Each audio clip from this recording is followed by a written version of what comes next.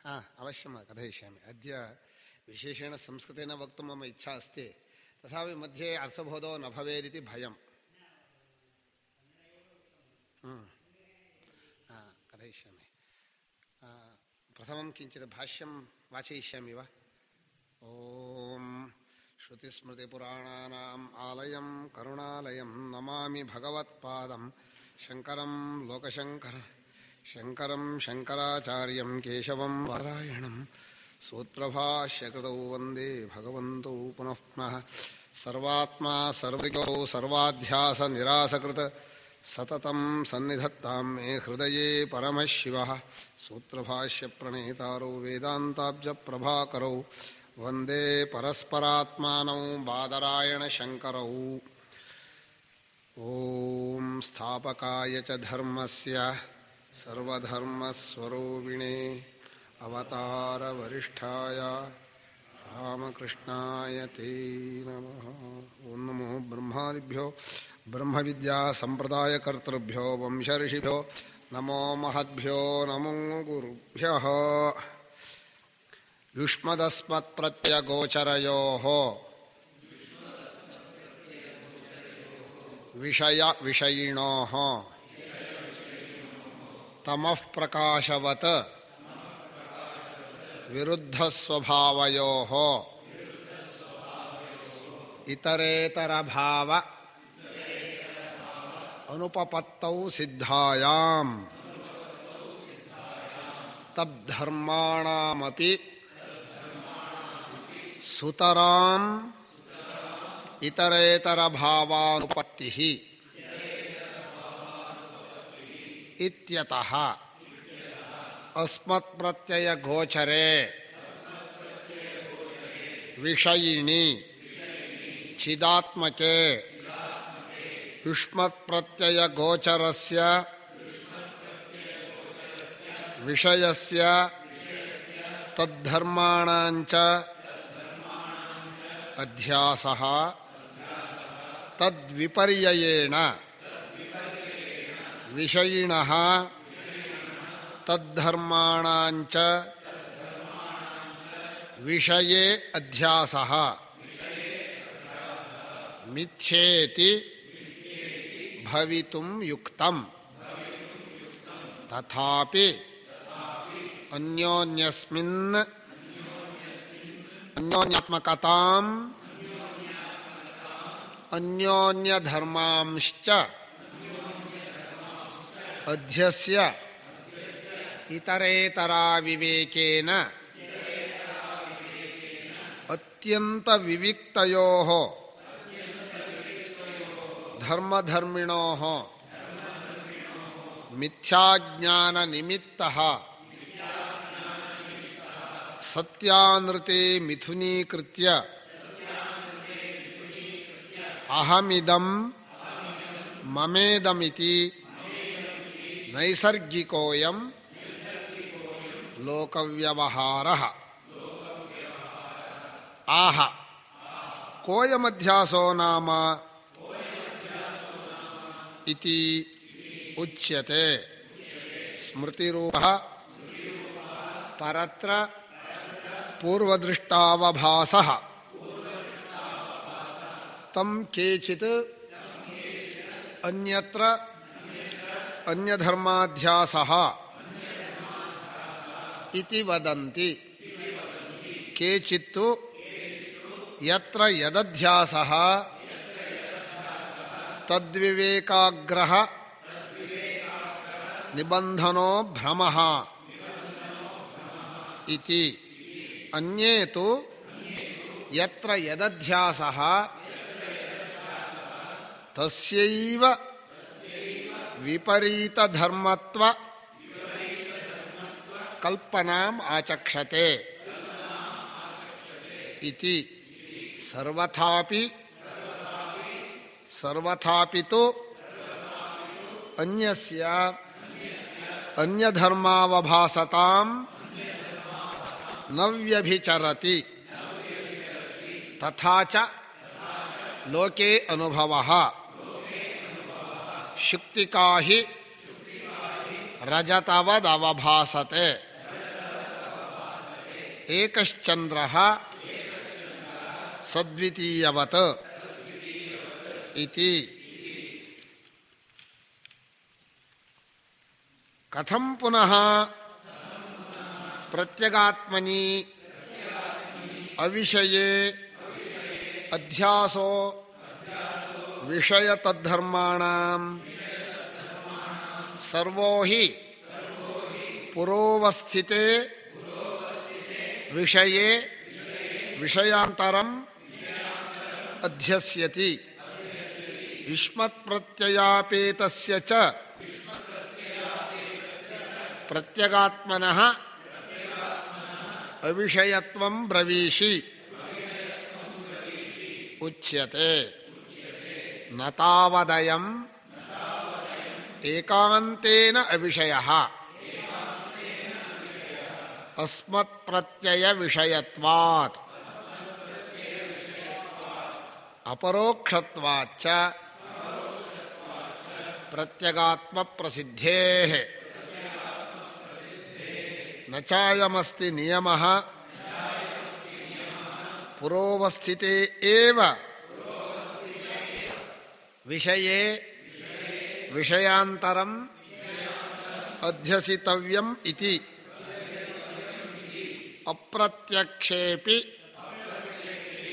ಹ್ಯಾಕಾಶೆ ಬಾಲಾಃ ತಲಮಲಿನತಾದಿ ಅಧ್ಯಸ್ಯಂತಿ. ಏವಂ ಅವಿರುದ್ಧಃ ಪ್ರತ್ಯಗಾತ್ಮನಿ ಅನಾತ್ಮಾಧ್ಯಾಸಃ ತಮೇತಂ ಏವಂ ಲಕ್ಷಣಂ ಅಧ್ಯಾಸಂ ಪಂಡಿತಾಃ ಅವಿದ್ಯೇತಿ ಮನ್ಯಂತೆ. ತದ್ವಿವೇಕೇನ ಚ ವಸ್ತುಸ್ವರೂಪಾವಧಾರಣಂ ವಿದ್ಯಾಮಾಹುಃ. ತತ್ರೈವಂ ಸತಿ ಯತ್ರ ಯದಧ್ಯಾಸಃ ತತ್ಕೃತೇನ ದೋಷೇಣ ಗುಣೇನ ವಾ ಅಣುಮಾತ್ರೇಣಾಪಿ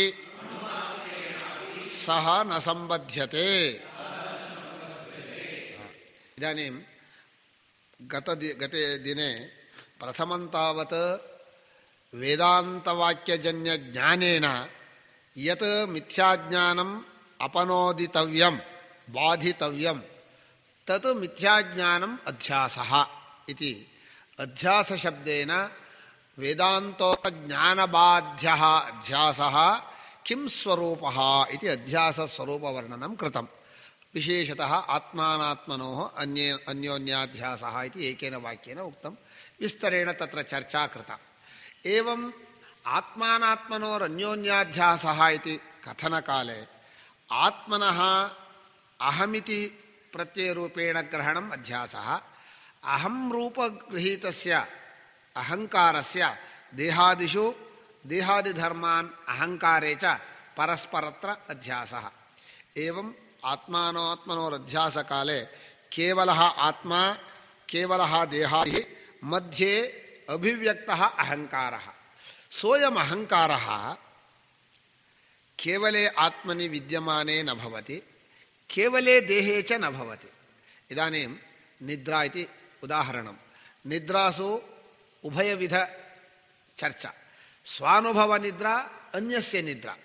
ಸ್ವಾನುಭವ ನಿದ್ರಾಯಾಂ ಅಹಂ ನಿದ್ರಾಯಾಂ ಅಹಂ ಅಸ್ಮಿ ತಥಾಪಿ ಅಹಮಿತಿ ಪ್ರತ್ಯಯಃ ನಾಸ್ತಿ, ಅಹಂಕಾರೋ ನಾಸ್ತಿ, ಏಕಃ ಅನುಭವಃ. ಅತಃ ಕೇವಲೇ ಸಾಕ್ಷಿಣಿ ನಿದ್ರಾರೂಪ ಅನುಭವೆ ವಿದ್ಯಮಾನೆ ಸಾಕ್ಷಿಣಿ ಅಹಮಿತಿ ಪ್ರತ್ಯಯೋ ನಾಸ್ತಿ. ಅನ್ಯಸ್ಯ ದೇಹಃ ತತ್ರ ಶ್ವಾಸೋಚ್ಛ್ವಾಸಂ ಕುರ್ವದ್ ವರ್ತತೆ ಇತಿ ಪರನಿದ್ರಾ ನಿದರ್ಶನೆ ತತ್ರ ದೇಹೋ ವರ್ತತೆ ತಸ್ಮಿನ್ ದೇಹೆ ಅಹಂ ಪ್ರತ್ಯಯೋ ನಾಸ್ತಿ. ಏತೇನ ಅನ್ವಯ ವ್ಯತಿರೇಕೇಣ ಕೇವಲೇ ದೇಹೇ ವಿದ್ಯಮಾನೆ ಅಹಂ ಪ್ರತ್ಯಯೋ ನಾಸ್ತಿ, ಕೇವಲೇ ಆತ್ಮನಿ ವಿದ್ಯಮಾನೆ ಅಹಂ ಪ್ರತ್ಯಯೋ ನಾಸ್ತಿ. ತರ್ಹಿ ಜಾಗೃತಿ ಪರಸ್ಪರತ್ರ ಅಧ್ಯಾಸಃ. ಅಧ್ಯಾಸ ನಾಮ ಮಿಥ್ಯಾಜ್ಞಾನಂ. ಕಿಮಪಿ ಸಂಕ್ರಮಣಮಿತಿ ಸಂಯೋಜನಮಿತಿ ನಾಸ್ತಿ. ಬಹವೋ ಮನ್ಯಂತೆ ಆತ್ಮನಃ ಅನಾತ್ಮನಿ ಸಂಯೋಗೋ ಭವತಿ, ನೈವ ಸಂಯೋಗಃ. ಅತೇವ ಗೀತಾಸು 13 ಅಧ್ಯಾಯೇ ಯಾವತ್ ಸಂಜಾಯತೆ ಕಿಂಚಿತ್ ಸತ್ವಂ ಸ್ಥಾವರಜಂಗಮಂ ಕ್ಷೇತ್ರಜ್ಞ ಸಂಯೋಗಾತ್ ತದ್ವಿಧಿ ಭರತಋಷಭ ಇತಿ ಶ್ಲೋಕೆ ವ್ಯಾಖ್ಯಾಯಮಾನೆ ಭಾಷ್ಯಕಾರೇಣ ಉಕ್ತಂ. ಕಃ ಪುನರಯಂ ಕ್ಷೇತ್ರಜ್ಞ ಸಂಯೋಗ ಅಭಿಪ್ರೇತಃ ಭಗವತ. ಕ್ಷೇತ್ರಂ ನಾಮ ಮಹಾಭೂತಾನಿ ಧೃತ್ಯಂತಂ. ಮಹಾಭೂತಾನ್ಯಹಂಕಾರೋ ಬುದ್ಧಿರವ್ಯಕ್ತಮೇವ ಚ ಇಂದ್ರಿಯಾಣಿ ದಶೈಕಂಚ ಪಂಚಚೇಂದ್ರಿಯಗೋಚರಾಃ ಇಚ್ಛಾ ದ್ವೇಷ ಸುಖಂ ದುಃಖಂ ಸಂಘಾತಶ್ಚೇತನಾ ಧೃತಿ ಏತತ್ ಕ್ಷೇತ್ರಂ ಸಮಾಸೇನ ಸವಿಕಾರಂ ಉದಾಹೃತಂ ಇತಿ ಕ್ಷೇತ್ರಸ್ಯ ಉಕ್ತಂ. ಕ್ಷೇತ್ರಜ್ಞೋ ನಾಮ ಏತದ್ಯೋ ವೇತಿ ತಂ ಪ್ರಾಹುಃ ಕ್ಷೇತ್ರಜ್ಞ ಇತಿ ತದ್ವಿದಃ ಇತಿ. ಕ್ಷೇತ್ರಂ ಯಃ ಸ್ವೇನ ಜ್ಞಾನೇನ ವಿಷಯೀಕರೋತಿ ಸಹ ಕ್ಷೇತ್ರಜ್ಞಃ. ಕ್ಷೇತ್ರಜ್ಞಃ ಜೀವಃ ಸ್ಯಾತ್, ಸಾಕ್ಷಿ ಅಪಿ ಸ್ಯಾತ್ ಅಧ್ಯಾರೋಪದೃಷ್ಟ್ಯ. ಅದೇವ ಅಧ್ಯಾರೋಪ ಅಪವಾದೇನ ವಕ್ತವ್ಯಮಿತಿ. ಇದಾनीं ಕ್ಷೇತ್ರಜ್ಞೇ ಜೀವೆ ಕ್ಷೇತ್ರೇಣ ಸಹ ಸಂಯೋಗಃ ಕೀದೃಶಃ इति क्षेत्रज्ञ संयोगात् जायते इति वाक्येन कोऽसु क्षेत्रज्ञ संयोगः इति प्रश्ने उत्थाप्यमाने भाष्यकारः कथयति क्षेत्रज्ञयोः विषयिणोः इतरेतर परस्परत्र अध्यास एव संयोगः अन्यथा ज्ञानमेव संयोगः वस्तुतो संयोगो न भवति. संयोगः स्वभावतः हस्तयोः संयोगो भवति. अस्य पुस्तकस्य उत्पीठिकया सह संयोगो भवति. आत्मा क्षेत्रज्ञः निरवयवः चेतनः नित्यम् एकरूपः सत्यस्वरूपः. क्षेत्रन्तु अनृतम् अविद्यमानं विषयं सावयवं विकारी. तादृशेन क्षेत्रेण ईदृशस्य क्षेत्रस्य कीदृशसंयोगः संयोगो नास्ति. अहमेवेति बुद्ध्या गृहीतवान्. क्षेत्रज्ञः स्वयं स्वात्मानं क्षेत्रादिरूपेण अहं मनुष्यः, अहं सन्यासी, अहं ब्रह्मचारी, अहं इत्थमहमस्मीति देहादिधर्मान् आत्मनि अध्यस्यति. अयमेव संयोगः. क्षेत्रज्ञ संयोगो अन्यो नास्ति इति स्पष्टम् अध्यासवर्णनं तत्रापि अस्ति. तदध्यासपद एव पदमेव तत्रापि प्रयुक्तम्. एवं भाष्यकारेण प्रथमम् अध्यासस्वरूपवर्णनं कृतम्. अध्यासस्वरूपवर्णन काले पूर्वपक्षी युक्त्या आक्षिपति. ईदृशम् अध्यासं न सम्भवति. अध्यासस्य ईदृशः विरुद्धयोः पदार्थयोः कुत्रापि अध्यासो नास्ति. भिन्नयोरिति न, परस्परविरुद्धयोः परस्परत्र सहभावः नास्ति, कदापि न भवति. एवं आत्मानात्मनोः अध्यासो न भवति इति युक्त्या आक्षिप्तं. लोकानुभवेन व्यवहारं दर्शयन् भाष्यकारः सत्यं युक्त्या न भवेत् किन्तु दृष्टं किल नैसर्गिकोऽयं लोकव्यवहारः. नैसर्गिकपदेन बहु रमणीयं पदं तनु. अविचारितस्वभावः तत्र विवेकाभावात्. नैसर्गिकः न केनापि उपदिष्टः इति. देहादीन् आत्मा अहमि बुद्ध्या गृहाण इति केनापि पित्रा वा मात्रा वा उपदिश्यते वा? इदमेव अहम् इति बुद्ध्या गृहाण तथा गृहीतव्यमिति न केनापि कस्यापि उपदेशः नापेक्षितः. स्वयं जातस्य स्वयमेव आविर्भवति. एवम् अहं बुद्धिः यदस्ति तच्च अध्यासपूर्वकं विवेकाभावात् आत्मनो अध्यासपूर्वकं व्यवहारे दृष्टमिति भाष्यकारः कथयति. प्रथमं वेदान्तोक्तो अन्योन्याध्यासः उक्तः. प्रथमभागस्य एव तत्र पूर्वपक्षी युक्त्याक्षिप्तं व्यवहारानुभवेन परिहरति. पुनः लोके प्रमाणव्यवहारे कादाचित्कः अध्यासः अस्ति किल, तत् केन नियमेन भवति इति अध्याससामान्यलक्षणम् इति कोऽयमध्यासो नाम इति द्वितीयो भागः. प्रथमः अध्यासस्वरूपवर्णनम्, अनन्तरम् अध्याससामान्यस्य लक्षणं. तेन लक्षणेन लोके यो नियमः कल्प्यते सोऽयं नियमः वेदान्तोक्त अध्यासेऽपि वर्तते वा न वा इति संभावनाभाष्यम्. यद्यपि संभावनाभाष्ये एवं अविरुद्धः प्रत्यगात्मन्यनात्माध्यासः इति भाष्यकारः निर्णयं करिष्यति. संभावनाभाष्यम् अध्याससामान्यलक्षणभाष्यं वेदान्तोक्त अध्यास स्वरूपवर्णनं. प्रथमं वेदान्तोक्त अध्यास स्वरूपवर्णनम्, अनन्तरं लोकसामान्य कादाचित्क अध्यासस्य लक्षणं, ततः परं तद्लक्षणम् अत्रापि सम्भवति वा संभावनाभाष्यम्.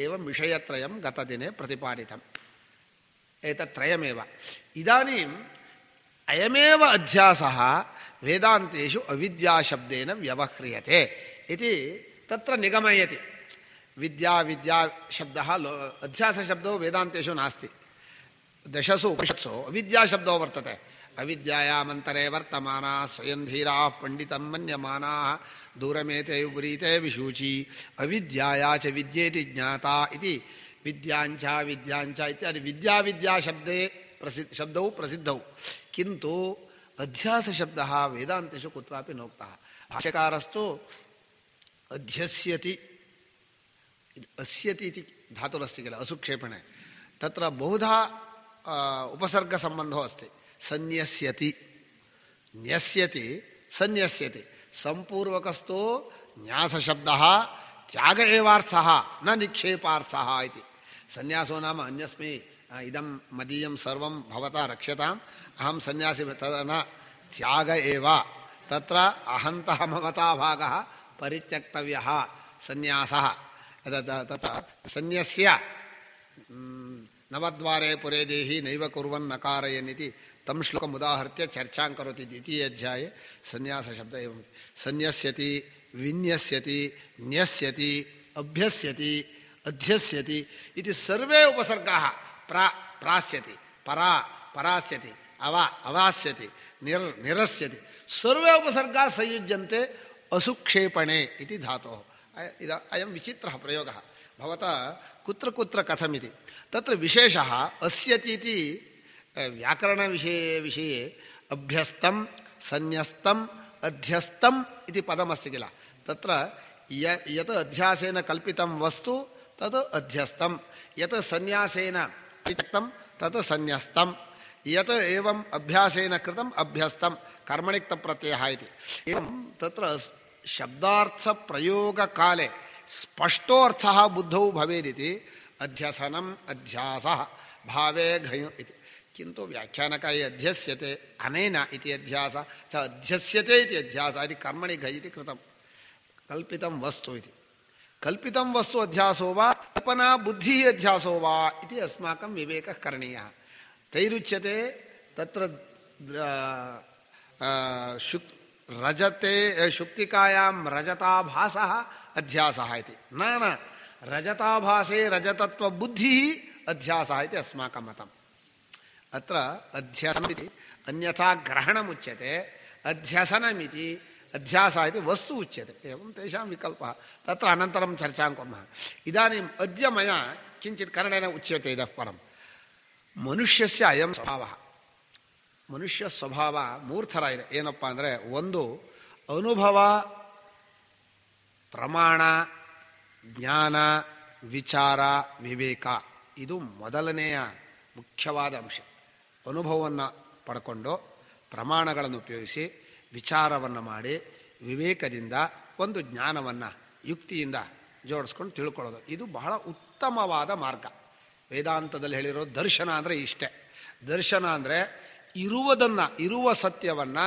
ಅನುಭವದಿಂದಲೋ ಪ್ರಮಾಣದಿಂದಲೋ ವಿಚಾರ ವಿವೇಕ ಮಾಡಿ ಯುಕ್ತಿಯಿಂದ ಇದ್ದಾಗೆ ತಿಳ್ಕೊಳ್ಳೋ ದರ್ಶನ ಬಹಳ ಕಷ್ಟ ಇದು ಇದಕ್ಕೆ ಮನುಷ್ಯನ ಮೊದಲ ಸ್ವಭಾವ ನೀವು ಅನುಭವದ ಕಡೆನೇ ಹೋಗಬೇಕು ಎರಡನೇ ಸ್ವಭಾವ ಇದೆ ಭಾವನೆಗಳನ್ನು ಮಾಡೋದು ಭಾವನೆಗಳು ಅಂದರೆ ನಾವು ಕನ್ನಡದಲ್ಲಿ ವೇದನೆಗಳು ಅಂತೀವಿ ಇಂಗ್ಲೀಷ್ನಲ್ಲಿ ಫೀಲಿಂಗ್ಸ್ ಅಂತಾರೆ ಆ ಭಾವನೆಗಳು ಏನು ಮಾಡುತ್ತೆ ಅಂದರೆ ಮನುಷ್ಯನನ್ನು ಒಂದು ಕಲ್ಪನೆಯನ್ನು ಕೊಟ್ಟು ಅದು ಹಾಗಿದೆ ಹೀಗಿದೆ ಅಂತ ಮಾಡಿ ಅದರಲ್ಲಿ ಒಂದು ಸೌಂದರ್ಯ ಪ್ರೇಮಾದಿ ರಾಗದ್ವೇಷಾದಿ ಭಾವನೆಗಳನ್ನು ನವರಸ ಅಂತ ಹೇಳ್ತಾರಲ್ಲ ಅದೇಗಳನ್ನೆಲ್ಲ ಭಾವನೆ ಮಾಡಿ ಆ ಭಾವನೆಗಳ ವಿಚಾರದೆಲ್ಲ ತೊಡಗಿಸುತ್ತೆ ಈಗ ಸಂಗೀತ ಕಥೆ ಅಥವಾ ಹರಿಕಥೆ ಭಜನೆ ಪೂಜೆ ಇದೆಲ್ಲ ಭಾವನಾ ಪ್ರೇರಿತವಾದ ಕ್ರಿಯೆ ಮನುಷ್ಯನಿಗೆ ಒಳ್ಳೆ ಭಾವನೆ ಇದ್ದರೆ ಆ ಕೆಲಸವನ್ನು ಭಜನೆಯನ್ನು ಒಳ್ಳೆ ಭಕ್ತಿ ಭಾವದಿಂದ ಮಾಡ್ತಾನೆ ಹಾಗೆ ಹರಿಕಥೆಯನ್ನು ಒಳ್ಳೆ ಭಾವನೆಯಿಂದ ಹೇಳ್ತಾನೆ ಸಂಗೀತವನ್ನು ಒಳ್ಳೆ ಭಾವನೆಯಿಂದ ತನ್ಮೈತೇನೆ ಭಾವನೆ ಇರಬೇಕು ರಾಮಾಯಣ ಕಥೆಯನ್ನು ನೀವು ಕೇಳಬೇಕಾದ್ರೆ ಒಳ್ಳೆ ಭಾವನೆ ಇದ್ದರೆ ನಿಮಗೆ ಅದರಲ್ಲಿ ಒಂದು ತಾದಾತ್ಮ್ಯತೆ ಬರುತ್ತೆ ನೀವು ಫಾರಿನರ್ಸ್ ಕೂತ್ಕೊಂಡು ಅಯ್ಯೋ ಭರತ ಅಣ್ಣ ನೀನು ಪಾದಕೆ ಕೊಡು ಬಿಟ್ಟು ಹೋಗಲ್ಲ ಅಂದರೆ ಅವರಿಗೆ ಅರ್ಥನೇ ಅಣ್ಣ ಅನ್ನೋ ಭಾವವೇ ಇಲ್ಲ ಅವರಲ್ಲಿ ಅಣ್ಣ ತಮ್ಮ ಅಂತ ಒಂದು ಇದ್ದಿದ್ರೆ ಆ ಹೃದಯಕ್ಕೆ ಮಿಡಿಯುತ್ತೆ ಅವರಿಗಪ್ಪ ಅಣ್ಣ ತಮ್ಮ ಏನು ನಾನ್ ಸೆನ್ಸ್ ಎಂತ ಸೀತೆಯನ್ನು ಬಿಟ್ಟೋದ್ರೆ ಏನಾಗುತ್ತೆ ನಮ್ಮ ದಿವಸ ಡೈವರ್ಸ್ ಇದೆ ನಮಗೆ ಅಂತಾರೆ ಅವರು ಅದರಲ್ಲಿ ಅರ್ಥವೇ ಭಾವನೆಯೇ ಬರೋದಿಲ್ಲ. ಆದ್ದರಿಂದ ಭಾವನೆಗಳಲ್ಲಿ ಮನುಷ್ಯನ ಸಾಮಾಜಿಕ ಭಾವನೆ ಒಂದು, ಪ್ರಾಣಿ ಮಾತ್ರ ಭಾವನೆ ಒಂದು.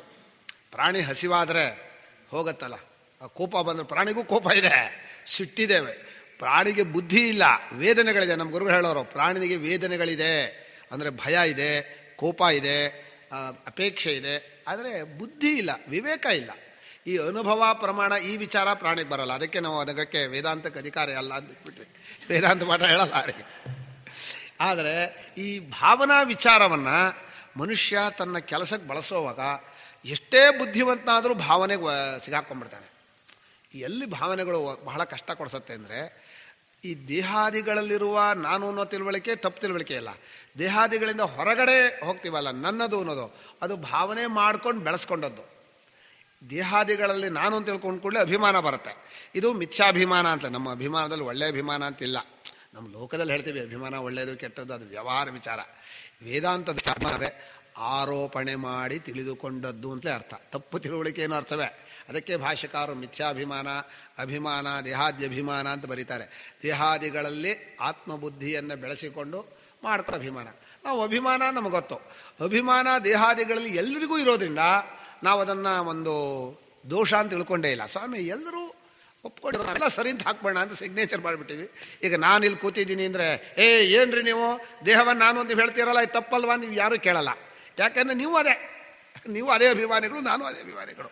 ಅಂದರೆ ಅಭಿಮಾನ ಎಲ್ಲರಲ್ಲೂ ಇರೋದ್ರಿಂದ ಕಾಮನ್ ದೋಷವನ್ನು ಒಪ್ಕೊಂಡಿದ್ದೀವಿ. ಆ ದೇಹಾದ್ಯಭಿಮಾನವಲ್ಲದೆ ಮನುಷ್ಯನಿಗೆ ಹೊರಗಿನ ವಸ್ತುಗಳಲ್ಲಿ ಒಂದು ಪರಿವಾರವಾಗಿ ಒಬ್ಬಳು ಯಾವತ್ತೋ ಮದುವೆ ಆದಮೇಲೆ ನನ್ನವಳು ಹೆಂಡತಿ ಅಂತ ಅಭಿಮಾನ ಮಾಡ್ಕೊಳ್ಳೋದು, ಅವಳಲ್ಲಿ ಹುಟ್ಟಿರೋ ಮಕ್ಕಳನ್ನು ನನ್ನ ಮಕ್ಕಳು ಅಂತ ಅಭಿಮಾನ ಮಾಡೋದು, ಇದು ಸಾಮಾಜಿಕ ವ್ಯವಸ್ಥೆಯಲ್ಲಿ ಭಾವನೆಗಳಿಂದ ಬೆಳೆಸ್ಕೊಂಡಿದ್ದು. ಎಲ್ಲೋ ಯಾವುದೋ ಈ ಊರಲ್ಲಿರೋ ನಗಾಗತ್ತೆ, ಆದರೆ ಯಾವತ್ತೋ ಒಂದು ದಿವಸ ಮದುವೆ ಅಂತ ಮಾಡಿಕೊಂಡು ಸಮಾಜದ ಮುಂದೆ ಒಪ್ಕೊಂಡು ಅದು ವ್ಯವಹಾರಕ್ಕೆ ಸರಿ, ಅದನ್ನು ನಾನು ಅಭಿಮಾನ ಮಾಡಿಕೊಂಡು ಅದಕ್ಕೋಸ್ಕರ ಜೀವನ ತೇದು ಅಯ್ಯೋ ಗ್ರಹಚಾರವೇ ಈ ದೇಹವೇ ಸರಿಯಾಗಲ್ಲ, ಅದು ಯಾರನ್ನೋ ಕಟ್ಕೊಂಡು ಅದಕ್ಕೋಸ್ಕರ ಒದ್ದಾಡಿ, ಅದು ನನಗೋಸ್ಕರ ಗಂಡ ಇದೆ ಅಂತ, ಈ ಗಂಡ ಹೆಂಡತಿ ನನಗೋಸ್ಕರ ಇದ್ದಾಳೆ ಅಂತ, ಇಬ್ಬರೂ ನನಗೋಸ್ಕರ. ಆತ್ಮನಸ್ಸು ಕಾಮಾಯ ನವಾರೇ ಪತ್ಯು ಕಾಮಾಯ ಪತಿ ಪ್ರಿಯೋ ಭವತಿ, ಆತ್ಮನಸ್ತು ಕಾಮಾಯ ಪತಿ ಪ್ರಿಯೋ ಭವತಿ, ನವಾರೇ ಭಾರ್ಯಾಹಿ ಕಾಮಾಯ ಭಾರ್ಯಾ ಪ್ರಿಯಾ ಭವಂತಿ, ಆತ್ಮನಸ್ತು ಕಾಮ. ಎಷ್ಟು ಚೆನ್ನಾಗಿ ಉಪನಿಷತ್ತು ಹೇಳಿದೆ ಅಂದರೆ, ಅನುಭವ ಇದ್ದದ್ದನ್ನು ಇದ್ದ ಹಾಗೆ ಹೇಳಿ ಒಂದು ವಿಶೇಷ ಕೊಟ್ಟಿದೆ. ನಿಮಗೆ ಇವುಗಳೆಲ್ಲ ಪ್ರಿಯವಾಗಬೇಕಾದ್ರೆ ಇವುಗಳಲ್ಲಿರೋ ನಾನು ಅನ್ನೋದು ಪ್ರಿಯವಾಗಬೇಕು. ನಾನು ಅನ್ನೋದು ಪ್ರಿಯವಾಗಬೇಕಾದ್ರೆ ನಿಜವಾದ ನಾನು ಇನ್ನೂ ಹೆಚ್ಚು ಪ್ರಿಯವಾಗಿರಬೇಕು. ನಿಜವಾದ ಹೆಚ್ಚು ಪ್ರಿಯವಾದ ಮೇಲೆ ಅಲ್ಲಿ ತಪ್ಪು ತಿಳುವಳಿಕೆ ಇರಬಾರ್ದಲ್ವಾ? ಆ ಶಾಸ್ತ್ರಕ್ಕೆ ನಿಧಾನವಾಗಿ ಹೊರಗಡೆ ಪ್ರಿಯವಾಗದ್ದು ಕಾಣತ್ತಲ್ವಾ? ಅದಕ್ಕೆ ಪ್ರಿಯವಾದದ್ದು ಯಾವುದೋ ನಾನು ಅನ್ನೋದು. ನಾನು ಅನ್ನೋದಕ್ಕೆ ನಿಜವಾದ ಪ್ರಿಯವಾದದ್ದು ಯಾವುದು? ನಿಜವಾದ ಒಂದು ನಾನಿದೆ, ಸುಳ್ಳಾದ ನಾನು ಒಂದು, ನಿಜವಾದ ನಾನು ಒಂದಿದೆ. ನಿಜವಾದ ನಾನು ಹೆಚ್ಚು ಪ್ರಿಯವಾದ ಮೇಲೆ ಅದನ್ನು ತಿಳ್ಕೊಂಡು ಈ ದೇಹಾದಿಗಳಲ್ಲಿ ಅದನ್ನು ಹಾಕಿ ನಿತ್ಯ ಶುದ್ಧ ಬುದ್ಧನಾದ ಆತ್ಮನನ್ನು ಇಲ್ಲಿ ಕಟ್ಟಾಕ್ಬಿಟ್ಟು ದೇಹಾದಿಗಳೇ ನಾನು ಮಾಡಿಕೊಂಡು ಇದನ್ನು ಸಾಕಿ ದೇವನಂತೆ ಇದಕ್ಕೆ ಸ್ನಾನ ಸಂಧ್ಯಾ ಇದುಗಳೆಲ್ಲ ಚೆನ್ನಾಗಿ ಮಾಡಿ ಮಾಡಿ ತಿಕ್ತಿರಲ್ಲ, ಇದು ಆತ್ಮಹತ್ಯೆ ಅಲ್ವಾ ಅಂತ ಉಪನಿಷತ್ತು ಹೇಳೋದು. ಆತ್ಮಹತ್ಯೆ ಅಂತಲೇ. ಆತ್ಮಹತ್ಯೆ ಇರುವ ಆತ್ಮನನ್ನು ತುಂಡು ಮಾಡಿ ಪರಿಚ್ಛಿನ್ನ ಮಾಡಿ ಸಾಯೋ ಸ್ವಭಾವದ ದೇಹಾದಿಗಳಲ್ಲಿ ಆತ್ಮಬುದ್ಧಿಯನ್ನು ಬೆಳೆಸಿ ಈ ಆತ್ಮ ಸಾಯತ್ತೆ ಅಂತ ಬುದ್ಧಿ ಮಾಡಿದಿರಲ್ಲ, ಸಾಯದೇ ಇರೋ ಆತ್ಮನನ್ನು ಸಾಯೋ ಹಾಗೆ ಬುದ್ಧಿ ಮಾಡಿದ್ದು ಆತ್ಮಹತ್ಯೆ ಅಂತ ಇದೆ. ಆತ್ಮಹತ್ಯೆ ನೇಣು ಹಾಕ್ಕೊಳ್ಳೋದಲ್ಲ. ಏಕೇಚಾತ್ಮಹನೋ ಜನಾಹ ಅಂತ ಹೇಳುವಾಗ ಆತ್ಮಹ ಅಂತ ಹೇಗೆ ಅಂತ ಭಾಷ್ಯಕಾರರು ಬರೆದಿದ್ದಾರೆ. ಹೀಗೆ ಈ ಭಾವನೆಗಳು ಮನುಷ್ಯನ ಹೊರಗಿನ ವಸ್ತುಗಳಲ್ಲಿ ಇವನೇ ಮಾಡಿಕೊಂಡದ್ದು. ಅದು ನಮ್ಮದು ಅಂತ ಯಾವುದೋ ಮನೆ ದುಡ್ಡು ಕೊಟ್ಕೊಂಡ್ಕೋತಾನೆ, ಈ ಮನೆ ನಮ್ಮದು ಅಂತ ನಮ್ಮ ಗುರುಗಳು ಹೇಳೋರು. ಒಂದು ಒಳ್ಳೆ ಮನೆಗೆ ಹೋದರು, ಹೊಸ ಮನೆ, ನಮ್ಮ ಗುರುಗಳಿಗೆ ದಿವಸ ಸ್ವಲ್ಪ ಬಟ್ಟೆ ಒಣಗಿಸ್ಬೇಕು, ಒಂದು ಇದನ್ನು ತಗೊಂಡು ಗೋಡೆ ಹೊಡಿತಾಯಿದ್ರು. ಏನನ್ನ ಇದು ಮಳೆ ಹೊಡಿಬೇಡಿ ಸ್ವಾಮಿ, ನಮ್ಮ ಎದೆ ಮೇಲೆ ಹೊಡೆದಾಗತ್ತೆ ಅಂತ ಅವನು ಬಂದ. ಓ ಈ ಗೋಡೆ ನಿಮ್ಮ ಎದೆನ ಹಾಗಂದ್ರೆ ಅಷ್ಟು ಪ್ರೀತಿಸ್ತಾ ಇದ್ದೀರಿ ನೀವು? ಅಲ್ಲ, ವ್ಯವಹಾರದಲ್ಲಿ ಕರೆಕ್ಟ್ ಅದು. ಮನುಷ್ಯ ಯಾವುದನ್ನು ಹಾಳು ಮಾಡಬಾರ್ದು, ಆ ವಿಷಯ ಬೇರೆ.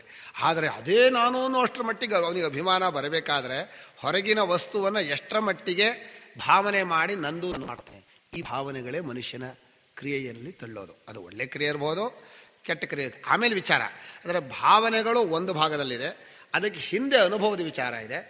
ಭಾವನೆ ಆದ ಮೇಲೆ ಮನುಷ್ಯನಿಗೆ ಭವಿಷ್ಯದಲ್ಲೂ ಜನ್ಮಾಂತರದಲ್ಲೂ ನಂಬಿಕೆ ಇದೆ. ಅದಕ್ಕೆ ಶ್ರದ್ಧೆ ಅಂತ ಹೇಳ್ತೀವಿ.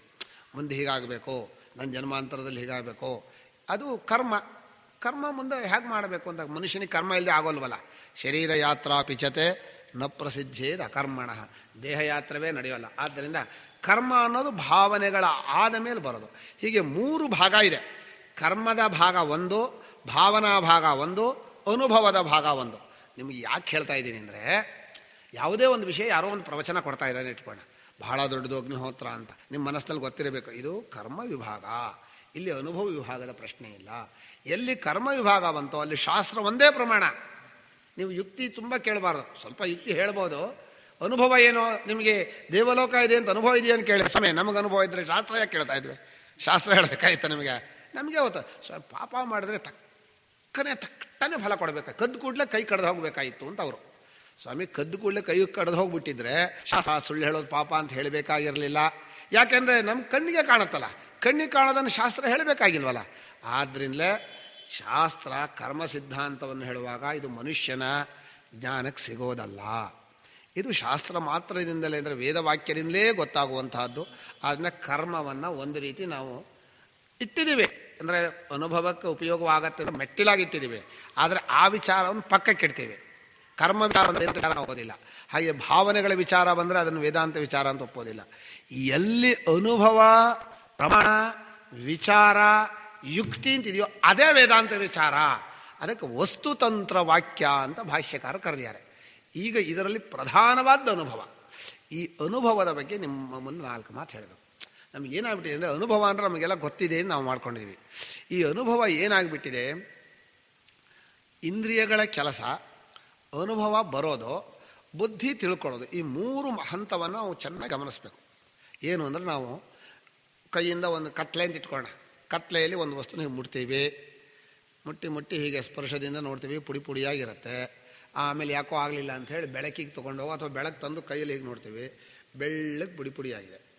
ನಮ್ಮ ಬುದ್ಧಿಗೆ 2 ಅನುಭವ ಬಂತು, ಮುಟ್ಟಿರೋ ಅನುಭವ ಬಂತು, ನೋಡಿರೋ ಅನುಭವ ಬಂತು. ಆದರೂ ಕೂಡ ಅದು ಸಕ್ಕರೆನೋ ಹಿಟ್ಟೋ ರಂಗವಲ್ಲಿನೋ ಜ್ಞಾನ ಆಗಿಲ್ಲ, ಸಂಶಯ ಆಗಿಬಿಟ್ಟಿದೆ. ಯಾವ್ದು ಬೇಕಾದ್ರೂ ಆಗ್ಬೋದು ಅಂತ.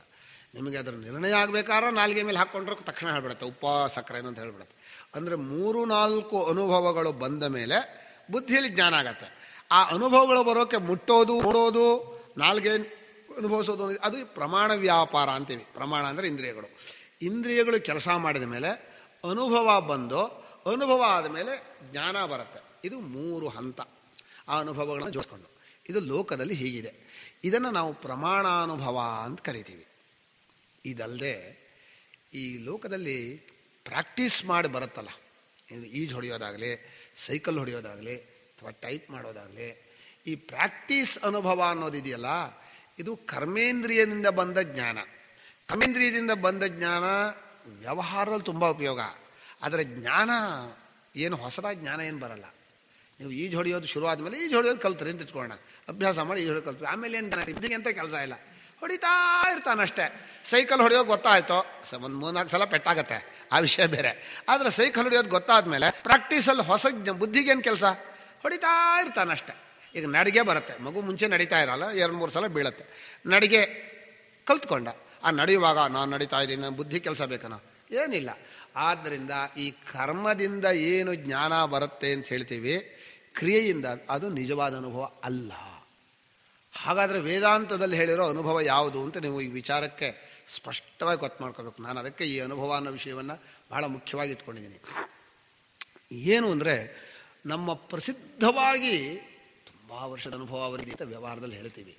ತುಂಬ ವರ್ಷದ ಅನುಭವ ಅನ್ನೋದು ಇರೋದೇ ಇಲ್ಲ. ಅನುಭವ ಅನ್ನೋದು ಯಾವಾಗಲೂ ಇಂದ್ರಿಯ ದೃಷ್ಟಿಯಲ್ಲಿ ವರ್ತಮಾನ ಮಾತ್ರ. ಗತ ಅನುಭವ ಆಗಲ್ಲ.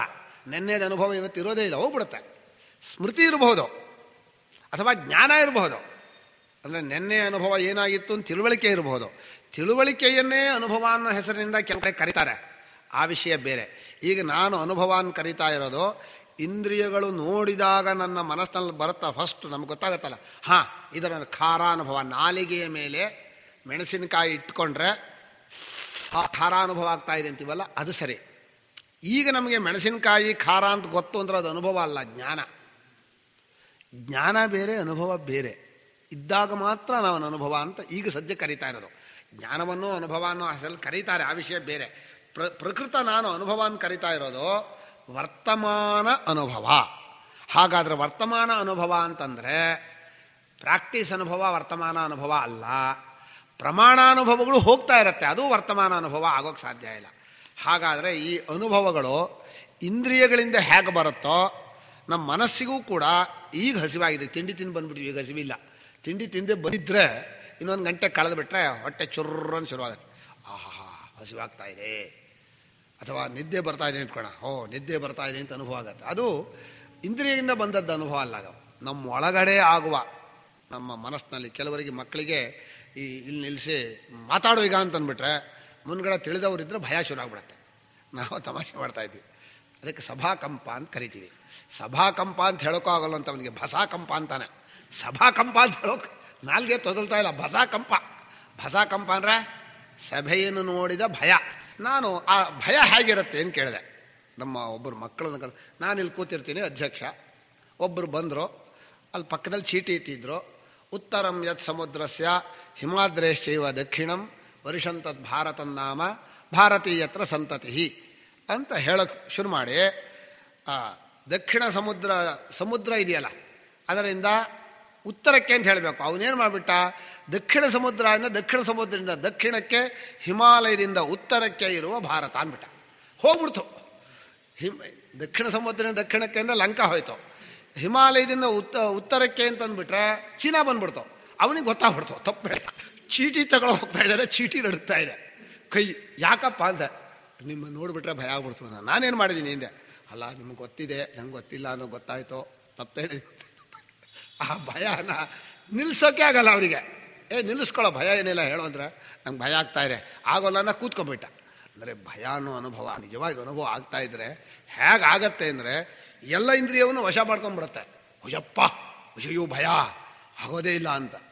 ಆ ಭಯ ಅನ್ನೋ ಅನುಭವ ಮನಸ್ಸಿಗೆ ಬಂದಾಗ ಆಗೋದು ಅನುಭವ, ಅದು ಮನಸ್ಸಿಗೆ ನೇರಾಗುತ್ತೆ. ಅದು ಈಗ ನಮಗೆ ಭಯ ಅಂದರೆ ಏನು ಅಂತ ಗೊತ್ತು ಅಂದರೆ ಅದು ಜ್ಞಾನ ಪ್ರತ್ಯಯ, ಅದು ಈಗ ಅನುಭವ ಇಲ್ಲ. ಸಿಟ್ಟು ಅನ್ನೋ ಅನುಭವ ಈಗಿಲ್ಲ, ಸಿಟ್ಟು ಬಂದಾಗ ಅನುಭವ ಇರುತ್ತೆ. ಸಿಟ್ಟು ಎರಡು ಥರ, ನಾವಾಗಿ ಸಿಟ್ಟು ಮಾಡ್ಕೊಳ್ಳೋದು ಒಂದು, ಸಿಟ್ಟಾಗ್ಬಿಡೋದು ಒಂದು. ಸಿಟ್ಟಾಗ್ಬಿಟ್ರೆ ತಪ್ಪು ಮಾಡಿಬಿಡ್ತಾನೆ. ಸಿಟ್ಟು ಮಾಡಿಕೊಂಡ್ರೆ ನಾನು ಸಿಟ್ಟು ತೊಗೊಂಡಿದ್ದೀನಿ ಅಂತ ವಿವೇಕ ಇರುತ್ತೆ.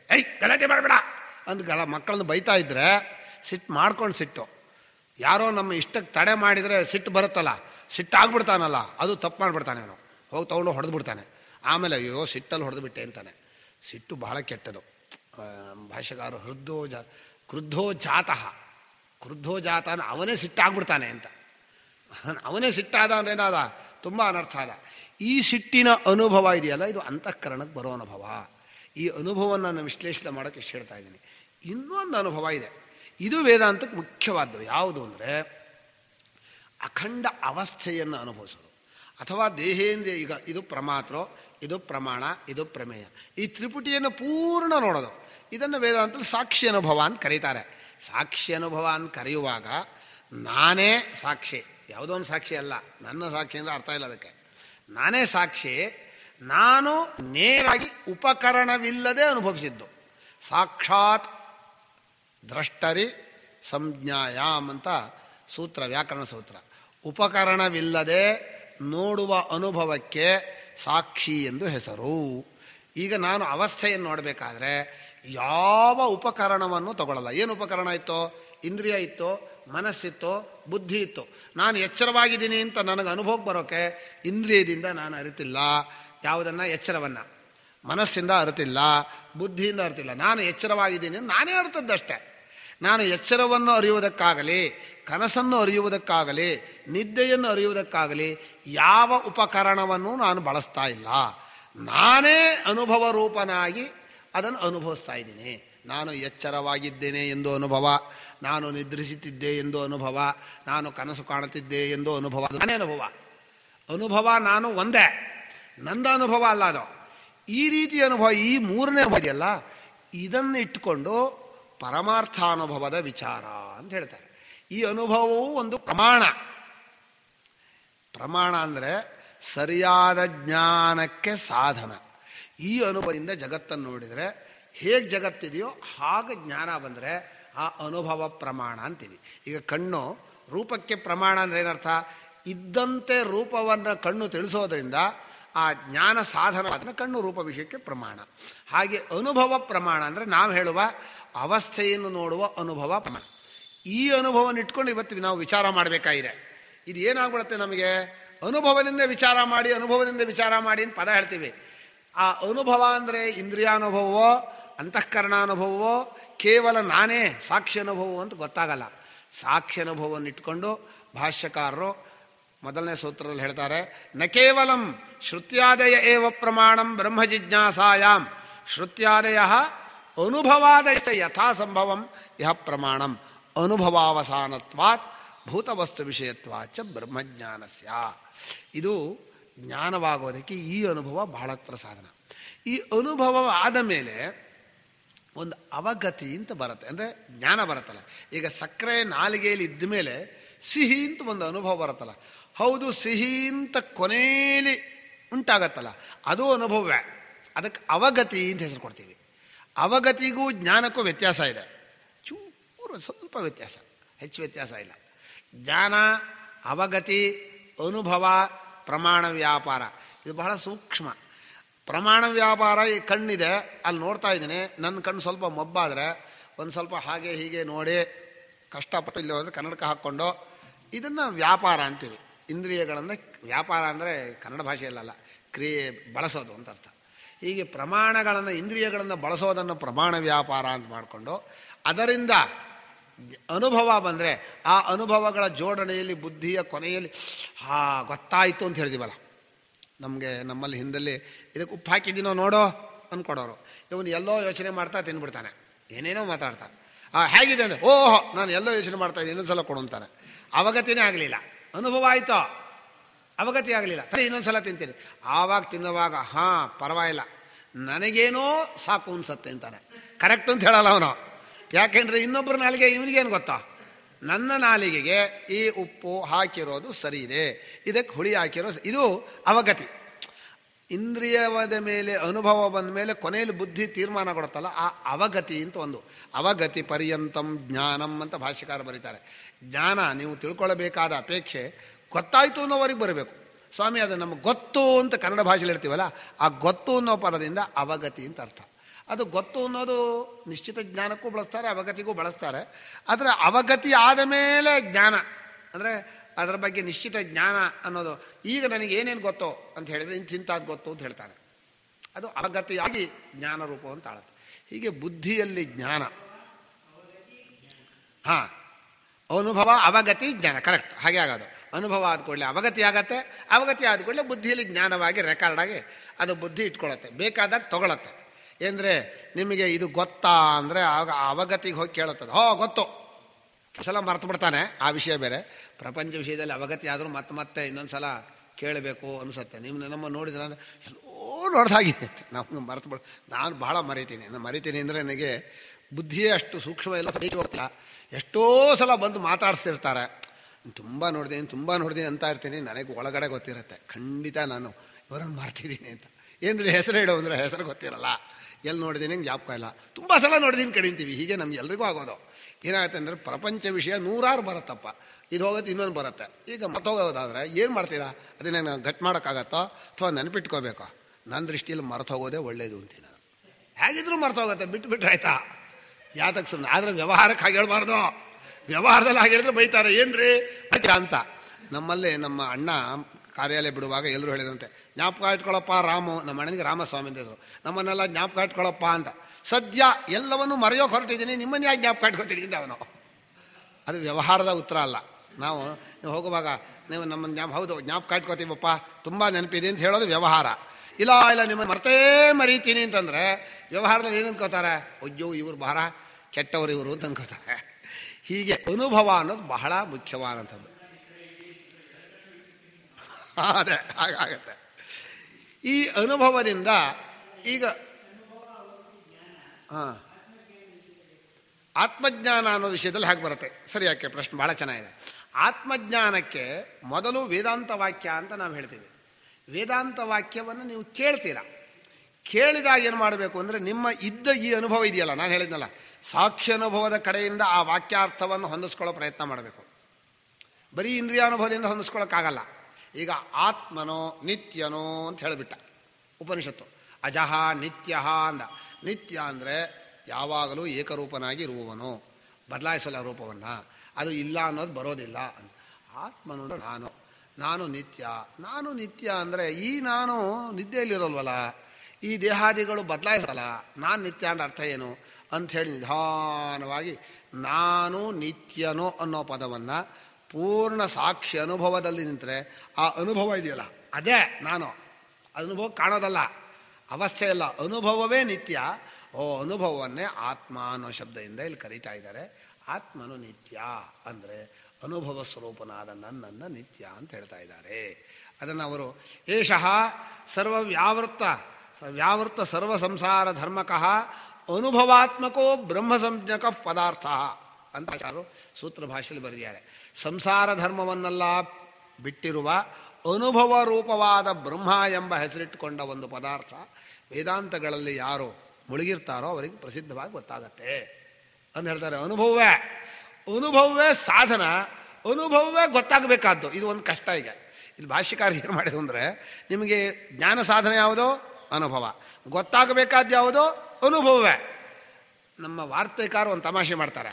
ಈ ಎಲ್ಲ ಶಾಸ್ತ್ರವೂ ಏನು ತಿಳುವಳಿಕೆಯನ್ನುಂಟು ಮಾಡುತ್ತೋ ಆ ತಿಳುವಳಿಕೆಯೇ ನಮ್ಮ ವೇದಾಂತ ವಿಚಾರಕ್ಕೆ ವಿಷಯ. ಅದನ್ನು ನಾವು ತಿಳುವಳಿಕೆಯ ಮೂಲ ಸ್ವರೂಪ ಇದೆ ಅಂತ ನಾವು ಈ ಪಾಠ ಮಾಡ್ತೀವಿ ಅಂತ ಅವರು ಮುಗಿಸಿದ್ರು. ಈಗ ವ್ಯಾಕರಣ ತಿಳುವಳಿಕೆ ಬಂತು, ವೈದ್ಯಶಾಸ್ತ್ರ ತಿಳುವಳಿಕೆ ಬಂತು, ಇಂಥ ತಿಳುವಳಿಕೆ ಬಂತು. ಆ ತಿಳುವಳಿಕೆ ಅನ್ನೋದು ಹೇಗಿರುತ್ತೆ ಅನ್ನೋದು ಈಗ ಅದು ಸಬ್ಜೆಕ್ಟ್. ನಮಗೆ ತಿಳುವಳಿಕೆಯ ಮೂಲ ಸ್ವರೂಪ ಇಂಥದ್ದು ಅಂತ ಅದನ್ನು ವಿಚಾರ ಮಾಡ್ತೀವಿ ಅಂತ ಶುರು ಮಾಡ್ತಾರೆ. ಅಂದರೆ ಅನುಭವವು ಪ್ರಮಾಣ ರೂಪವಾಗಿಯೂ ಇದೆ, ಅನುಭವವು ಕೊನೆಗೆ ಅವಗತಿ ರೂಪವಾಗಿ ನಮ್ಮ ನಿಜ ಸ್ವರೂಪ. ಆದರೆ ಅಲ್ಲಿಯವರೆಗೆ ಅವರು ನೇರ ಮಟ್ಟಿಗೆ ಹೇಳೋದಕ್ಕೆ ಅಧ್ಯಾರೋಪ ಅಂತ ಹೇಳ್ತೀವಿ. ಅಂದರೆ ದಿಢೀರ್ನ ಅದು ಹೇಳಿಬಿಟ್ರೆ ಏನ್ರಿ ಹೀಗೆ ಹೇಳ್ಬಿಟ್ರಲ್ಲ ಅಂದ್ಬಿಡ್ತಾರೆ. ತಡೆ ನಿಧಾನಕ್ಕೆ ಹೇಳ್ತೀವಿ. ಈಗ ಆತ್ಮ ಅನಾತ್ಮ ಅಂತ ಎರಡಿದೆ ಏನು ಶುರು ಮಾಡಿದರು. ಎರಡಿಲ್ವೇ ಇಲ್ಲ. ನಿಮಗೆ ನೀವು ಇಟ್ಕೊಂಡದ್ದು ಅನುವಾದ ಮಾಡಿದ್ರು. ಕತೆ ಅಂದರೆ ಕತೆ ಅಲ್ಲ, ತಪ್ಪು ತಿಳುವಳಿಕೆಯಿಂದ ಏನು ತಿಳ್ಕೊಂಡಿದ್ರೋ ಅದನ್ನು ಒಪ್ಕೊಂಡ್ರು. ಅನಾತ್ಮದಲ್ಲಿ ಆತ್ಮಧರ್ಮವನ್ನು, ಆತ್ಮನಲ್ಲಿ ಅನಾತ್ಮ ಧರ್ಮವನ್ನು ತಪ್ಪಾಗಿ ತಿಳ್ಕೊಂಡು ನಾನು ಇಂಥವನು ಅಂತ ವ್ಯವಹಾರ ಮಾಡ್ತಾ ಇದ್ದೀರಿ. ಇದೊಂದು ಅಧ್ಯಾರೋಪ. ಈ ಅಧ್ಯಾರೋಪ ಅಂದರೆ ಶಾಸ್ತ್ರಕಾರ ಹೇಳಿದ್ದು, ನಮಗೆ ಅಧ್ಯಾಸ ಅದು. ನಾವು ಆ ತಪ್ಪು ತಿಳುವಳಿಕೆಯನ್ನೇ ಸರಿಯಾದ ಅಂತ ಮಾಡ್ಕೊಂಡಿದ್ದರಿಂದ ನಮ್ಮ ವ್ಯವಹಾರದಲ್ಲಿ ಈ ರೀತಿ ನಡ್ಕೊಂಡು ಬಂದಿದೆ. ಅದಕ್ಕೆ ಅವನು ಪೂರ್ವಪಕ್ಷಿ ತುಂಬ ಚರ್ಚೆ ಮಾಡ್ದ. ಇಂದ್ರಿಯದಿಂದ ಕಾಣುವ ತಪ್ಪು ತಿಳುವಳಿಕೆಗೂ ದೇಹಾದಿಗಳನ್ನು ನಾನು ಅನ್ನೋ ತಪ್ಪು ತಿಳುವಳಿಕೆ ಇದೆಯಿಂದ ಇರಬಹುದು ಕಣಪ್ಪ. ಆದರೆ ಇದು ಆಗಿದೆಯಲ್ಲ, ಅನುಭವದಲ್ಲಿ ಇದೆಯಲ್ಲ, ನೀನು ಯುಕ್ತಿಯನ್ನು ಕೇಳೋಕ್ಕಾಗಿಲ್ಲ. ಯುಕ್ತಿಯಿಂದ ಅನುಭವವನ್ನು ಆಕ್ಷೇಪಣೆ ಮಾಡೋದು ಸರಿಯಲ್ಲ, ಯಾವ ವಾದಿಯೂ ಒಪ್ಪಲ್ಲ. ಈಗ ಲೋಕದಲ್ಲಿ ನಾನು ಇಂಥವನು ಅಂತ ಹೇಳ್ಕೊಳ್ತಾರೆ, ಕಂಡಿದೆಯೋ ಇಲ್ವಾ? ಅಲ್ಲ, ನಮ್ಮ ಗುರುಗಳು ಬರೀತಾರೆ, ಏವಂ ಅವಿರುದ್ಧ ಪ್ರತ್ಯಗಾತ್ಮನ್ಯ ಅನಾತ್ಮಾಧ್ಯಾಸ ಅಂತ ಸಂಭಾವನಾ ಭಾಷ್ಯದ ಕೊನೆಯ ವಾಕ್ಯ. ಹೀಗೆ ಪ್ರಸಿದ್ಧವಾದ ವಸ್ತು ಆಗಿಬಿಟ್ರೆ ಸಾಕು, ತಪ್ಪು ತಿಳ್ಕೋಬಹುದು ಅಂತ ಕನ್ಕ್ಲೂಷನ್ ಮಾಡಿದರು. ಮುಂದ್ಗಡೆ ಎರಡೂ ಇರಬೇಕು, ಒಂದಕ್ಕೊಂದು ಹೋಲಿಕೆ ಇರಬೇಕು, ಹಿಂದೆಂದೋ ಕಂಡಿರಬೇಕು, ಅದ್ಯಾವುದು ನಿಯಮ ಇಲ್ಲ. ನಿಮಗೆ ಪ್ರಸಿದ್ಧವಾದರೆ, ನಿಮಗೆ ಗೊತ್ತಿರಬಹುದಾದ ವಸ್ತುವಾದರೆ ತಪ್ಪು ತಿಳ್ಕೋಬಹುದು. ಪ್ರಸಿದ್ಧಿ ಅಂದರೆ ಪ್ರಮಾಣ ಸಿದ್ಧಿ ಅಂತಲೂ ಅಲ್ಲ. ಪ್ರಸಿದ್ಧಿ ಅಂದರೆ ನಮಗೆ ಬೇಗ ಸುಲಭವಾಗಿ ಗೊತ್ತಾಗೋದು. ಸುಲಭವಾಗಿ ಗೊತ್ತಾಗೋದು ಯಾವುದು ನಮಗೇನು? ನಮಗೆ ಅತ್ಯಂತ ಬೇಗ ಸುಲಭವಾಗಿ ಗೊತ್ತಾಗೋದು ಯಾವ ವಸ್ತು? ನಾವೇ. ಆ ಸುಲಭವಾಗಿ ವಸ್ತು ನಮ್ಮನ್ನು ತಪ್ಪು ತಿಳ್ಕೊಳ್ಳೋದು ಸುಲಭ. ಅದನ್ನು ತಪ್ಪು ತಿಳ್ಕೊಳ್ಳೋಕ್ಕೆ ಯಾರು ಪಾಠ ಹೇಳ್ಕೊಡ್ಬೇಕಾಗಿಲ್ಲ. ಹೀಗೆ ನನ್ನ ನಿಜ ಸ್ವರೂಪವನ್ನು ತಪ್ಪಾಗಿ ತಿಳಿದುಕೊಳ್ಳುವುದು ಅನುಭವದಲ್ಲಿರುವಾಗ ನೀನು ಯುಕ್ತಿಯಿಂದ ಆಕ್ಷೇಪಣೆ ಮಾಡಬೇಡ ಅಂಥೇಳಿ ಭಾಷ್ಯಕಾರರು ಮುಚ್ಚಿಬಿಟ್ರು. ಆ ಸಂಭಾವನಾ ಭಾಷ್ಯದ ಕನ್ಕ್ಲೂಷನ್ ಮಾಡಿದರು. ಈಗ ಅಧ್ಯಾಸವನ್ನು ತಮೇತಂ ಏವಂ ಲಕ್ಷಣಂ ಅಧ್ಯಾಸಂ ಪಂಡಿತಾ ಅವಿದ್ಯೇತಿ ಮನ್ಯಂತೆ ಎಂದು ಶುರು ಮಾಡ್ತಾರೆ. ಪಂಡಿತಾ ಅನ್ನೋ ಪದವನ್ನು ಇಲ್ಲಿ ಹಾಕಿದ್ದಾರೆ. ಈ ಪದಕ್ಕೆ ಜನ ಬೇರೆ ಬೇರೆ ಅರ್ಥ ಹೇಳ್ತಾರೆ. ನಾನು ಸಂಗ್ರಹವಾಗಿ ಹೇಳ್ತೇನೆ, ಯಾಕೆಂದರೆ ಪಂಡಿತರು ಅನ್ನೋ ಶಬ್ದಕ್ಕೆ ಪಂಡ ಆತ್ಮವಿಷಯಕ ಜ್ಞಾನಂ ಅಂತ ಬರೆದಿದ್ದಾರೆ. ಆತ್ಮಜ್ಞಾನಿಗಳು ಹೇಳ್ತಾರೆ ಅಂತ. ಆತ್ಮಜ್ಞಾನಿಗಳು ಹೇಳ್ತಾರೆ ಅಂದರೆ ಉಪನಿಷತ್ನಲ್ಲಿದೆ ಅಂತ ಅರ್ಥ. ಆತ್ಮಜ್ಞಾನ ಉಪನಿಷತ್ನಲ್ಲೇ ಬರೋದು. ನೀವು ಕೇಳಿದ್ರಲ್ಲ, ವೇದಾಂತ ವಾಕ್ಯ ಪ್ರಮಾಣ. ಆ ವೇದಾಂತ ವಾಕ್ಯ ಪ್ರಮಾಣವನ್ನು ಕೇಳಿದ ಮೇಲೆ ಹಾಗೆ ಅನುಭವ ಇದೆಯಿಲ್ವೋ ಅಂತ ನೋಡ್ಕೊಳ್ಳೋ ಅನುಭವ. ಆ ಅನುಭವವನ್ನು ಸರಿಯಾಗಿ ಜೋಡಿಸ್ಕೊಂಡ್ರೆ ನಮ್ಮ ಬುದ್ಧಿವೃತ್ತಿಯಲ್ಲಿ, ಅಂದರೆ ನಮ್ಮ ಬುದ್ಧಿಯಲ್ಲಿ ನಮ್ಮ ಬಗ್ಗೆ ಇದೆ ತಪ್ಪು ತಿಳುವಳಿಕೆ ಇತ್ತಲ್ಲ, ನಾನು ಇಂಥವನು ಅಂಥವನು ಅಂತ, ಅದೆಲ್ಲ ಹೋಗೋದ್ರಿಂದ ವಿದ್ಯೆ ಅನ್ನೋದು ಉಂಟಾಗತ್ತೆ. ಇವತ್ತಿನ ವಿಷಯ ಅದೇ. ವಿದ್ಯಾ ಅವಿದ್ಯಾ, ಅವಿದ್ಯೆಯಿಂದ ಬಂಧ, ವಿದ್ಯೆಯಿಂದ ಮೋಕ್ಷ. ಈ ವಿಷಯವನ್ನು ನಾನು ಇವತ್ತು ನಿಮ್ಮ ಮುಂದೆ ಇಡಬೇಕು. ವಿದ್ಯಾ ಸ್ವರೂಪ, ವಿದ್ಯಾ ಫಲ. ವಿದ್ಯೆಯ ಫಲ ಏನು ಅಂದರೆ, ವಿದ್ಯೆಯ ಫಲ ಅಂದರೆ ವಿದ್ಯೆ ಇದ್ದರೆ ಬಂಧ, ವಿದ್ಯೆ ಇದ್ದರೆ ಮೋಕ್ಷ. ಮೋಕ್ಷ ತಾನು ನಮ್ಮ ಜೀವನದಲ್ಲಿ ಮುಖ್ಯವಾದ್ದು. ವಿದ್ಯಾ ಫಲ, ವಿದ್ಯಾ ಸ್ವರೂಪ, ವಿದ್ಯಾ ಸಾಧನಗಳು. ವಿದ್ಯೆಗೆ ಸಾಧನ ಅಂತಿಲ್ಲ, ವಿದ್ಯೆಗೆ ಸಾಧನಗಳುಂಟು. ವಿದ್ಯೆಗೆ ಎಂಥ ಸಾಧನ? ತಪ್ಪು ತಿಳುವಳಿಕೆಗೆ ಏನು ಸಾಧನಪ್ಪ ಅಂದರೆ ತಪ್ಪು ತಿಳ್ಕೊಂಡಿದ್ದ ಅಷ್ಟೇ ಸಾಧನ. ಹೀಗೆ ಇದನ್ನು ವಿವರಣೆ ಮಾಡಬೇಕು.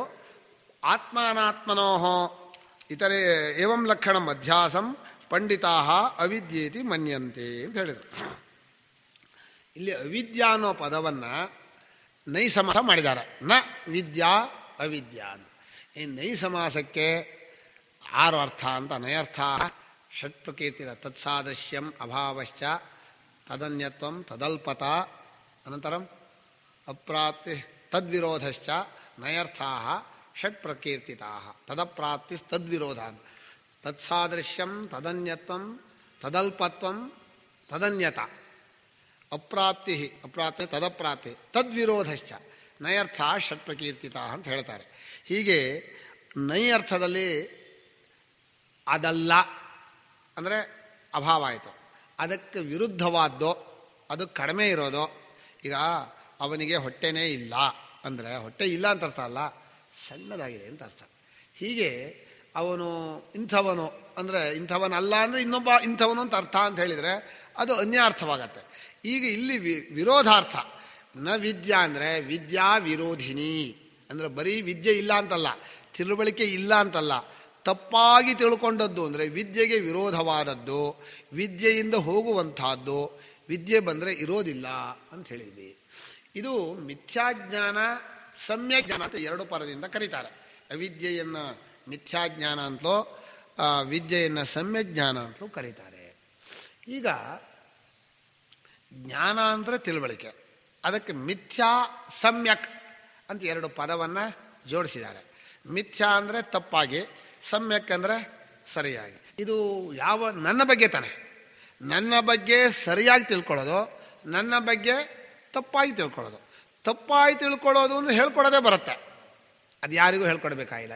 ಇದುವರೆಗೂ ನಾವು ವ್ಯಾಖ್ಯಾನ ಮಾಡಿದ್ದೆ, ನೀವು ಹೇಗೆ ನಿಮ್ಮನ್ನು ತಪ್ಪು ತಿಳ್ಕೊಂಡಿದ್ದೀರಿ ಅನ್ನೋದನ್ನೇ ವ್ಯಾಖ್ಯಾನ ಮಾಡಿದ್ದೀವಿ. ಸರಿಯಾದ ತಿಳುವಳಿಕೆ ಮಾತ್ರ ಜ್ಞಾನಿಗಳಿಗೆ ಬರುತ್ತೆ. ಈಗ ಅಧ್ಯಾಸ ಅಂದರೆ ಅವಿದ್ಯೆಯಾಗಲಿ ವಿದ್ಯೆಯಾಗಲಿ ಗೊತ್ತಿರೋದು ಅವರಿಗೆ, ಜ್ಞಾನಿಗಳಿಗೆ ಮಾತ್ರ. ನಮ್ಗೆ ಒಂದೇ ಗೊತ್ತಿರೋದು ಎಂತ, ಅವಿದ್ಯೆಯೇ ವಿದ್ಯೆ ಅಂತ. ತಪ್ಪು ತಿಳುವಳಿಕೆಯೇ ಸರಿಯಾದ ತಿಳುವಳಿಕೆ ನಮ್ಗೆ ಗೊತ್ತಿದೆ, ವಿದ್ಯೆ ಇಲ್ಲ, ಇದು ಅವಿದ್ಯೆಯೂ ಗೊತ್ತಾಗಿಲ್ಲ. ಅವ್ರಿಗೆ ಗೊತ್ತಿದೆ, ನೀವು ತಿಳ್ಕೊಂಡಿದ್ದೀರಲ್ಲ ಅದು ತಪ್ಪು ತಿಳುವಳಿಕೆ. ವೇದಾಂತ ವಾಕ್ಯವನ್ನು ಕೇಳಿದ ಮೇಲೆ ನಿಮ್ಗೆ ಬರುತ್ತಲ್ಲ ಅದು ಸರಿಯಾದ ತಿಳುವಳಿಕೆ ಅಂತ.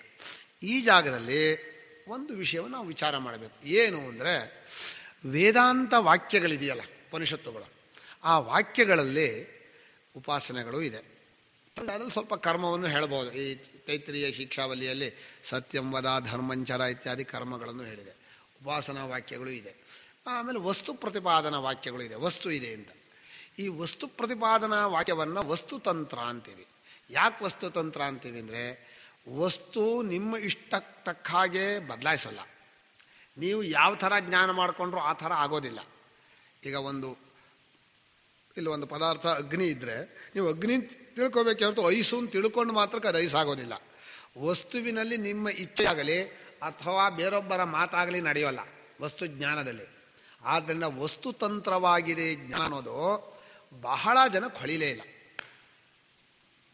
ಎಲ್ಲ ಏನೋ ಪ್ರಯತ್ನ ಮಾಡಬೇಕು ಅಂತ ಮಾಡಿಬಿಟ್ರು. ಈ ವೇದಾಂತ ವಾಕ್ಯ ಇದ್ದ ವಸ್ತುವನ್ನು ಇದ್ದಂತೆ ಜ್ಞಾಪಕ ಮಾಡಿ ತಿಳಿಸ್ಕೊಡುತ್ತೆ. ಹಾಗಾದರೆ ಇಲ್ಲಿ ಒಂದು ಪ್ರಶ್ನೆ ಬರುತ್ತೆ, ಇದ್ದ ವಸ್ತು ಇದ್ದಂತೆ ತಿಳ್ಕೊಳ್ಳೋಕೆ ಆಗದೆ ಇರೋದು ಏನು? ತಿಳ್ಕೊಬೋದಾಯ್ತಲ್ಲ, ಯಾರು ಹೇಳಬೇಕೆ? ಇಲ್ಲಿ ಶಬ್ದ ಇದೆಯಲ್ಲ, ಅಂದರೆ ವೇದಾಂತ ವಾಕ್ಯ ಅಂದರೆ ನೀವು ಶಬ್ದ ಅಂತ ಅಷ್ಟೇ ಇಟ್ಕೊಳ್ಳಿ. ಶಬ್ದ ಇದ್ದ ವಸ್ತುವನ್ನು ತಿಳಿಸ್ಬಿಟ್ರೆ ಅದು ಬೇರೊಂದು ಇಂದ್ರಿಯಿಂದ ಕಂಡದ್ದೇ ಆಗಿರಬೇಕು. ಅಲ್ಲ, ಮರ ಇದೆ ಅಂದರೆ ಬಾಯಲ್ಲಿ ಹೇಳಿರೋದ್ರಿಂದ ಇದೆ ಅಂತ ಆಗೋಲ್ಲ, ಕಣ್ಣಿಗೆ ಕಾಣೋದ್ರಿಂದ ಇದೆ ಅಂತ ಆಗುತ್ತೆ. ಅದನ್ನು ಮರಕ್ಕೆ ವಾಕ್ಯ ಅಲ್ಲ ಪ್ರಮಾಣ, ಕಣ್ಣು ಪ್ರಮಾಣ ಆಗುತ್ತೆ. ಈಗ ಇದ್ದ ವಸ್ತುವ ಬಗ್ಗೆ ಎಲ್ಲೂ ಲೋಕದಲ್ಲಿ ವಾಕ್ಯ ಪ್ರಮಾಣ ಆಗೋದೇ ಇಲ್ಲ. ಅಲ್ಲಿ ಕುರ್ಚಿ ಇದೆ ಅಂತ ಹೇಳಿದರೆ ಕಣ್ಣಿಗೆ ಕಾಣೋದ್ರಿಂದ ಕುರ್ಚಿ ಇದೆ ಹೊರತು ವಾಕ್ಯ ಹೇಳಿದಿಂದ ಕುರ್ಚಿ ಇರೋದೇ ಇಲ್ವೇ ಅಲ್ವಲ್ಲ. ಅದನ್ನು ವಾಕ್ಯ ಅನುವಾದ ರೂಪ, ಇಂದ್ರಿಯ ಜ್ಞಾನೇಂದ್ರಿಯ ಪ್ರಮಾಣ ರೂಪ.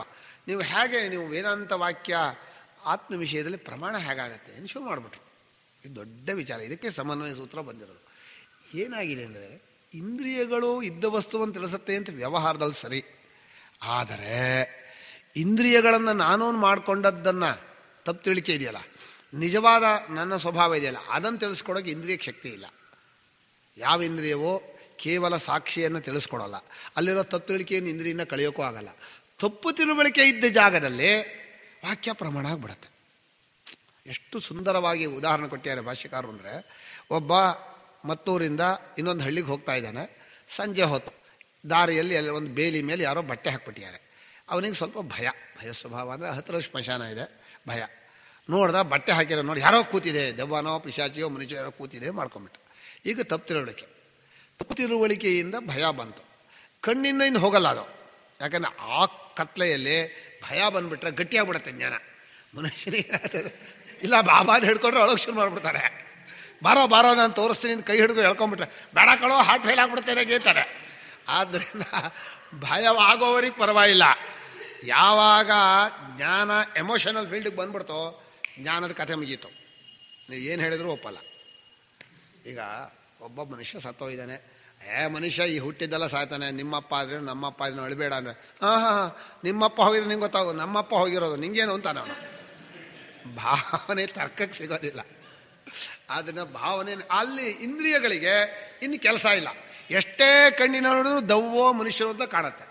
ಈಗ ಒಬ್ಬ ಮನುಷ್ಯ ಒಳ್ಳೆ ಧೈರ್ಯಶಾಲಿ ಆದವನು ಹತ್ತಿರದಿಂದ ನೋಡಿ ಅದು ಕಂಬದ ಮೇಲೆ ಬಟ್ಟೆ ಹಾಕಿದೆ ಅಂಥೇಳಿ ಹತ್ರ ಬಂದು ನೋಡೋ, ಅದು ಏನೂ ಇಲ್ಲ ಕಣೋ, ಕಂಬದ ಮೇಲೆ ಬಟ್ಟೆ ಹಾಕಿದ್ದಾರೆ, ನಿಂಗೆ ಹಾಕಿ ಕಾಣ್ತಾ ಇದೆ ಅಂಥೇಳಿ ಒಂದು ಟಾರ್ಚ್ ತೊಗೊಂಬಂದು ತೋರಿಸ್ತಾ ಅಂದಿಟ್ಕೊಳ್ಳಿ.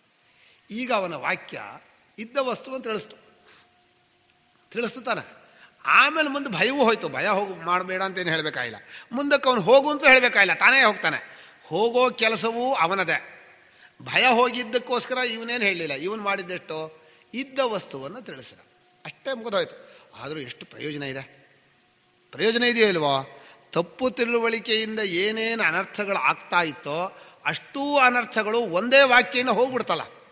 ಆದ್ದರಿಂದ ವೇದಾಂತ ವಾಕ್ಯ ನಮಗೆ ಬಹಳ ಪ್ರಯೋಜನವನ್ನುಂಟು ಮಾಡಿದೆ. ಏನು ಅಂದರೆ, ನಾವು ಈ ತಿಳಿಕೆಯಿಂದ ನಾನು ಅಂತ ಮಾಡಿಕೊಂಡು ಎಷ್ಟು ಸಂಬಂಧವನ್ನು ಬೆಳೆಸ್ಕೊಂಡು ಎಷ್ಟು ಭಾವನೆಗಳಿಂದ ಒದ್ತಾ ಇದ್ದೀವೋ, ವೇದಾಂತ ವಾಕ್ಯ ಬಂದು ಈ ಥರ ಅಲ್ಲ ಕಣೋ ನಿನಗಿರೋ ಸಂಬಂಧ, ಇಡೀ ಪ್ರಪಂಚ ನಿನ್ನದೇ ಸ್ವರೂಪ, ನೀನೇ ಆಗಿದೀಯಾ ಅಂತ ಅನುಭವಕ್ಕೆ ತೋರಿಸ್ಕೊಟ್ಬಿಡುತ್ತೆ. ಅನುಭವದಲ್ಲಿ ಯಾವಾಗ ತಿಳ್ಕೊಂಬಿಟ್ಟ ಇದ್ದದ್ದನ್ನು ಹೋಯಬಿಡ್ತೋ, ನನ್ನದೇ ಸ್ವರೂಪ, ಏನೂ ಹುಟ್ಟೋದಿಲ್ಲ, ಏನೂ ನಾಶವಾಗಲ್ಲ.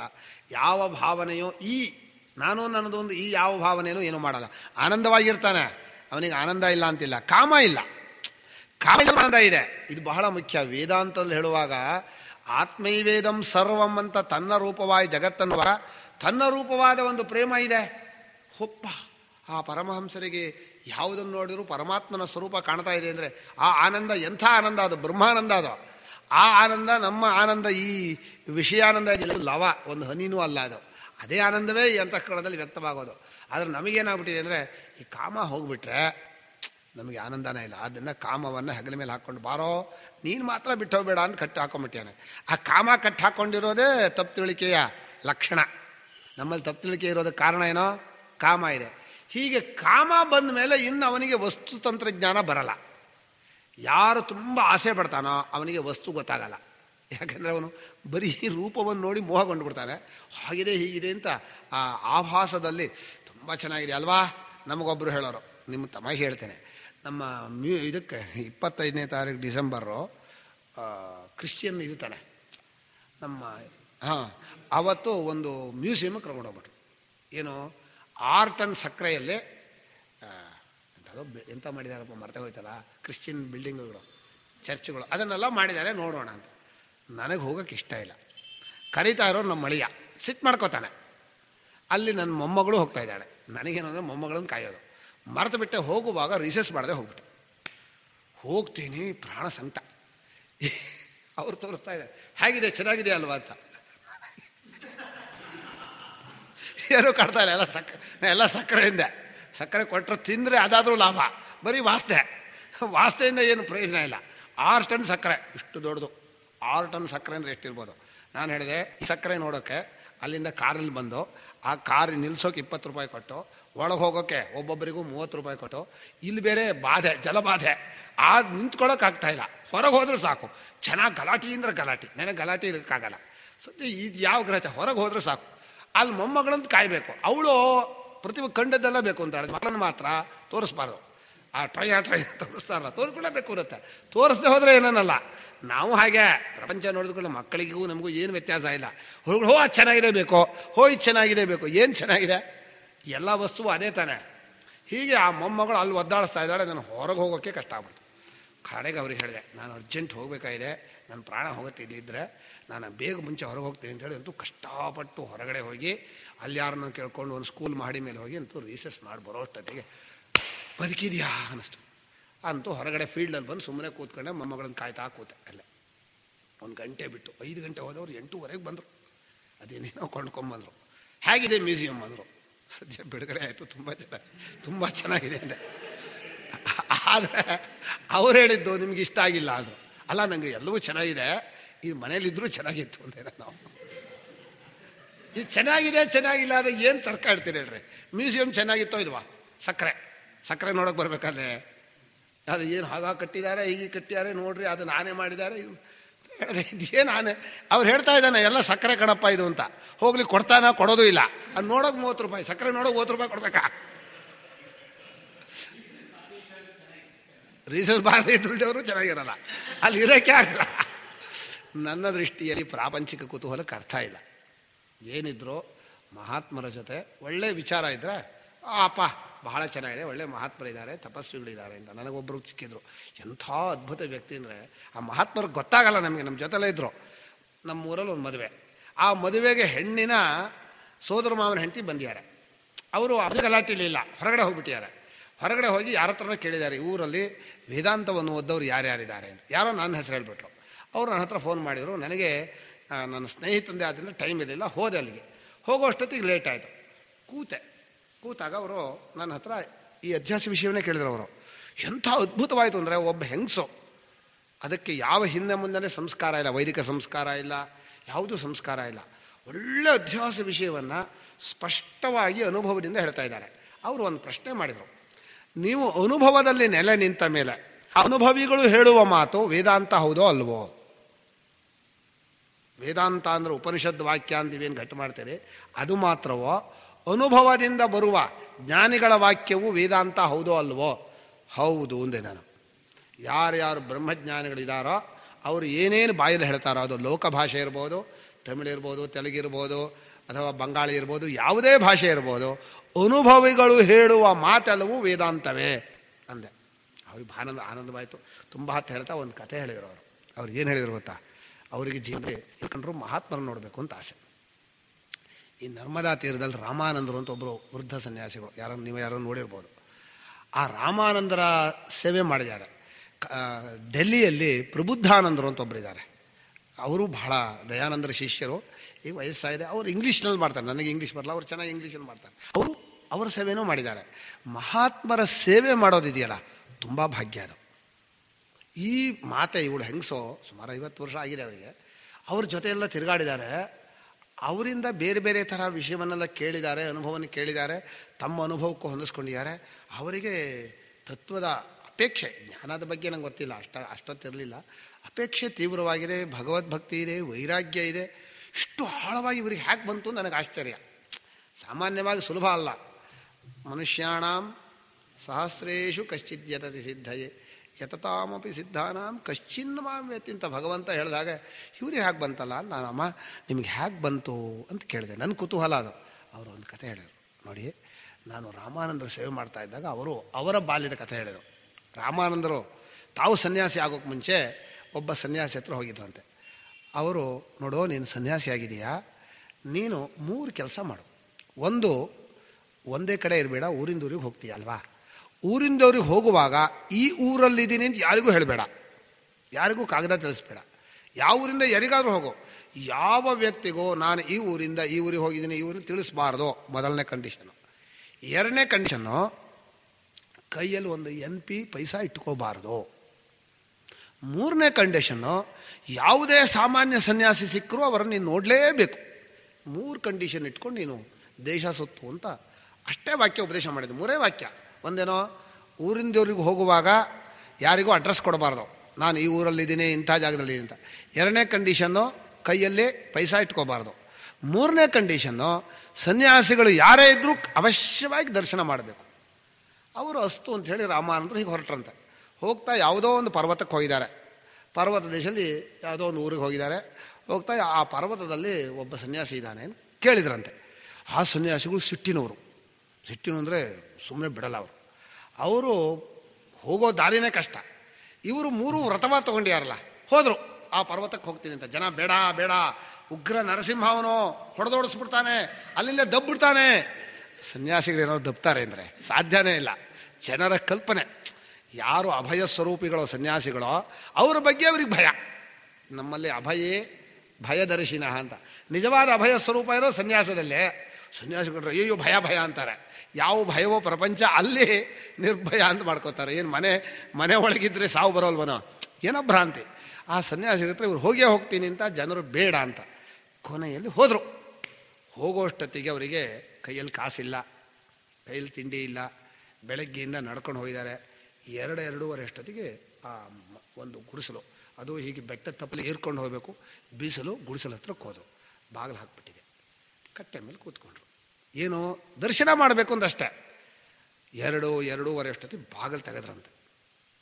ಏನೋ, ತಮ್ಮ ದರ್ಶನ ಮಾಡಬೇಕು ಅಂತ ಬಂದೆ. ಹಾಂ ಆಯ್ತಲ್ಲ ಹೋಗು ಅಂಥೇಳಿ ಬಾಗಿಲು ಹಾಕಿದ್ರಂತೆ. ಅಷ್ಟೇ ಅವ್ರು ಹೇಳಿದ್ದು. ಮತ್ತೆ ಕೂತ್ರು ಇವರು. 3:30, 4 ಆಯ್ತು. 4 ಆದ್ಮೇಲೆ ಬಾಗಿಲು ತೆಗೆದ್ರು. ಬಾಯ್ಲೆ, ಅಡುಗೆ ಮಾಡಿಟ್ಟಿದ್ದೀನಿ, ಊಟ ಮಾಡು. 2 ಗಂಟೆ ಬರೀ ಇವನಿಗೋಸ್ಕರ ಅಡುಗೆ ಮಾಡಿದ್ದಾರೆ. ಬೆಳಗ್ಗೆಯಿಂದ ಏನೂ ಇಲ್ಲ. ಚೆನ್ನಾಗಿ ಊಟ ಮಾಡಿಸಿ ನಿನ್ನ ಜೀವನ ಸಾರ್ಥಕವಾಗತ್ತೆ, ಹೋಗು ಅಂಥೇಳಿ ಕಳಿಸಿದ್ರಂತೆ. ಅದೇ ಆಶೀರ್ವಾದ ನನಗೆ ಪರಮಾತ್ಮನ ಜ್ಞಾನ ಕೊಡೋಕೆ ಕಾರಣ ಆಯಿತು. ನೋಡಿ, ಮನುಷ್ಯನಿಗೆ ಯಾರು ಮಹಾತ್ಮರ ಏನು ಅನುಗ್ರಹ ಮಾಡಿದ್ರು ಅಂತ ಅವ್ರು ಹೇಳಿಲ್ಲ.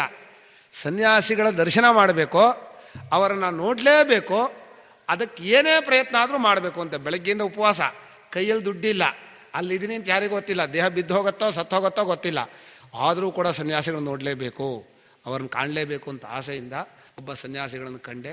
ಅದೇ ನನ್ನ ಜೀವನದ ಸರಿಯಾದ ಮಾರ್ಗದ ಮೊದಲನೇ ಮೆಟ್ಲು ಅಂತ ಅವ್ರು ಹೇಳಿದರು. ಅಲ್ಲಿಂದ ಮುಂದಕ್ಕೆ ಜೀವನದಲ್ಲಿ ನನಗೆ ಬಹಳ ಅನುಕೂಲವಾಯಿತು ಅಂತ. ಹೀಗೆ ಜೀವನಕ್ಕೆ ಒಂದು ಜ್ಞಾನ ಬೇಕಾದರೆ, ಅನುಭವ ಬೇಕಾದರೆ ಯಾವುದೋ ಒಂದು ಒಳ್ಳೆ ದಾರಿ ಸಿಕ್ಕೇ ಸಿಗತ್ತೆ. ಭಗವಂತ ಒದಗಿಸ್ತಾನೆ. ಬೇಕು ಅನ್ನೋದಿರಬೇಕು ತೀವ್ರವಾಗಿ. ಇಲ್ಲಿ ಏನಾಗಿದೆ, ವಿದ್ಯೆ. ಆ ಮಹಿಳೆ ಬಹಳ ಚೆನ್ನಾಗಿ ತಿಳ್ಕೊಂಡಿದ್ದಾಳೆ. ಅವಳಿಗ ಜ್ಞಾನ ಅಂದರೆ ಅಧ್ಯಾಸ, ಅನುಭವ ಮತ್ತು ಅನ್ವಯ ವ್ಯತಿರೇಕ, ಶಾಸ್ತ್ರ ಪ್ರಾಮಾಣ್ಯ ಎಲ್ಲ ಚೆನ್ನಾಗಿ ಗೊತ್ತಾಗ್ಬಿಟ್ಟಿದೆ. ಕೇಳಿ ಗೊತ್ತಾಗಿರೋದು. ಪುಸ್ತಕನೇನು ಓದಿಲ್ಲ ಅವರು. ಅಂದರೆ ಗ್ರಂಥವನ್ನು ಸಂಸ್ಕೃತ ಬರಲ್ಲ, ಸಂಸ್ಕೃತ ಸ್ವಲ್ಪ ಬರುತ್ತೆ, ಸ್ವಲ್ಪ ಅಂದರೆ ಸಾಮಾನ್ಯವಾಗಿ ಬರುತ್ತೆ. ಆದರೆ ಚೆನ್ನಾಗಿ ಮಹಾತ್ಮರ ಸೇವೆ ಮಾಡಿ ದಿವಸ ಅವರಿಂದ ಕೇಳಿ ಅವರ ಜೊತೆಲಿ ಆ ಭಕ್ತಿ, ಮಹಾತ್ಮರ ಭಕ್ತಿ ಇದೆಯಲ್ಲ, ಆ ಪ್ರೇಮ ಭಕ್ತಿ ಅವರ ಸೇವೆ ಮಾಡಿ ಚೆನ್ನಾಗಿ ಅರ್ಥ ಮಾಡ್ಕೊಂಡ್ಬಿಟ್ಟಿದ್ದಾರೆ.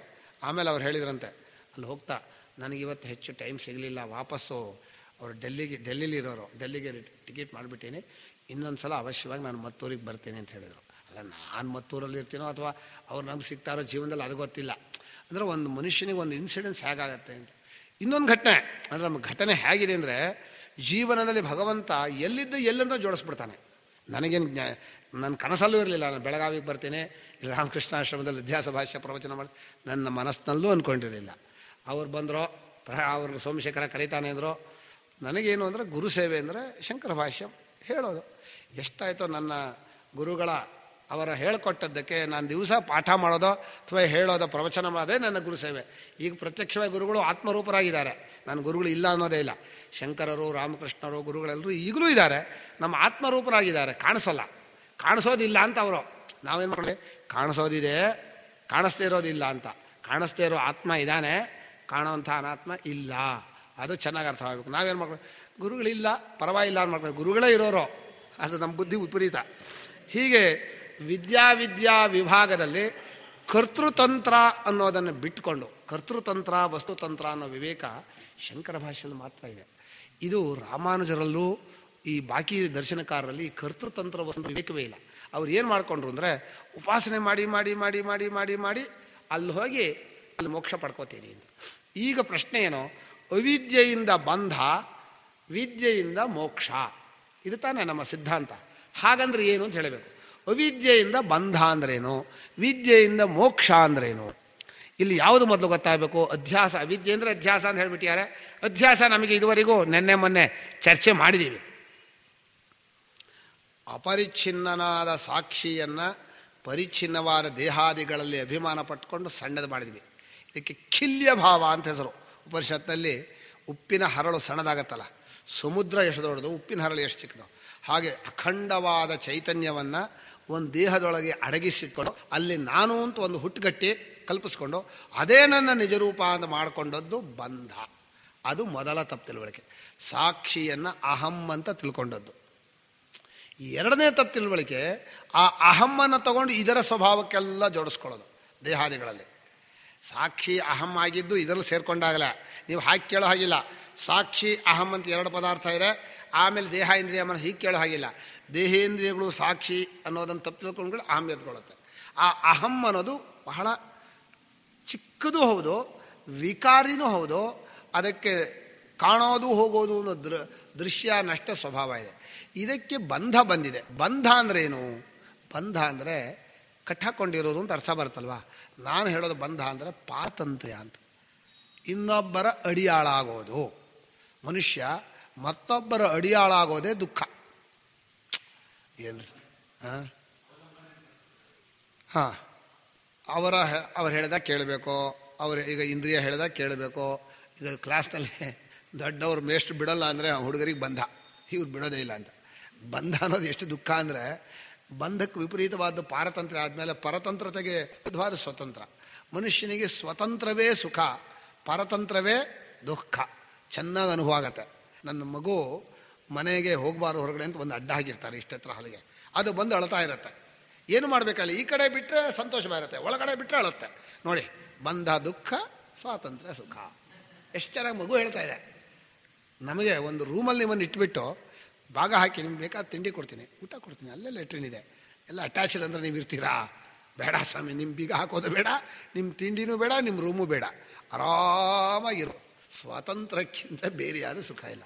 ಸ್ವಾತಂತ್ರ್ಯ ಅಂದರೆ ಸ್ವೇಚ್ಛಾಚಾರ ಅಲ್ಲ, ಜ್ಞಾನದ ಸ್ವಾತಂತ್ರ್ಯ ಬೇಕು. ನಾನು ಯಾತಕ್ಕೆ ಹೇಳ್ತೇನೆ ಅಂದರೆ, ಮೋಕ್ಷ ಅನ್ನೋದು ಬದುಕಿದ್ದಾಗ ಸ್ವತಂತ್ರವಾದ ಆನಂದವನ್ನು ಅನುಭವಿಸ್ಬೇಕು, ಸ್ವತಂತ್ರವಾಗಿ ದುಃಖವನ್ನು ಪರಿಹಾರ ಮಾಡ್ಕೊಳ್ಳೋಕೆ ಬರಬೇಕು. ಆವಾಗ ವಿದ್ಯೆಯಿಂದ ಮೋಕ್ಷ. ನಿಮಗೆ ಆನಂದಕ್ಕೆ ಅದರ ಅವಲಂಬನೆ ಇದೆ, ಅದು ಸಿಕ್ಕಿದ್ರೆ ಆನಂದ ಅಂದರೆ ನೀವು ಪರತಂತ್ರರು ಅಲ್ವಾ? ನೀವು ಸುಖಕ್ಕೋ ದುಃಖ ಪರಿಹಾರಕ್ಕೋ ಮತ್ತೊಂದರ ಅವಲಂಬನೆ ಯಾಕೆ ಬಂತು? ಇದನ್ನು ನಾನು ಮಾಡ್ಕೊಂಡಿದ್ರಿಂದ. ಇದು ನಮ್ಮನ್ನು ಪರತಂತ್ರ ಮಾಡಿಸಿದ್ಯಾವುದೋ ಈ ದೇಹಾದಿಗಳು. ಇಲ್ಲಿ ತಪ್ಪು ತಿಳ್ಕೊಂಡಿದ್ರೆ ಇದು ಇನ್ನೊಬ್ಬರ ಅಡಿಯಾಳ ಆಯಿತು. ನಾವು ಇದನ್ನು ಹಿಡ್ಕೊಂಡ್ವಿ, ಇದನ್ನು ಬೇರೆಯವ್ರು ಹಿಡ್ಕೊಂಡ್ಬಿಟ್ರು.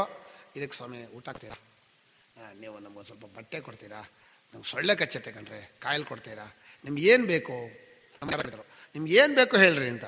ಸ್ವಾಮಿ ನೀವು ಏನು ಬೇಕು ಅಂತ ನಾನು ಬೇಕು ಅಂತ ಹೇಳಿಬಿಟ್ರೆ ನಾನು ಬೇಕೂಫ್ ಆಗ್ಬಿಡ್ತೀನಿ. ಹಿಂದೆ ನಾನು ಬೇಕು ಅಂತ ಹೇಳೋದೇ ಪಾರತಂತ್ರ್ಯ. ಇದು ನೀವು ಚೆನ್ನಾಗಿ ಅರ್ಥ ಮಾಡಿಕೊಂಡ್ರೆ ವಿದ್ಯೆಯಿಂದ ಮೋಕ್ಷ ಅಂದ್ರೇನು, ಅವಿದ್ಯೆಯಿಂದ ಬಂಧ ಅಂದ್ರೇನು ಗೊತ್ತಾಗುತ್ತೆ. ಭಾಳ ಜನ ಮೋಕ್ಷ ಅಂದರೆ ದೇಹ, ಅವ್ರು ಮುಕ್ತರಾದರೂ ದೇಹ ಹೋಯ್ತು ಅಂತ ಮಾಡ್ಕೊಂಡೆ ಅಲ್ಲ. ಅದು ಶಾಸ್ತ್ರದಲ್ಲಿ ಕೆಲವು ಸಲ ಮನುಷ್ಯನಿಗೆ ಇದು ಕಲ್ಪನೆ ಬರಲಿ ಅಂತ ಪರಂಧಾಮಕ್ಕೆ ಹೋದರು, ಮುಕ್ತಿಧಾಮಕ್ಕೆ ಹೋದರು, ಎಲ್ಲೋ ಹೋದರು, ಎಲ್ಲೂ ಹೋಗಲ್ಲ ಅವರು.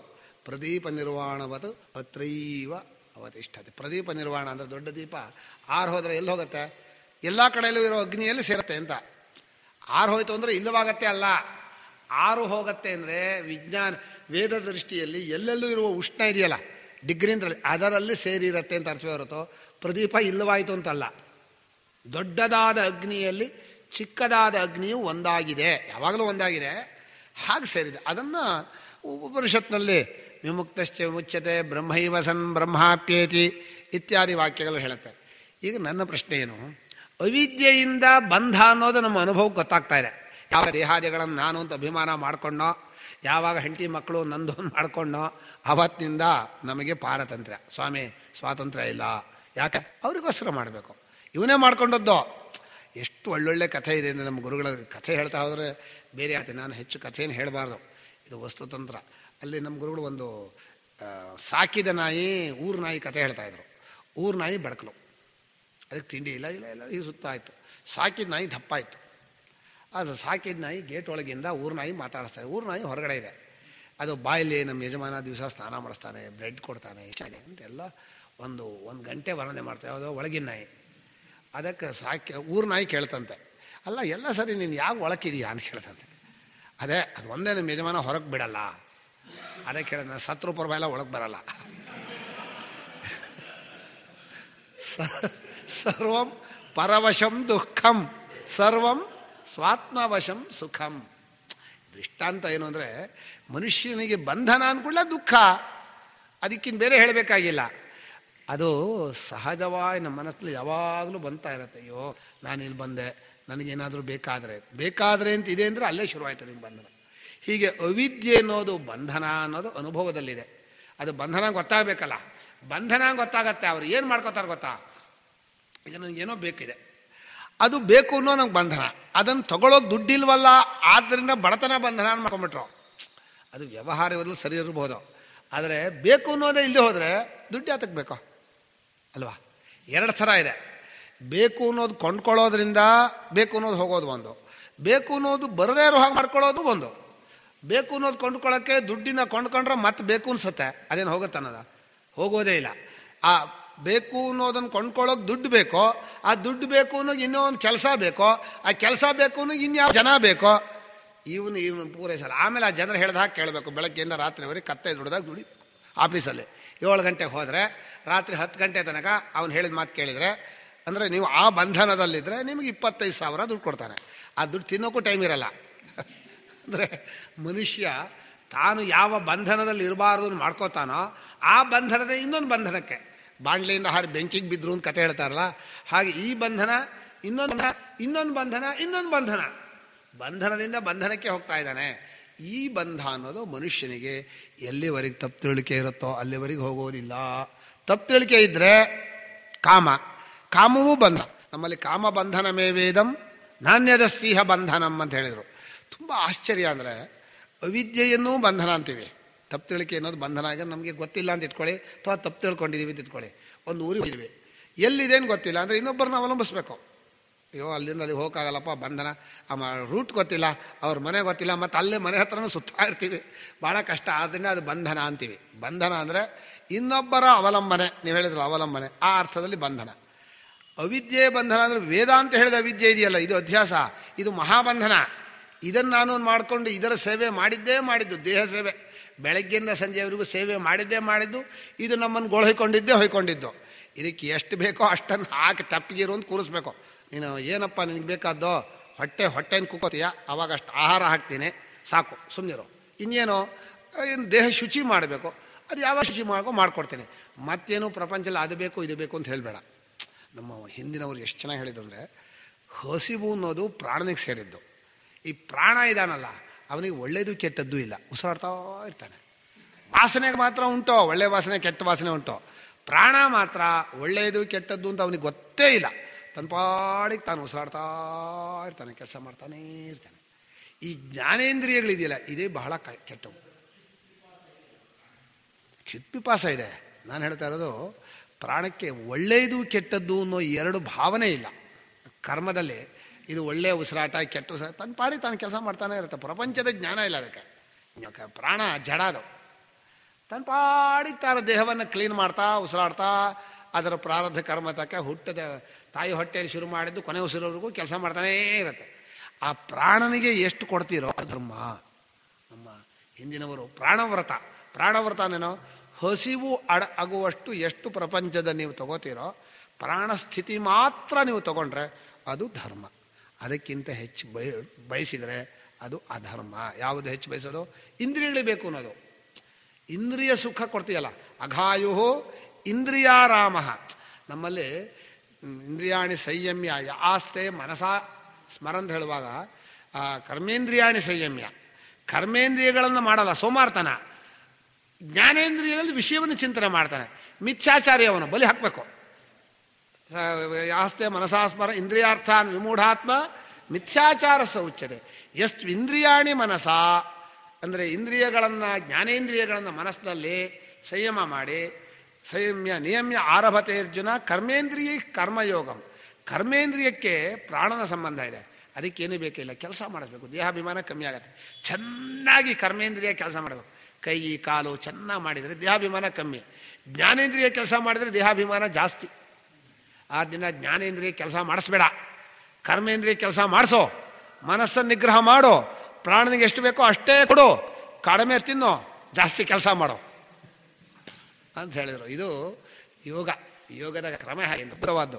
ಹೀಗೆ ಅವಿದ್ಯೆಯಿಂದ ಬಂಧನ ಅನ್ನೋದು ಇಂದ್ರಿಯಗಳಿಗೆ ದಾಸರಾದರೆ ಬಂಧನ, ಕಾಮ ಬಂಧನ, ಕರ್ಮವೂ ಸ್ವಲ್ಪ ಬಂಧನ. ಕರ್ಮ ಹೇಗೆ ಬಂಧನ ಅಂದರೆ ಇದಕ್ಕಿಂತ ಹೆಚ್ಚಾದರೆ, ದೇಹಸ್ಥಿತಿಗಿಂತ ಹೆಚ್ಚಾದ ಕರ್ಮ ಇದೆಯಲ್ಲ, ಬೇಕು ಬೇಕು ಅಂತ ದಿವಸ ನಮ್ಮಲ್ಲಿ ತಮಾಷೆ ಗೋದಾನ ತಗೋತಿರ್ತಾರೆ. ಬೇಡ ಸ್ವಾಮಿ, ಭಾಳ ಬಂಧನ. ಯಾಕೆಂದರೆ ಒಂದು ದಿವಸ ರಜಾ ಇಲ್ಲ. ಹಸು ಕಟ್ಕೊಂಡ್ಬಿಟ್ರೆ ಹಸುವಿಗೆ ಬೆಳಗ್ಗೆ ಕೆಲಸ ಕಷ್ಟ ಇಲ್ಲ, ಬೆಳಗ್ಗೆನೂ ಇರಬೇಕು, ಮಧ್ಯಾಹ್ನ ಇರಬೇಕು, ಸಂಜೆ ಇರಬೇಕು, ರಜಾನೇ ಇಲ್ಲ. ರಜಾ ಇಲ್ಲದೆ ಇರೋ ಕೆಲಸ ಅಂದರೆ ಗೋಸೆ. ಬೇಡಪ್ಪ, ಗೋದಾನನೇ ತಗೊಳ್ಳಲ್ಲ, ಯಾವ ಬ್ರಾಹ್ಮಣನೂ ಗೋದಾನ ತಗೊಳ್ಳಲ್ಲ.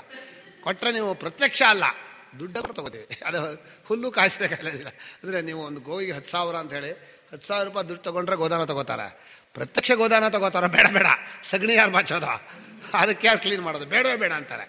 ಅಂದರೆ ಮನುಷ್ಯನಿಗೆ ಎಷ್ಟು ಲೋಭ ಬುದ್ಧಿ ಅಂದರೆ ಕಾಮಬುದ್ಧಿ ಬಂದಿದೆ ಅಂತ. ಅವಶ್ಯವಾಗಿ ಕರ್ಮೇಂದ್ರಿಯ ಕರ್ಮ ಮಾಡಬೇಕು. ಕರ್ಮವನ್ನು ಬಂಧನ ಅಂತೀವಿ, ಕಾಮವನ್ನು ಬಂಧನ ಅಂತೀವಿ, ಅವಿದ್ಯೆಯನ್ನು ಬಂಧನ ಅಂತೀವಿ. ಆದರೆ ನಿಜವಾಗಿ ಮುಖ್ಯ ಬಂಧನ ನೀವು ಬಿಡಬೇಕಾದ್ದು ಕಾಮವೇ. ಅದಕ್ಕೆ ಗೀತೆಯಲ್ಲಿ ಎಲ್ಲೇ ನೋಡಿ ಪ್ರತಿ ಪದದಲ್ಲೂ ಕಾಮವನ್ನು ಬಿಡು, ಕಾಮ ಶತ್ರು, ಪ್ರಜಹಾತಿ ಯದಾ ಕಾಮಾನ್ ವಿದ್ಯೈನ ಮಿಹವೀರಿಣಂ ಕಾಮ ಏಷ ಕ್ರೋಧ ಏಷಃ. ಪ್ರತಿ ಜಾಗದಲ್ಲೂ ಕೂಡ ವಿಹಾಯ ಕಾಮಾನ್ ಯಸ್ ಸರ್ವಾನ್ ಸಮುದ್ರಮಾಪ ತದ್ವತ್ ಕಾಮಾಯಂ ಪ್ರವಿಶಂತಿ ಸರ್ವೇ. ಪದೇ ಪದೇ ಕಾಮವನ್ನು ಬಿಡು ಅಂತ ಭಗವಂತ ಹೇಳಿದ. ಯಾಕೆಂದ್ರೆ ಅದೇ ಬಂಧನ. ನೀನನ್ನು ಕಟ್ಟಾಕ್ತಾ ಇದೆ, ನಿನಗೆ ದುಃಖ ಕೊಡ್ತಾ ಇದೆ. ಅಲ್ಲೂ ಒಂದು ವಾಕ್ಯ ಬರೀತಾರೆ, ಜ್ಞಾನಿನೋ ನಿತ್ಯ ವೈರಿಣ ಅಂತ ಹೇಳಿದರು. ಕಾಮ ಅನ್ನೋದು ಜ್ಞಾನಿಗೆ ವೈರಿ, ಅಜ್ಞಾನಿಗೆ ಆಲಿಂಗಿಸ್ಕೊಂಡ್ಬಿಟ್ಟೇನೆ, ಅವನೇ ಬೇಕು ಅಂತ, ನಾನೇ ಕಾಮವೇ ನಾನೇ ಕಾಮ ಅಂತ. ಜ್ಞಾನಿಗಾದರೆ, ಜ್ಞಾನಿ ಅಂದರೆ ತಿಳಿದವನು ಅಂತಲ್ಲ, ಜ್ಞಾನ ಮಾರ್ಗದಲ್ಲಿ ಹೋಗೋ ಮುಮುಕ್ಷು, ಅವನಿಗೆ ಗೊತ್ತು ಈ ದಾರಿ ತಪ್ಪಿಸ್ಬಿಡುತ್ತೆ. ಅಯ್ಯೋ ಕಾಮ ಬಂದ್ಬಿಡ್ತು, ಆಸೆ ಬಂದ್ಬಿಡ್ತು, ಛೇ ಹೋಗಿ ನಡಿ ಆ ಕಡೆಗೆ ಅಂತ. ಆ ಕಾಮವನ್ನು ವೈರಿ ಅಂತ ತಿಳಿಯೋನು ಮುಮುಕ್ಷು. ಆದ್ದರಿಂದ ಕಾಮ ಅನ್ನೋದು ನಿಜವಾದ ಬಂಧನ. ಅದು ಅವಿದ್ಯೆ ಆದ ಕೂಡಲೇ ಬರುತ್ತೆ. ಅವಿದ್ಯೆ ಶಾಸ್ತ್ರದಿಂದ ಹೋಗುತ್ತೆ. ಆದರೆ ಆ ಅವಿದ್ಯೆಯ ಶಾಸ್ತ್ರ ಹೋಗ್ಬೇಕಾದ್ರೆ ವಾಕ್ಯ ಕೇಳಬೇಕಲ್ಲ, ಅದಕ್ಕೆ ಕಾಮ ಬಿಡೋದಿಲ್ಲ. ಪರಾಂಚಿ ಖಾನೆ ವಿತರಣತ್ ಸ್ವಯಂಭೂ ತಸ್ಮಾತ್ ಪರಾಂಗ್ ಪಶ್ಯತಿ ನಾಂತರಾತ್ಮ. ಹೊರಗಡೆ ಆಸೆ ಇದೆಪ್ಪ, ಇಲ್ಲಿ ಕೇಳ್ರಿ ಇಂದ ಎಲ್ಲಿ ಕೇಳ್ತಾರೆ? ಕೇಳೋದಿಲ್ಲ. ಹುಡುಗರು ಪಾಠ ಕೂತ ಹೀಗೆ ನೋಡ್ತಾ ಇರ್ತಾರೆ ಆಟನ. ನಾನೇ ನೋಡ್ತಾ ಇದ್ದೀನಿ ಸಂಸ್ಕೃತ ಪಾಠ. ಹೇಳೋ ಅಂದರೆ ತಡಿ ಸಾರ್ ಸ್ವಲ್ಪ ನೋಡ್ತೀವಿ. ಅವರಿಗೆ ಅವರ ಆಟ ನೋಡೋ ಆಸೆಗೆ ನಾನು ವಿಘ್ನ ಮಾಡಿದೆ ಅಂತ. ನನ್ನ ಪಾಠಕ್ಕೆ ಅವರು ವಿಘ್ನ ಮಾಡ್ತಾ ಇಲ್ಲ. ಏನು ಸಾರ್ ನೀವು ಸುಮ್ಮನೆ ಆಯ್ತಪ್ಪ, ದೊಡ್ಡವ್ರು ನೀವು, ನಾನು ಸುಮ್ಮನೆ ಕೂತ್ಕೋತೀನಿ, ನೀವು ಏನು ಹೇಳ್ತೀರೋ ಎಲ್ಲ. ಈಗ ಎಲ್ಲರೂ ಇದ್ದಾಗ ಒಬ್ಬರು ಮಾತಾಡಬೇಕು, ಎಲ್ಲರೂ ಮಾತಾಡಿದರೆ ಕೇಳಲ್ಲ. ಏನಾದರೂ ಹೇಳ್ರಿ, ನಾನು ಸುಮ್ಮನೆ ಕೂತು. ಇದು ಪಾಠ ಅಂದರೆ ಪಾಠ ಅಂದರೆ ಮನುಷ್ಯನಿಗೆ ಕಾಮ ಅನ್ನೋದು ವಿದ್ಯೆಗೆ ವಿರೋಧಿ, ಮೊದಲನೇ ವಿರೋಧಿ. ಅದನ್ನು ಅವಿದ್ಯೆ ಸುಪ್ತವಾಗಿ ಏಕರೂಪ. ಕಾಮ ಏಕರೂಪ ಅಲ್ಲ, ಅನೇಕ ರೂಪ. ಅವಿದ್ಯೆ ಏಕರೂಪ. ಯಾಕೆ ಅಂದರೆ ಆತ್ಮಾನಾತ್ಮರ ಅನ್ಯೋನ್ಯಾಧ್ಯಾಸ ಹೇಳಿಬಿಟ್ರು, ಅದರ ಸ್ವರೂಪ ಇಷ್ಟೇ. ಆತ್ಮವನ್ನು ಆತ್ಮ ತಿಳ್ಕೊಂಡದ್ದು ಒಂದು, ಎಲ್ಲರೂ ಹಾಗೆ, ನಾನು ಹಾಗೆ, ಪಂಡಿತನು ಹಾಗೆ, ದೊಡ್ಡವನು ಹಾಗೆ, ಬಹಳ ತರ್ಕಶಾಸ್ತ್ರ ಓದ್ದವನು ಆತ್ಮ ಅನ್ಯೋನ್ಯಾಧ್ಯಾಸವೇ. ಒಂದು ಭಾಷ್ಯಕಾರ ಬರೀತಾರೆ, ಎಲ್ಲ ಈ ಅಧ್ಯಾಸದಲ್ಲಿದ್ದವ್ರೆ. ವ್ಯಾಕರಣ ಬರ್ಬೋದು, ಆದರೆ ಈ ಅಧ್ಯಾಸ ಹೋಗಿಲ್ಲ. ಒಳ್ಳೆ ವೈದಿಕ ಸೋಮಯಾಗ ಮಾಡಿರ್ಬೋದು, ಆದರೂ ಈ ಅಧ್ಯಾಸ ಇದೆ. ಯದ್ಯಪಿ ಬುದ್ಧಿಪೂರ್ವಕಾರಿ ನಾವಿದಿತ್ವಾ ಆತ್ಮನಃ ಪರಲೋಕ ಸಂಬಂಧಂ ಅಧಿಕ್ರಿಯತೆ ತಥಾಪಿ ಅಂತ ಭಾಷ್ಯಕಾರ ಮುಂದೆ ಬರೀತಾರೆ. ಅಂದರೆ ಎಲ್ಲ ಜ್ಞಾನಿಗಳು ಅಂದರೆ ಲೋಕದಲ್ಲಿ ಪಂಡಿತರು, ದೊಡ್ಡವರು, ಶಾಸ್ತ್ರಜ್ಞರು, ಸಾಧಕರು ಎಲ್ಲರನ್ನೂ ಮದುವೆ ಮಾಡ್ಕೊಂಡಿರೋದು ಅವಿದ್ಯಾ ಅನ್ನೋ ಹೆಂಡತಿ ಹೆಂಗಸು. ನಮ್ಮ ವಾರ್ತೆಕಾರರು ಅಹೋಧಾರ್ಷ್ಟ್ಯಂ ಅವಿದ್ಯಾಯಾಹ ನ ಕಶ್ಚಿದತಿ ವರ್ತತೆ. ಈ ಅವಿದ್ಯೆಯನ್ನು ಬೇಡ ಹೇಳೋರೇ ಇಲ್ಲ, ಎಲ್ಲತನೂ ಹೋಗ್ತಾಳೆ. ಎಲ್ಲರ ಹತ್ರ ಹೋಗ್ತಾಳೆ ಅಂದರೆ ಕೆಟ್ಟ ಹೆಂಗಸು ಅಂತಾನೆ. ಅಂಥ ತಪ್ಪು ತಿಳುವಳಿಕೆ ಎಲ್ಲರ ಹತ್ರನೂ ಯಾವಾಗಲೂ ಇದ್ದೇ ಇರುತ್ತೆ. ಅದು ಎಷ್ಟು ಜೋರಾಗಿದೆ ಅಂದರೆ ಅಭಿಮಾನ. ನಮ್ಮನ್ನು ಹೇಳ್ತೀರಾ ಅನ್ನತ್ತೆ. ನಮ್ಮನ್ನ ಅಂದರೆ ಯಾವ ದೇವನ್ನೋ ಬುದ್ಧಿಯನ್ನೋ ಮಾತು. ನನ್ನ ಮಾತು ಅಂದರೆ ಏನೋ, ನಾನು ಯೋಚನೆ ಮಾಡಿದ್ದು ಅಂದರೆ ಏನೋ, ನಾನು ಯೋಚನೆ ಮಾಡಿದ್ದು ಏನು ಮನಸ್ಸೇ, ನೀವೇನು ಮಾತೆ, ನೀವೇನು ವಾಗೀಂದ್ರಿಯವೇ, ಏನು ನನ್ನ ಮನೆ ಅಂದ್ರೆ ಹಾಗಿದೆ. ನಮ್ಮನೆ ಬಹಳ ಚೆನ್ನಾಗಿದೆ. ನಮ್ಮನೆ ಅರ್ಥ ಏನದಕ್ಕೆ? ಈ ಮನುಷ್ಯನ ಅಭಿಮಾನ ಎಷ್ಟು ಎಷ್ಟು ಹೊಗಳ್ಕೊಳ್ತಾ ಇದೆ ಅಂದರೆ ತಪ್ಪು ತಿಳುವಳಿಕೆಯನ್ನೇ ಜನರ ಮುಂದೆ ಬಹಳ ದೊಡ್ಡವನು ಅಂತ ಹೇಳ್ಕೊತಾ ಇದ್ದಾನೆ. ಅವನಿಗೆ ಅಷ್ಟು ಗೊತ್ತಾಗಿಲ್ಲ. ಹೀಗೆ ಅಜ್ಞಾನ ಅನ್ನೋದು ಬಂಧನಕ್ಕೆ, ವಿದ್ಯಾ ಅನ್ನೋದು ಮೋಕ್ಷಕ್ಕೆ ಸಾಧನ. ವಿದ್ಯಾ ಅಂದ್ರೇನು? ವಿದ್ಯಮಾನಸ್ಯ ವೇದನಂ ವಿದ್ಯಾ. ಇರೋದನ್ನು ತಿಳ್ಕೋಬೇಕಲ್ವಾ.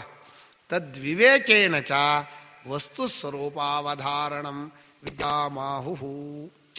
ಭಾಷ್ಯಕಾರರ ವಾಕ್ಯ ಎಷ್ಟು ನೇರ ಹೌದು ಅಂದರೆ ಸ್ವಲ್ಪವೂ ಆ ಕಡೆ ಹೋಗಲ್ಲ. ಏವಂ ಲಕ್ಷಣಂ ಅಧ್ಯಾಸಂ ಅವಿದ್ಯೇತಿ ಮನ್ಯಂತೆ ಅಂತ ಹೇಳಿದರು. ಯಾಕೆ? ಅವ್ರಿಗೆ ಗೊತ್ತಿರುತ್ತೆ ಅಂತ. ಇಲ್ಲಿ ಪದದಲ್ಲಿ ಸ್ವಾರಸ್ಯ ಎಷ್ಟು ಅಂದರೆ ಪಂಡಿತರಿಗೆ ಮಾತ್ರ ಅವಿದ್ಯೆಯನ್ನು ಗೊತ್ತಿರುತ್ತೆ, ಅಜ್ಞಾನಿಗಳಿಗೆ ಅದೇ ವಿದ್ಯೆ ಆಗಿರುತ್ತೆ, ಅದೇ ಸರಿಯಾದ ತಿಳುವಳಿಕೆ ಆಗಿರುತ್ತೆ. ಅದನ್ನು ಪಂಡಿತಾಹ ಅವಿದ್ಯೇತಿ ಮನ್ಯಂತೆ. ಇನ್ನು ಕೆಲವರು ಏನು ಮಾಡಿದ್ರು ಗೊತ್ತಾ? ನಾನು ಪರಿಹಾಸಕ್ಕೆ ಹೇಳ್ತೇನೆ. ಇದು ಪಂಡಿತ ಅವಿದ್ಯೇತಿ ಮನ್ನಂತೆ ಭಾಷ್ಯಕಾರರು ಇದನ್ನು ಅವಿದ್ಯೆ ಅಂತ ಹೇಳಲಿಲ್ಲ. ಕೆಲವರು ಗೊತ್ತಿಲ್ಲದೆ ಇದ್ದವರು ಬೇರೆಯವರು ಯಾರೋ ಪಂಡಿತರು ಹೇಳ್ತಾರೆ ಪಂಡಿತ ಮನ್ಯರು ಅಂತ ಅರ್ಥ ಮಾಡಿಬಿಟ್ರು. ಹಾಗಾದರೆ ಪಂಡಿತ ಅವಿದ್ಯೇತಿ ಮನ್ಯಂತೆ ವಿವೇಕೇನ ಚ ವಸ್ತು ಸ್ವರೂಪಾಧಾರಣಂ ವಿದ್ಯಾಂ ಆಹುಹು ಕೇ ಪಂಡಿತಾಹ. ವಿದ್ಯೆ ಹೇಳಿದ್ದು ಅವರೇ ಆಗಬೇಕಲ್ಲ. ಭಾಷ್ಯಕಾರರ ಮತ ಅಲ್ಲ ಅಂತ ಕೆಲವರು ವ್ಯಾಖ್ಯಾನ ಮಾಡ್ತಾರೆ. ಅದು ತಪ್ಪು. ಭಾಷ್ಯಕಾರ ಹೇಳಿರೋದೇ ಅಧ್ಯಾಸವನ್ನೇ ಅವಿದ್ಯಾ ಅಂತ. ಅದು ಏನಾಗ್ಬಿಡ್ತು, ಮನುಷ್ಯನಿಗೆ ಸುಲಭವಾಗಿ ವೇದಾಂತ ಗೊತ್ತಾಗತ್ತೆ ಅಂತ ಆಗಬಾರ್ದು. ತುಂಬ ಕಷ್ಟಪಡಬೇಕು. ಅದಕ್ಕೇನು ಮಾಡಬೇಕು? ಅದರ ಅವಚ್ಛಿನ್ನವಾದ ಒಂದು ಚೈತನ್ಯ, ಅಂತಃಕರಣಾವಚ್ಛಿನ್ನವಾದ ಒಂದು ಚೈತನ್ಯ, ಅದು ಎರಡು ಸೇರುತ್ತೆ. ಏನೇನೋ ಒಂದು ಕಥೆ ಹೇಳ್ಬಿಟ್ರೆ ಅನುಭವಕ್ಕೆ ನಮಗೇನು ಬರಲ್ಲ. ವಸ್ತು ಅವಚ್ಛಿನ್ನ ಚೈತನ್ಯ ನಿಮ್ಗೆ ಕಾಣುತ್ತೆ ಅಂದರೆ ನನಗಂತೂ ಕಂಡಿಲ್ಲಪ್ಪ. ಅಂತಃಕರಣಾವಚ್ಛಿನ್ನ ಚೈತನ್ಯ ಅಂದರೆ ನಾನು, ಅವಚ್ಛಿನ್ನ ಅಂದರೆ ಅಷ್ಟೇ ಜಾಗದಲ್ಲಿ ಇರೋದು. ಈ ತರ್ಕ ಭಾಷೆ ಇದೆಯಲ್ಲ, ಅದೆರಡು ಒಂದಕ್ಕೊಂದು ಸೇರಿದಾಗ ಹೀಗೊಂದು ಜ್ಞಾನ ಆಗತ್ತೆ. ಅಲ್ಲ, ನನ್ನ ಅನುಭವದಲ್ಲಿ ಇಲ್ಲಿ ಹೇಳ್ತಾ ಇದ್ರೆ ನಾವೇನು ಹೆಂಡೆ ಕೊಡ್ಬ್ರ ತನಕ ಸ್ವಾಮಿ ಹಾಗೆ ಅನುಭವ ಇಲ್ಲ ಅಂತ ಹೇಳೋಕ್ಕೇನಂತ. ನಾವೇನು ಅವರನ್ನೇನು ವಾದಿಗಳಿರ್ಬೋದು, ಪಂಡಿತರಿರ್ಬೋದು, ದೊಡ್ಡವರು ಇರ್ಬೋದು. ನೀವು ಹೇಳೋದು ದೊಡ್ಡವರು, ಆದರೆ ನೀವು ಹೇಳೋದು ನಮ್ಮ ಅನುಭವದಲ್ಲಿ ಇಲ್ಲ ಅಂತ ಹೇಳೋಕ್ಕೇನು ಭಯ? ಹಾಗೇನು ಭಯ ಇಲ್ಲಪ್ಪ. ಶಂಕರರೇ ಹೇಳಿರ್ಬೋದು. ಶಂಕರ್ ಹೇಳೋದು ಅನುಭವದಲ್ಲಿದ್ದರೆ ಹೇಳ್ತಾ ಇದ್ದಾರೆ ಜ್ಞಾನಿಗಳವರು. ವೇದಾಂತ ವಾಕ್ಯ ಅವರು ತಾವು ಹೇಳ್ತೀವಿ ಅಂತ ಹೇಳಿಲ್ಲ.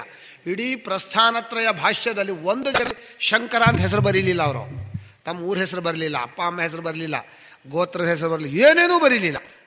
ಆತ್ಮರಾಗಿದ್ದಾರೆ ಅವರು. ಯಾತಕ್ಕೆ ಬೇಕು? ಆತ್ಮನಿಗೇನು ಶಬ್ದ ಇದೆಯಾ? ಆತ್ಮರ ಸರ್ವಾತ್ಮರಾದ ಶಂಕರಿಗೆ ಯಾಕೆ ಹೆಸರು ಬೇಕು? ನಾವು ಹೇಳ್ತೀವಿ ಯಾರ್ಯಾರೋ ಹೇಗಾಗೋ ಮಾಡಿಕೊಂಡು ಇದು ಶಂಕರ ಅಂತ ಹೆಸರು ಅಂತ. ಬಹಳ ಕಷ್ಟ ಶಂಕರ ಅಂತ ಹೆಸರು ತಿಳ್ಕೊಳ್ಳೋಕ್ಕೆ. ಎಷ್ಟು ಓದಿದ ಮೇಲೆ ಸುರೀಶ್ವರಾಚಾರ್ಯರು ಬೃಹದಾರಣ್ಯಕ ವಾರ್ತಿಕದಲ್ಲಿ ಶ್ರೀಮಚ್ಛಂಕರ ಪಾದಪದ್ಮಯುಗಲಂ ಸಂಸೇವ್ಯ ಲಬ್ಧೋಚಿವಾನ್, ಶಂಕರಾಚಾರ್ಯರ ಪಾದಪದ್ಮವನ್ನು ಸೇವೆ ಮಾಡಿ ನಾನು ಇದನ್ನು ಪಡೆದೆ ಅಂತ ಬರೆದಿರೋದ್ರಿಂದ ಇದು ಹೆಸರು ಶಂಕರ ಅಂತ ಗೊತ್ತಾಗುತ್ತೆ. ಇಲ್ಲ ಶಂಕರ ಅನ್ನೋ ಹೆಸರೇ ಗೊತ್ತಾಗಲ್ಲ. ಹಾಗೆ ತಮ್ಮ ಸ್ವರೂಪವನ್ನು ಕೇವಲ ಆತ್ಮನಾಗಿ ಇಟ್ಕೊಂಡು ಬರೆದಂಥ ಗ್ರಂಥ ವೇದಾಂತಗಳು ಹೇಳುತ್ತೆ ಅಂತ ಹೇಳಿದರು. ಏವಮಯಂ ಅನಾದಿರ್ನಂತೋ ಅಯಮರ್ಥ ವೇದಾಂತ ಅಸ್ಯಾನರ್ಥ ಹೇತೋ ಪ್ರಹಾಣಾಯ ಸರ್ವೇ ವೇದಾಂತಹ ಆರಭ್ಯಂತೆ. ಈ ಅನರ್ಥಹೇತುವಾದ ಅಧ್ಯಾಸವನ್ನು, ಎಲ್ಲರಿಗಿರುವ ಅಧ್ಯಾಸವನ್ನು ಕಳೆಯೋದಕ್ಕೆ ವೇದಾಂತ ಅಂದರೆ ವೇದಾಂತ ಸಕಲ ಜನರ ಶ್ರೇಯಸ್ಸಿಗೆ ಸಾಧನವಾದ ಜ್ಞಾನವನ್ನು ಕೊಡ್ತಾ ಇದೆ. ಒಬ್ಬ ಭಾರತೀಯ ಅಂತಲ್ಲ, ಅಥವಾ ಒಂದು ಜಾತಿ ಅಂತಲ್ಲ, ಅಥವಾ ಒಂದು ಪ್ರಾದೇಶಿಕ ಇಲ್ಲ, ಲಿಂಗಭೇದವಿಲ್ಲದೆ, ಜಾತಿ ಭೇದವಿಲ್ಲದೆ ಸಮಸ್ತ ಜನರ ಈ ಅಧ್ಯಾಸ ಸ್ವಾಭಾವಿಕವಾದ ಅಧ್ಯಾಸ, ನೈಸರ್ಗಿಕ ವಿಚಾರ ಅಧ್ಯಾಸವನ್ನು ಕಳೆಯೋದಕ್ಕೋಸ್ಕರ ವೇದಾಂತಗಳು ಹೊರಟಿದೆ ಅನ್ನೋ ಪ್ರತಿಜ್ಞೆ ವಾಕ್ಯದಿಂದ ವೇದಾಂತಗಳ ಸ್ಥಾನ ದೊಡ್ಡದಾಯಿತು. ನಮಗೆಲ್ಲ ವೇದಾಂತ ಅಂದರೆ ಕಂಠಪಾಠ ಮಾಡೋದು ಮಾಡ್ಕೊಂಡಿದ್ವಿ, ಚೆನ್ನಾಗಿ ಹೇಳೋದಂತ ಅಲ್ಲ. ವೇದಾಂತ ಸ್ಥಾನ ಬಹಳ ದೊಡ್ಡದು. ಅದು ಬಹಳ ಒಳ್ಳೆಯ ಕ್ರಮದಲ್ಲಿ, ಅಧ್ಯಾರೋಪಾಪವಾದ ಕ್ರಮದಲ್ಲಿ ಇಂಥ ವಿಷಯವನ್ನು ಹೇಳ್ತಾ ಇದ್ದೇನೆ. ಹೀಗೆ ಅವಿದ್ಯೆ ವಿದ್ಯೆ ಅಂತ ಎರಡಿದೆ ಎಂದರು. ಇದರ ಮೇಲೆ ಚರ್ಚೆ. ಏನು ಚರ್ಚೆ? ವಿದ್ಯಾ ಅವಿದ್ಯಾ ಅನ್ನೋದು ಅಂತಃಕರಣ ಪ್ರತ್ಯಯ ಹೌದೋ ಅಲ್ವೋ? ಹೌದು ಅಂದ್ವಿ ನಾವು. ಯಾಕೆಂದರೆ ತಿಳುವಳಿಕೆ ಅನ್ನೋದು ಅಂತಃಕರಣದಲ್ಲಿ ತಾನೆ. ತಿಳುವಳಿಕೆ ಪ್ರತ್ಯಯ ಅಂತ ಹೆಸರು ಸಂಸ್ಕೃತ ಭಾಷೆಯಲ್ಲಿ. ಅವಿದ್ಯಾ ಅನ್ನೋದು ಒಂದು ಪ್ರತ್ಯಯ, ವಿದ್ಯಾ ಅನ್ನೋದು ಒಂದು ಪ್ರತ್ಯಯ. ಏನು ವ್ಯತ್ಯಾಸ? ಅಲ್ಲ, ವ್ಯತ್ಯಾಸ ಅಂದರೆ ಎರಡೂ ಗೊತ್ತಾದ ಮೇಲೆ ಆತ್ಮನಿಗಿಂತ ಅಂತಃಕರಣ ಪ್ರತ್ಯಯ ಬೇರೆ ಇಲ್ಲ. ಅವಿದ್ಯೆಯೂ ಆತ್ಮನ ಅಂತಲೇ ಗೊತ್ತಾಗತ್ತೆ, ವಿದ್ಯೆಯು ಆತ್ಮ ಅಂತ ಗೊತ್ತಾಗತ್ತೆ. ಯಾವಾಗ? ವಿದ್ಯಾಪ್ರತ್ಯಯ ಬಂದರೆ. ಎರಡೂ ಪ್ರತ್ಯಯ ಆದರೂ ಒಂದಕ್ಕೊಂದು ವ್ಯತ್ಯಾಸ ಏನಪ್ಪ ಅಂದರೆ, ವಿದ್ಯಾಪ್ರತ್ಯಯ ಅಂತಿದೆಯಲ್ಲ, ಅಂದರೆ ಆತ್ಮಾನಾತ್ಮರ ವಿವೇಕವನ್ನು ವೇದಾಂತ ವಾಕ್ಯದಿಂದ ನೀವು ಅನುಭವಕ್ಕೆ ತೆಗೆದುಕೊಂಡಾಗ ಆ ವಿದ್ಯಾಪ್ರತ್ಯಯ ಏನು ಮಾಡತ್ತಪ್ಪ ಅಂದರೆ, ಮೊದಲಿದ್ದ ತಪ್ಪು ತಿಳುವಳಿಕೆ ಪ್ರತ್ಯಯವನ್ನು ಓಡಿಸ್ಬಿಡುತ್ತೆ. ಓಡಿಸುತ್ತೆ ಅಂದರೆ, ಕತ್ಲೆ ಹೇಗೆ ಬೆಳಕು ಬಂದ ಕೂಡಲೇ ಹೋಗುತ್ತೋ, ಶಾರ್ವರಮಿವ ತಮಃ ಪ್ರಣಾಶಮುಪಗಚ್ಛತ್ಯ ವಿದ್ಯಾ ಅಂತ ಭಾಷ್ಯಕಾರ ಬರೀತಾರೆ. ಸೂರ್ಯೋದಯ ಆದ ಕೂಡಲೇ ರಾತ್ರಿ ಕತ್ಲೆ ಎಲ್ಲಿ ಓಡ್ ಹೋಗುತ್ತೋ ಅಂದರೆ ಇಲ್ಲದೇ ಇರೋದು ಅಂತ ಅರ್ಥ. ಅದು ಎಷ್ಟು ಚೆನ್ನಾಗಿದೆ ಅಂದರೆ, ಇಲ್ಲದೇ ಇರೋ ಕತ್ಲೆ ಹೋದಾಗ ಇಲ್ಲದೇ ಇರೋ ವಿದ್ಯೆ ಓಡೋಗ್ಬಿಡುತ್ತೆ. ಅಷ್ಟೇ ಅಲ್ಲ, ಈ ಜಗತ್ತೆಲ್ಲ ತಾನು ಎಲ್ಲವೂ ಆತ್ಮನೇ ಅಂತ ತಿಳಿಸ್ಕೊಂಡು ತಾನು ಆತ್ಮನಾಗಿ ವಿದ್ಯೆ ಕೂತ್ಕೊಂಡ್ಬಿಡುತ್ತೆ. ಆತ್ಮನಿಗಿಂತ ಪರಮಾತ್ಮನಿಗಿಂತ ಬೇರೆಯಾಗಿ ವಿದ್ಯೆಯೂ ಇಲ್ಲ, ಅವಿದ್ಯೆಯೂ ಇಲ್ಲ, ಜಗತ್ತೂ ಇಲ್ಲ, ಗುರುಗಳು ಇಲ್ಲ, ಶಿಷ್ಯನೂ ಇಲ್ಲ, ಸಾಧಕನೂ ಇಲ್ಲ, ಯಾರೂ ಇಲ್ಲ, ಎಲ್ಲ ಆತ್ಮನೊಬ್ಬನೇ ಅನ್ನುವಂತಹ ಜ್ಞಾನವನ್ನು ಕೊಡೋದು ವಿದ್ಯಾಪ್ರತ್ಯಯ. ಆದ್ದರಿಂದ ವಿದ್ಯಾಪ್ರತ್ಯಯಕ್ಕೆ ಒಂದು ಸ್ಥಾನ ಇದೆ. ವ್ಯವಹಾರ ದೃಷ್ಟಿಯ ವಿದ್ಯಾಪ್ರತ್ಯಯ ಬೇಕು, ಅವಿದ್ಯಾಪ್ರತ್ಯಯ ಬೇಡ. ಸಮ್ಯಜ್ಞಾನ ಬೇಕು, ತಪ್ಪು ತಿಳುವಳಿಕೆ ಬೇಡ. ಎರಡೂ ಅಂತಃಕರಣ ಧರ್ಮ, ಎರಡೂ ಅನಾತ್ಮ ತಾನೇ ನೀವು ಕೇಳ್ಬೋದು. ಆ ಬಂದ ಮೇಲೆ ಒಂದೇ ಬರೋ ತನಕ ಬೇಕು. ಅದಕ್ಕೆ ನಾನು ಅಧ್ಯಾರೋಪ ಅಪವಾದ ಅಂತ ಹೇಳಿದ್ದು, ಅಲ್ಲಿವರೆಗೆ ಬೇಕು.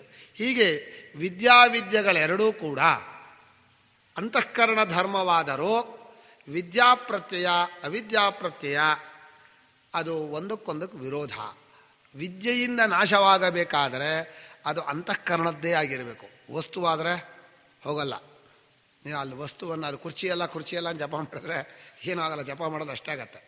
ಹಾಗೆ ಹೊರಗಿನ ವಸ್ತುವು ಜ್ಞಾನದಿಂದ ನಾಶವಾಗೋಲ್ಲ. ಜ್ಞಾನಂ ನಪುಂಸಕಂ ಪ್ರೋಕ್ತಂ ಅಂತ ನಮ್ಮಲ್ಲಿ ಒಂದು ತಮಾಷೆ ಮಾಡ್ತಾರೆ. ಜ್ಞಾನ ಅನ್ನೋದು ನಪುಂಸಕಲಿಂಗ, ನಪುಂಸಕ ಅನ್ನೋದು ಏನೂ ಉಂಟು ಮಾಡಲ್ಲ. ಹಾಗೆ ಜ್ಞಾನ ಏನನ್ನೂ ಉಂಟು ಮಾಡಲ್ಲ ಅನ್ನೋದು ಒಂದು ಹೆಗ್ಗಳಿಕೆ. ಇದ್ದದ್ದನ್ನು ಇದ್ದು ತಿಳಿಸ್ಕೊಡುತ್ತೆ. ಕ್ರಿಯೆ ಉಂಟು ಮಾಡತ್ತಲ್ಲ, ಕ್ರಿಯೆ ಅಂದರೆ ಕರ್ಮ ಒಂದು ವಸ್ತುವನ್ನು ಉಂಟು ಮಾಡುತ್ತೆ. ಉಂಟು ಮಾಡುತ್ತೆ ಅನ್ನೋ ತಪ್ಪು ಕಲ್ಪನೆ ಕೊಡುತ್ತೆ, ಉಂಟು ಮಾಡೋಲ್ಲ. ಇಂಥದ್ದು ಮಾಡಿದೆ, ಅಡುಗೆ ಮಾಡಿದೆ, ಅನ್ನ ಉಂಟಾಯಿತು ಅಂತಾನೆ. ಅನ್ನ ಉಂಟಾಯಿತು ಅಂತ ತಪ್ಪು ಕಲ್ಪನೆ. ಇದ್ದದ್ದು ಅಕ್ಕಿನೇ, ಇದ್ದದ್ದು ಅನ್ನವೇ, ಇದ್ದದ್ದು ನೀರೇ ಎಲ್ಲ ಜೋಡಿಸ್ಬಿಟ್ಟ ಉಂಟಾಯ್ತು. ಏನು ಉಂಟಾಯಿತು?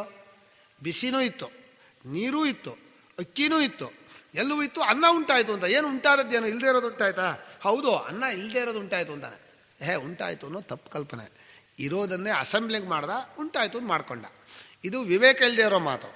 ಆದರೆ ಜ್ಞಾನ ಮಾತ್ರ ಕೇವಲ ಇದ್ದದ್ದನ್ನು ಈಗ ಪ್ರಶ್ನೆ, ಮೋಕ್ಷ ಅನ್ನೋದು ಮೊದಲಿದ್ದದ್ದು ಆಮೇಲೆ ಬರೋದು? ಮೊದಲೇ ಇದ್ರೆ ವಿದ್ಯೆ ಯಾಕೆ ಬೇಕು? ಆಮೇಲೆ ಹೊಸದಾಗಿ ಬರೋದಾದರೆ ಹೊಸದಾಗಿ ಬಂದದ್ದು ಹೋಗ್ಬಿಡುತ್ತಲ್ಲ, ಅನಿತ್ಯ ಆಗತ್ತಲ್ಲ.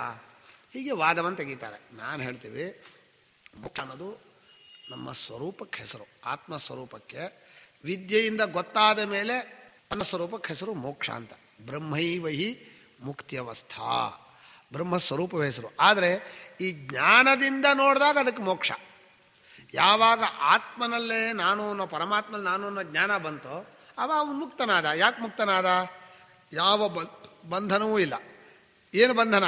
ತಪ್ಪು ತಿಳಿಕೆಯಿಂದ ಆದ ಭಯ ಇಲ್ಲ, ರಾಗದ್ವೇಷಾದಿಗಳಿಲ್ಲ, ಮೇಲು ಕೀಳುಗಳಿಲ್ಲ, ಇನ್ನು ಅಂತಃಕರಣದಿಂದ ಆಸೆ ಇಲ್ಲ, ಯಾವ ತನಗೋಸ್ಕರ ಮಾಡಿಕೊಳ್ಬೇಕಾದ ಕರ್ಮ ಇಲ್ಲ.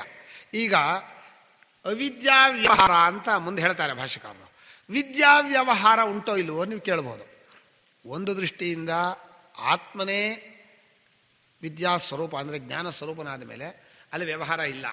ಆದರೆ ನಾವು ಜ್ಞಾನಿ ಅಂತ ಕರೀತಾ ಇರೋದು ವ್ಯಕ್ತಿಯನ್ನು ವ್ಯವಹಾರ ದೃಷ್ಟಿಯಿಂದ. ಬ್ರಹ್ಮಸ್ವರೂಪವನ್ನು ಜ್ಞಾನಿ ಅಂತ ಕರೀತಾ ಇಲ್ಲ. ವ್ಯಕ್ತಿಯನ್ನು ಕರೆದ ಮೇಲೆ ವ್ಯಕ್ತಿಗೆ ನಮ್ಮ ಕಣ್ಣಿನಿಂದ ಒಂದು ವ್ಯವಹಾರ ಬರುತ್ತೆ. ಪ್ರಶ್ನೆ ಮಾಡ್ತಾನೆ, ಅವನು ಅವಿದ್ಯಾವಂತನಾದಾಗ ಹೇಗೆ ವ್ಯವಹಾರ ಮಾಡ್ತಾ ಇದ್ದ, ಜ್ಞಾನಿ ಆದಮೇಲೆ ಏನು ವ್ಯವಹಾರ ಮಾಡ್ತಾನೆ? ಇದು ಬಹಳ ದೊಡ್ಡ ಚರ್ಚೆ. ಜ್ಞಾನಿ ವ್ಯವಹಾರಕ್ಕೂ ಅಜ್ಞಾನಿ ವ್ಯವಹಾರಕ್ಕೂ ಏನು ವ್ಯತ್ಯಾಸ? ಏನು ಹೇಳ್ಬೋದು ಅಂದರೆ ಇಷ್ಟು ಹೇಳ್ಬೋದು, ಅವಿದ್ಯೆ ಇದ್ದಾಗ ಏನೇನೋ ಅವನಲ್ಲಿ ದೋಷಗಳಿತ್ತೋ ಜ್ಞಾನ ಇದ್ದಾಗ ಇರಲ್ಲ. ಅದನ್ನು ಶಾಸ್ತ್ರದಲ್ಲಿ ವರ್ಣನೆ ಮಾಡಿದ್ದಾರೆ. ಅದ್ವೇಷ್ಟ ಸರ್ವಭೂತ ಸ್ಥಿತ ಪ್ರಜಹಾತಿ ಯದಾ ಸ್ಥಿತಪ್ರಜ್ಞನ ಲಕ್ಷಣ, ಭಕ್ತನ ಲಕ್ಷಣ, ಅಕ್ಷರೋಪಾಸಕನ ಲಕ್ಷಣ ಅಂತ ಹೇಳಿದ್ದಾರೆ. ಅದು ಇನ್ನೊಬ್ಬರಲ್ಲಿರೋ ಮನಸ್ಸನ್ನು ನಾವು ತಿಳ್ಕೊಳ್ಳೋದು ಹಾಗೆ ಅಂತ. ಈಗ ಅಲ್ಲಿರೋ ಅವನ ಮನಸ್ಸು ಅದು ಜ್ಞಾನಿಯೋ ಅಜ್ಞಾನಿಯೋ ಅಂತ ನಾವು ತಿಳ್ಕೊಳ್ಳೋದು ಹಾಗೆ. ನಮ್ಮ ಮನಸ್ಸಿಗೆ ಗೊತ್ತಾದರೂ ಪರವಾಗಿಲ್ಲ. ಈ ಸ್ಥಿತಪ್ರಜ್ಞನ ಲಕ್ಷಣವನ್ನು ಎರಡು ದೃಷ್ಟಿಯಿಂದ ಅವ್ರು ಹೇಳಿರೋದು. ಒಂದು ಸಾಧಕನು ಅನುಸರಣೆ ಮಾಡಬೇಕು ಅಂತ, ಇನ್ನೊಂದು ಅಂಥ ಗುರುಗಳು ಬೇಕು ಅಂತ. ಮನುಷ್ಯ ಗುರು ಬೇಕು, ಸ್ಥಿತಪ್ರಜ್ಞನಾದ ಗುರು ಬೇಕು ಅಂತ ಹೇಳಿ ಸ್ಥಿತಪ್ರಜ್ಞನ ಲಕ್ಷಣವನ್ನು ಹೇಳಿದ್ದಾರೆ. ಅಥವಾ ಸ್ಥಿತಪ್ರಜ್ಞನ ಲಕ್ಷಣವನ್ನು ತನ್ನ ಹೇಳಿದ್ದಾರೆ. ಜ್ಞಾನಿಯಾದವನು ಸಹಜವಾಗಿ ಹಾಗಿರ್ತಾನೆ. ಆ ದ್ವೇಷ್ಟ ಸುತಾನಾಮ್ ಅನ್ನೋದು ಯಾವ ಹೂತವನು ತಾನೇ ಆದಮೇಲೆ ನನ್ನನ್ನು ನಾನು ದ್ವೇಷ ಮಾಡಲ್ಲ. ಅವನು ತನ್ನ ಸ್ವರೂಪವೇ ಆದ್ದರಿಂದ ಯಾವಾಗಲೂ ಮೈತ್ರ ಭಾವದಿಂದ ಇರ್ತಾನೆ. ಯಾರಿಗೂ ನನ್ನಂತೆ ದುಃಖ ಬೇಡ ಅಂತ, ನನಗೆ ಹೇಗೆ ದುಃಖ ಬೇಡವೋ ವ್ಯವಹಾರ ದೃಷ್ಟಿಯಿಂದ ಯಾರಿಗೂ ದುಃಖ ಬೇಡ, ಯಾರಿಗೂ ನೋವು ಉಂಟು ಮಾಡೋದು ಬೇಡ. ಇದು ಸಹಜವಾಗಿರುತ್ತೆ. ಜ್ಞಾನಿಗೆ ಹೇಳ್ಕೊಟ್ಟು ಬರೋದಲ್ಲ, ಅಭ್ಯಾಸದಿಂದ ಬಂದದ್ದಲ್ಲ, ವಿಧಿ ಅಲ್ಲ. ಅದಕ್ಕೆ ಉತ್ಪನ್ನಾತ್ಮ ವಿವೇಕಸ್ಯ ಹ್ಯತ್ವೇಷ್ಟೃತ್ವಾದಯೋ ಗುಣಾ ಅಯತ್ನತಃ ಪ್ರಚಂತಿ. ಆತ್ಮಾನಾತ್ಮ ವಿವೇಕ ಬಂದ ಮೇಲೆ ಅದ್ವೇಷ್ಟೃತ್ವಾದಿ ಗುಣಗಳು ಯತ್ನವಿಲ್ಲದೆ ಬರುತ್ತೆ. ಯತ್ನವಿಲ್ಲದೆ ಅಂದರೆ ಅಭ್ಯಾಸವಿಲ್ಲದೆ ತಾನೇ ತಾನಾಗಿ ಬರುತ್ತೆ. ಅಂಥ ಗುಣಗಳನ್ನೇ ನಮ್ಮ ಶಾಸ್ತ್ರದಲ್ಲಿ ಧರ್ಮ ಅಂತ ಕರೆದಿರೋದು. ಜ್ಞಾನವನ್ನು ಧರ್ಮ ಅಂತ ಕರಿಬೇಕೋ, ಜ್ಞಾನಿಯ ಗುಣಗಳನ್ನು ವ್ಯವಹಾರವನ್ನು ಧರ್ಮ ಅಂತ ಕರಿಬೇಕೋ, ಶಾಸ್ತ್ರ ಮಾಡು ಹೀಗೆ ಮಾಡಬೇಡ ಅಂತ ಹೇಳಿದ್ರೆ ಅದನ್ನು ಧರ್ಮ ಅಂತ ಕರಿಬೇಕೋ ಅಂತ ಕೇಳಿದರೆ ಮೊದಲು ಜ್ಞಾನಕ್ಕೆ ಹೆಸರು, ಬ್ರಹ್ಮಜ್ಞಾನಕ್ಕೆ ಧರ್ಮ ಅಂತ ಹೆಸರು. ಬ್ರಹ್ಮಜ್ಞಾನವಿದ್ದರೆ ಏನು ಜ್ಞಾನಿಯ ವ್ಯವಹಾರ ಇದೆಯೋ ಅದ್ವೇಷ್ಟೃತ್ವಾದಿ ಗುಣ, ಆಮೇಲೆ ಅದಕ್ಕೆ ಸೆಕೆಂಡ್ರಿ. ಅದು ಬಾಕಿಯವ್ರಿಗೆ ಬರೋಲ್ವಲ್ಲ, ದೊಣ್ಣೆ ಹಿಡ್ಕೊಂಡು ಮಾಡಿಸ್ಬೇಕಲ್ಲ. ಬೆಳಗ್ಗೆ ಹೇಳು ನೀರು ಹಾಕೋ ಅವನ ಮೇಲೆ ಅಂತ. ಯಾರು ನೀರು ಹಾಕೋ ಅಂದ್ರೆ ನೆನೆ ನೀರು ಹಾಕೊಂಬಾರ್ದು ಅಂದೆ ನಾನು. ನಿದ್ದೆ ಮಾಡ್ತಾ ಇರುವಾಗ ಅಲ್ಲಿ ನಿಮ್ಮ ಮಗಳು ನಿದ್ದೆ ಮಾಡ್ತಾ ಇದ್ರೆ ಹೇಳಲ್ಲ ಅಂತ ಹೇಳಿ ನೀರು ಹಾಕೋ ಅಂದ್ರು. ನಿದ್ದೆ ಮಾಡೋದು ನೀರಲ್ಲ, ಹೇಳ್ಬೇಕು ಅನ್ನೋ ಸರಿ. ನೀರು ಹಾಕೋದು ಅನ್ನೋದು ಹಿಂಸೆ ಅಲ್ವಾ?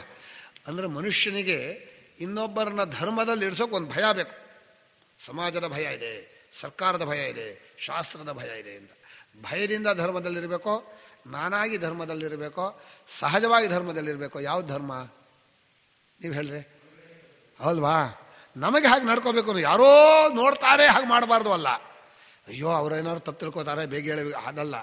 ಸಹಜವಾಗಿ ಬೇಗ ಹೇಳಬೇಕು.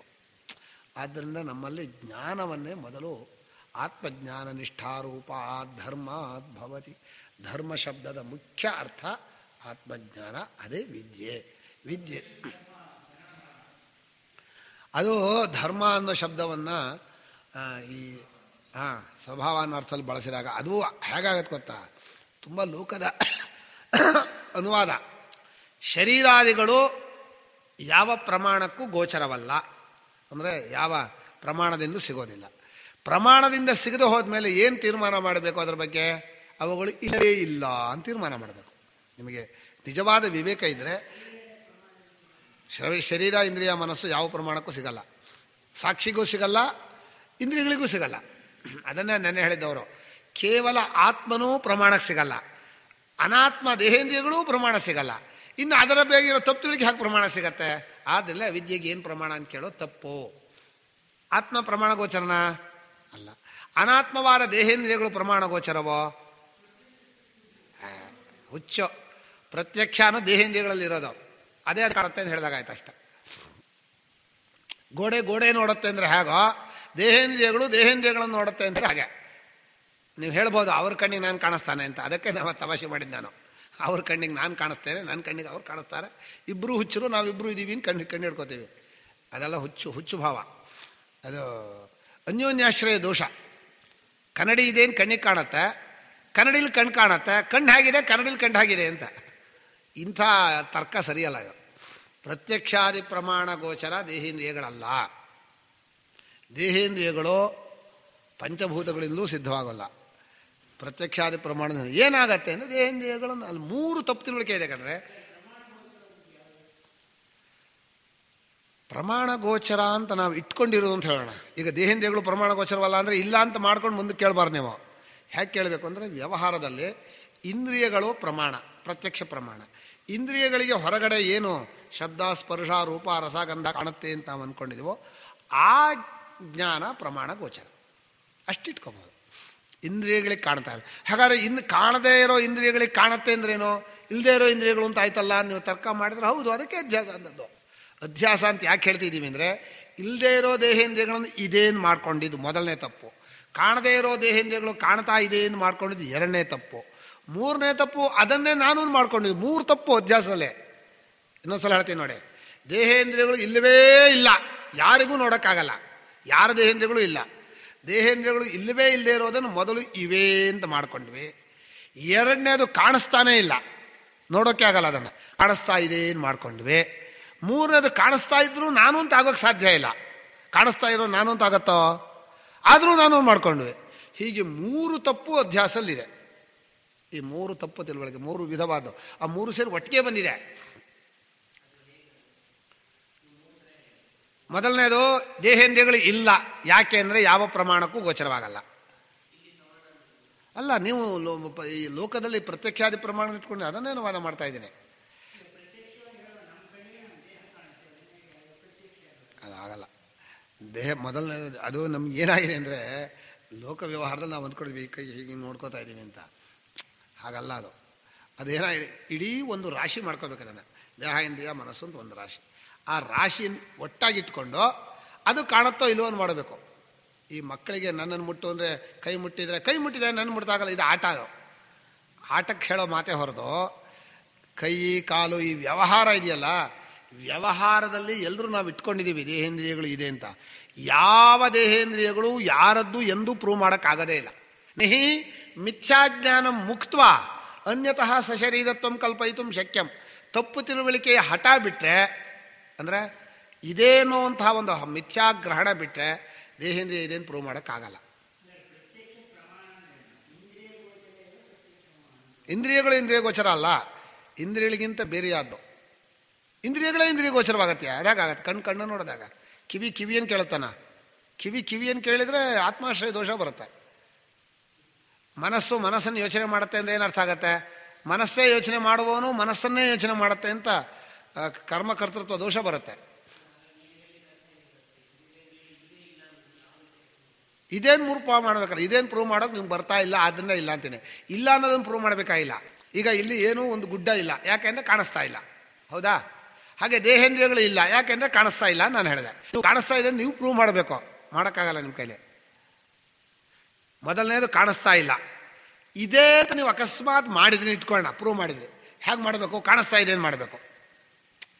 ಕಾಣಿಸ್ತಾ ಇದೆ ಕಾಣಿಸುತ್ತೇನು ಮಾಡಿದ್ರೆ ಅದು ಅಂತ ಹೇಳ್ಬೇಕು ನೀವು.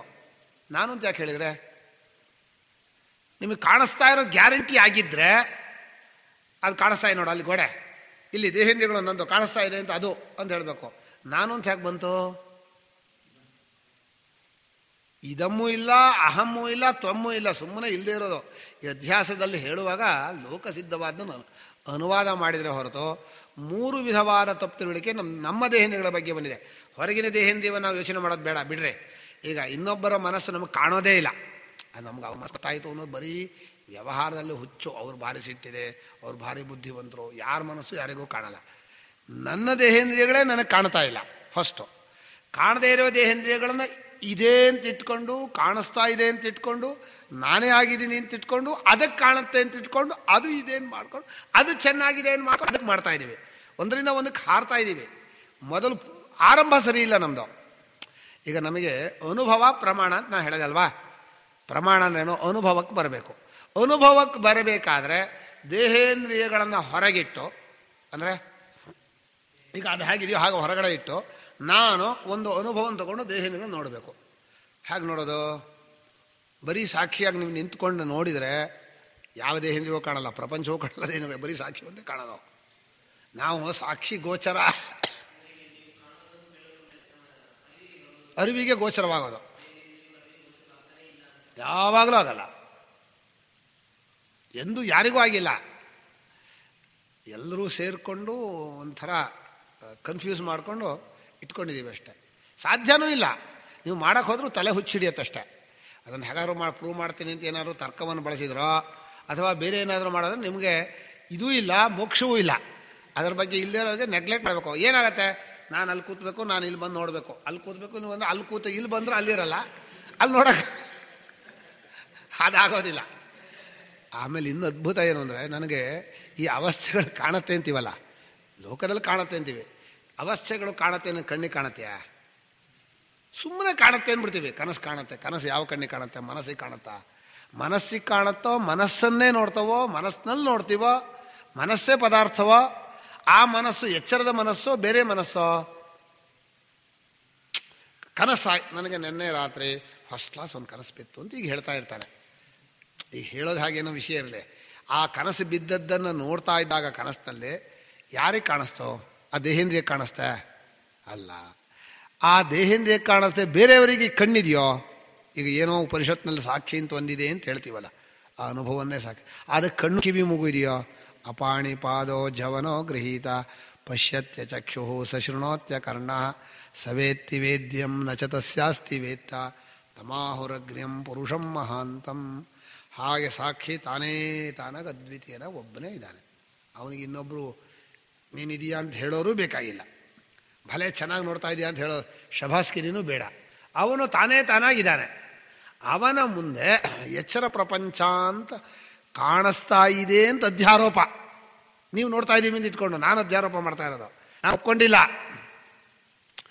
ಕಾಣಿಸ್ತಾ ಇದೆ ಅನ್ನೋದು ಅಧ್ಯಾರೋಪ. ಅಧ್ಯಾರೋಪನೇನೋ ಉಪದೇಶಕ್ಕೋಸ್ಕರ ಅಜ್ಞಾನಿಗಳು ಕಲ್ಪಿಸಿಕೊಂಡಿರುವುದನ್ನು ನಾನು ಅನುವಾದ ಮಾತ್ರ ಮಾಡಿದ್ದೀನಿ, ನಾನು ಪ್ರೂವ್ ಮಾಡಿಟ್ಕೊಂಡಿಲ್ಲ. ಏನ್ರಿ ಉಪನಿಷತ್ನಲ್ಲಿ ಇದೆಯಲ್ಲ ಕಾಣಿಸ್ತಾ ಇದೆ ಅಂದರೆ ಉಪನಿಷತ್ತು ಹೇಳ್ತಾ ಇರೋದು ಹಾಗೆ ಅಧ್ಯಾರೋಪ ದೃಷ್ಟಿಯಿಂದ ಹೇಳ್ತಾ ಇದೆ. ಅನುವಾದ ಅಂದರೆ ಒಬ್ಬ ಒಂದನ್ನು ತಪ್ಪಾಗಿ ತಿಳ್ಕೊಂಡಿಯಾನೆ ಮನುಷ್ಯ ಅಂತ, ಕಂಬವನ್ನು. ಇವನು ಬಂದ, ಆ ಮನುಷ್ಯ ಇದಾನಲ್ಲ ಅದು ಕಂಬವೇ ಅಂದರೆ ಇವನು ಹೇಳ್ತಾ ಇರುವಾಗ ಅದು ಅನುವಾದ. ತಿಳ್ಕೊಂಡದ್ದು ಅಧ್ಯಾಸ. ಅವನು ಬರೀ ಕಂಬ ಕಂಬ ಅಂದರೆ ಇವನಿಗೆ ಅರ್ಥ ಆಗಲ್ಲ. ಆ ಮನುಷ್ಯ ಮನುಷ್ಯ ಅಂದ್ರೆ ಅರ್ಥ ಆಗಲ್ಲ. ಆ ಮನುಷ್ಯ ಇದಾನಲ್ಲ ಅದು ಕಂಬವೇ ಅಂತ ಹೇಳಿದ್ರೆ ಆ ಮನುಷ್ಯ ಇದಾನಲ್ಲ ಅಂತ ಇವನ ಕಣ್ಣಿಗಿತ್ತಾನ? ಯಾರು ನಿಜ ಹೇಳ್ಕೊಡ್ತಾನೋ ಅವನಿಗೆ ಅದ ಅನುವಾದ. ಅವನ ದೃಷ್ಟಿಯಲ್ಲಿ ಅಧ್ಯಾರೋಪ ಅಂತೀವಿ ನಾವು. ಗೌಡಪಾದರು 3 ಜಾಗದಲ್ಲಿ ಹೇಳಿದ್ದಾರೆ ಅಧ್ಯಾರೋಪವನ್ನು. ಮೊದಲು ಉಪದೇಶಾದಯಂ ವಾದ ಜ್ಞಾತೇ ದ್ವೈತಂ ನ ವಿದ್ಯತೆ ಅಂತ ಮೊದಲು ಹೇಳಿದರು. ಉಪದೇಶಾತ್ ಅಂದರೆ ಉಪದೇಶಕ್ಕೋಸ್ಕರ ನಾವು ಇದೆಲ್ಲ ಹೇಳಿದ್ವಿ, ಏನೂ ಇಲ್ಲ. ಇನ್ನೊಂದು ಕಡೆ ಹೇಳಿದರು ಅಜಃ ಕಲ್ಪಿತ ಸಂವೃತ್ಯ ಪರಮಾರ್ಥೇನ ನಾಪ್ಯಜ. ಅಜ ಅಂತ ಹೇಳಿದ್ವಿ ಆತ್ಮನನ್ನ. ಪರಮಾತ್ಮನು ಅಜ, ಹುಟ್ಟಿಲ್ಲದವನು ಅಂತ. ಪ್ರಶ್ನೆ ಮಾಡಿದರು, ಸ್ವಾಮಿ ಹುಟ್ಟಿಲ್ಲದವನು ಆತ್ಮನು ಅಂತ ಹೇಳಿದರೆ ಹುಟ್ಟು ಯಾವುದಕ್ಕಾದ್ರೂ ಒಂದಕ್ಕೆ ಇರಬೇಕಲ್ಲ, ಹುಟ್ಟುವಂತಹ ಪದಾರ್ಥ ಯಾವ್ದು ಹೇಳ್ರಿ? ಅನಾತ್ಮ ಹುಟ್ಟತ್ತೋ? ಇಲ್ಲ. ಆತ್ಮ ಹುಟ್ಟತ್ತೋ? ಇಲ್ಲ. ಹುಟ್ಟತ್ತು ಅನ್ನೋ ಶಬ್ದಕ್ಕೆ ಅರ್ಥ ಇಲ್ಲ. ಹುಟ್ಟು ಅನ್ನೋದು ಇನ್ನೊಂದು ಕಡೆನೇ ಅಲ್ಲಿ ಹೋದ್ಮೇಲೆ ನೈ ಸಮಾಸ ಆಗಿ ಮಾಡಿದರೆ ಹಾಗಲ್ಲ. ನೀವು ಹುಟ್ಟತ್ತೆ ಅಂತ ಏನೋ ಮಾಡ್ಕೊಂಡಿದ್ದೀರಲ್ಲ, ಆ ಸಂವೃತ್ತಿಯನ್ನು ಇಟ್ಕೊಂಡು ಅನುವಾದ ಮಾಡ ಕಲ್ಪಿತ ಸಂವೃತ್ತಿ ಅಂತ ಅದಕ್ಕೆ ಹೆಸರು. ಸಂವೃತ್ತಿ ಅಂದರೆ ಕಲ್ಪಿತ ಸಂವೃತ್ತಿ ಅಂದರೆ ಅಧ್ಯಾರೋಪ. ಅಜಃ ಕಲ್ಪಿತ ಸಂವೃತ್ಯ ಪರಮಾರ್ಥೇನ ನಾಪ್ಯಜ. ಇನ್ನೊಂದು ಕಡೆಯಲ್ಲಿ ಸಯೇಷ ನೇತಿ ನೇತೀತಿ ವ್ಯಾಖ್ಯಾತಂ ನಿನ್ಹುತೆ ಯತಃ ಸರ್ವಮಗ್ರಾಹ್ಯ ಭಾವೇನ ಹೇತುನಾಜಂ ಪ್ರಕಾಶತೆ. ಸಯೇಷ ನೇತಿ ನೇತೀತಿ ಸ್ವಯಂ ವ್ಯಾಖ್ಯಾತಂ ಸ್ವಯಂ ನಿನ್ಹುತೆ ಶ್ರುತಿ. ತಾನೇ ವ್ಯಾಖ್ಯಾನ ಮಾಡುತ್ತೆ, ತಾನೇ ಅಪವಾದ ಮಾಡಿಬಿಡುತ್ತೆ. ಎರಡಿದೆ, ದ್ವೇವಾವ ಬ್ರಹ್ಮಣೋ ರೂಪೇ ಮೂರ್ತಂಚ ಮೂರ್ತಂಚ ಅಂತ ಶುರು ಮಾಡ್ತಾವೆ. ಏನೂ ಇಲ್ಲ, ಮೂರ್ತಾನೂ ಇಲ್ಲ ಮೂರ್ತಾನೂ ಇಲ್ಲ ಅಂತೇಳಿ. ಏನ್ರಿ ಆರಂಭದಲ್ಲಿ ಹೇಳಿದ್ನೇನೋ, ಕೊನೆಯಲ್ಲಿ ಏನು ಮೂರ್ತವೂ ಇಲ್ಲ ಅಮೂರ್ತವೂ ಏನು ಅಂದರೆ ನೇತಿ ನೇತಿ ಸಯೇಷ ನೇತಿ ನೇತ್ಯಾತ್ಮ ಗೃಹ್ಯೋ ನಹಿ ಗೃಹ್ಯತೆ ಅಶೀರ್ಯೋ ನಹಿ ಶೀರ್ಯತೆ ಅಂತ ಹೀಗೆ 3 ಕಡೆಯಲ್ಲಿ ಗೌಡಪಾದರು ಈ ಅಧ್ಯಾರೋಪಾಪವಾದವನ್ನು ತೋರಿಸಿದ್ದಾರೆ. ಶಂಕರಾಚಾರ್ಯರು ಇಡೀ ಭಾಷೆಯಲ್ಲಿ ಎಲ್ಲ ಕಡೆಯಲ್ಲೂ ಹೇಳಿಬಿಟ್ಟಿದ್ದಾರೆ. ಈ ಅಧ್ಯಾರೋಪಾಪವಾದ ಗೊತ್ತಾಗದೇ ಇರೋದೇ ವಾಕ್ಯಕ್ಕೂ ಉಪನಿಷತ್ತಿಗೂ ಕನ್ಫ್ಯೂಷನ್. ಹೀಗರ್ಥನೋ ಹೀಗರ್ಥನೋ ಹೀಗರ್ಥನೋ ಅನುಭವಕ್ಕೆ ಹೊಂದೋದೇ ಇಲ್ಲ. ಒಂದು ಕಡೆ ಕೃಷ್ಣ ಹೀಗೆ ಹೇಳ್ತಾನೆ ಕರ್ಮಯೋಗ ಮಾಡು ಅಂತಾನೆ, ಇನ್ನೊಂದು ಕಡೆ ಧ್ಯಾನ ಯೋಗ ಮಾಡು ಅಂತಾನೆ, ಇನ್ನೊಂದು ಕಡೆ ಅಕ್ಷರೋಪಾಸನ. ಏನಪ್ಪ ಅಕ್ಷರೋಪಾಸಕ ದೊಡ್ಡವನೋ ವಿಶ್ವರೂಪೋಪಾಸಕ ದೊಡ್ಡವನೋ? ಅವನು ಬಿಡೋ, ಈ ವಿಶ್ವರೂಪೋಪಾಸಕ ಬಹಳ ಸುಲಭ ಅಲ್ಲ. ಕೇಳಿದ ಪ್ರಶ್ನೆ ಏನು, ಉತ್ತರ ಏನು? ಯಾರು ದೊಡ್ಡವನು ಅಂತ ಕೇಳಿದರೆ ಅವನು ಉತ್ತರ ಏನು ಹೇಳ್ದ? ಕ್ಲೇಶೋಧಿಕತರಸ್ತೇಷಾಂ ಅವ್ಯಕ್ತಾಸಕ್ತ ಚೇತನಂ. ಅವ್ಯಕ್ತವಾದ ಅಕ್ಷರೋಪಾಸಕ ಧ್ಯಾನಯೋಗಿ ಇದಾನಲ್ಲ, ಅವನಿಗೆ ದೇಹಾಭಿಮಾನ ಕಷ್ಟ ಬಿಡೋದು. ಅವ್ಯಕ್ತಾ ಹಿ ಗತಿರ್ದುಃಖಂ ದೇಹವದ್ಭಿರವಾಪ್ಯತೆ. ದೇಹವದ್ಭಿ ಅಂದರೆ ದೇಹಾಭಿಮಾನವದ್ಭಿ ಅಂತ ಅರ್ಥ. ದೇಹಾಭಿಮಾನವಿರೋರಿಗೆ ಈ ಧ್ಯಾನಯೋಗ ಕಷ್ಟ, ವಸ್ತು ವಿಚಾರ ಕಷ್ಟ. ಇವು ವಿಶ್ವರೂಪೋಪಾಸನೆ. ಪರಮಾತ್ಮ ನೀನೇ ಎಲ್ಲ ರೂಪ, ನಿಂದೇ ರೂಪ, ವಿಶ್ವರೂಪ ಪರಮಾತ್ಮನೇ ಎಲ್ಲರೂ, ಇದು ಸುಲಭ. ಭಾವನೆ ಮಾಡೋದು ಸುಲಭ. ಪರಮಾತ್ಮನನ್ನು ವಿಶ್ವರೂಪ ಉಪಾಸನೆ ಮಾಡೋದು ಸುಲಭ, ಪರಮಾತ್ಮನನ್ನು ಇದ್ದಂತೆ ಧ್ಯಾನದಿಂದ ಕಂಡುಕೊಳ್ಳೋದು ಕಷ್ಟ ಅಂತ ಹೇಳಿದ. ಪ್ರಶ್ನೆ ಏನಿತ್ತು? ಏವಂ ಸತತಯುಕ್ತಾಯೇ ಭಕ್ತಾಸ್ತ್ವಾಂ ಪರ್ಯುಪಾಸತೆ ಏಚಾಪ್ಯಕ್ಷರಮವ್ಯುಕ್ತಂ ತೇಷಾಂಖ್ಯೇ ಯೋಗವಿತ್ತಮ ಅಂತ ಕೇಳಿದ. ಅವನು ಕೇಳೋದ್ಲು ಒಂಚೂರು ಮಾಡಿದ್ದಾನೆ, ಯಾರು ಹೆಚ್ಚು ನಿನ್ನಲ್ಲಿ ಸೇರಿರ್ತಾರೆ ಅಂತ. ಈ ವಿಶ್ವರೂಪೋಪಾಸಕನಿಗೆ ಸೇರೋದು ಸೇರದೇ ಇರೋದು ಅಂತ ಸ್ವಲ್ಪ ಭೇದ ಬುದ್ಧಿ ಇದೆ. ಅಕ್ಷರೋಪಾಸಕ ತಾನೇ ಆಗ್ಬಿಡ್ತಾನೆ, ಸೇರೋದು ಸೇರದೇ ಇರೋದು ಇಲ್ಲ. ಆದ್ದರಿಂದ ನೀನು ಕಂಪ್ಯಾರಿಟಿವ್ ಮಾಡಿರೋದು ಕ್ಲಾಸ್ ಸರಿಯಾಗಲಿಲ್ಲ. ಒಬ್ಬ ಸೈನ್ಸು, ಒಬ್ಬ ಆರ್ಟ್ಸು. ಆರ್ಟ್ಸ್ನವನಿಗೂ ಸೈನ್ಸ್ನವನಿಗೂ ಯಾರು ದೊಡ್ಡವನು ಕೇಳಿದ್ರೆ ಇದು ಸುಲಭ ಅಂತಾರಷ್ಟೆ. ಅವನು ಸೈನ್ಸ್, ಅವನು ಧ್ಯಾನಯೋಗಿ ಸೈನ್ಸು, ಇವನು ವಿಶ್ವರೂಪ ಉಪಾಸಕ ಆರ್ಟ್ಸ್. ಭಾವನೆ ದೊಡ್ಡದೋ ಅನುಭವ ದೊಡ್ಡದೋ?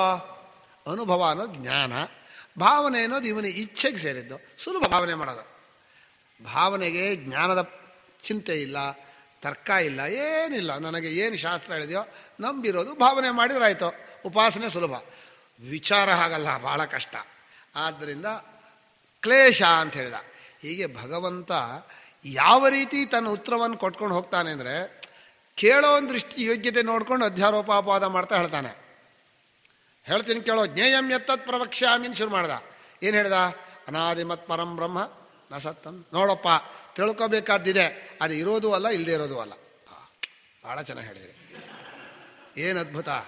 ಕಿಮ್ಯ ಸ್ವಲ್ಪ ಸೊಂಟ ಕಟ್ಟಿ ಒಂದೇ ಒಂದು ವಿಷಯ ಬಾಯಿಲೆ ಹೇಳ್ತೀನಿ. ಏನೋ ಇರೋದಲ್ಲ, ಇಲ್ಲದೆ ಇರೋದಲ್ಲ. ಇರೋದಲ್ಲ, ಇಲ್ಲದೆ ಇರೋದಲ್ಲ ಅಂದರೆ ಇಲ್ಲ ಅಂತ ಅರ್ಥ ಅಂತ ಆಗತ್ತೆ. ಅಲ್ಲ ಅಂದ್ರು ಅವರು. ಅದೇ ಅಧ್ಯಾರೋಪ ಅಪವಾದ ಅನ್ನೋದು. ನಾವು ಈ ಅಧ್ಯಾರೋಪ ಅಪವಾದ ಗೊತ್ತಿಲ್ಲದೆ ಹೋದರೆ ಏನು ಜ್ಞೇಯಂ ಎತ್ತತ್ ಪ್ರವಕ್ಷ್ಯಾಮಿತಿ ಕಿಮೀದಂ ಅನನುರೂಪಂ ಪ್ರತಿವಚನಂ ನ ಸತ್ತಂ ನಾಸದುಚ್ಯತೆ ಐತಿ. ಏನ್ರಿ ಹೀಗೆ ಹೇಳಿದ್ದಲ್ಲ? ಹೌದು, ಹಾಗೆ ಹೇಳಬೇಕು. ಅದು ಇಂಥದ್ದು ಅಂತ ಹೇಳೋಕೆ ಬರೋಲ್ಲ ಅವನಿಗೆ. ಕೃಷ್ಣನಾದರೂ ಅಷ್ಟೇ, ಉಪನಿಷತ್ತಾದರೂ ಅಷ್ಟೇ, ಶಂಕರರಾದರೂ ಅಷ್ಟೇ. ಹೇಳೋಕೆ ಬರದೇ ಇರೋ ವಸ್ತುನ ಹೇಳೋಕೆ ಹೋದ್ರೆ ಹಾಗೆ ಆಗೋದು, ಏನೂ ಮಾಡೋಕ್ಕಾಗಲ್ಲ. ಅದನ್ನು ಚೆನ್ನಾಗಿ ಭಾಷ್ಯಕಾರರು ಆ ಸಂಪ್ರದಾಯವನ್ನು ತೋರಿಸಿದರು.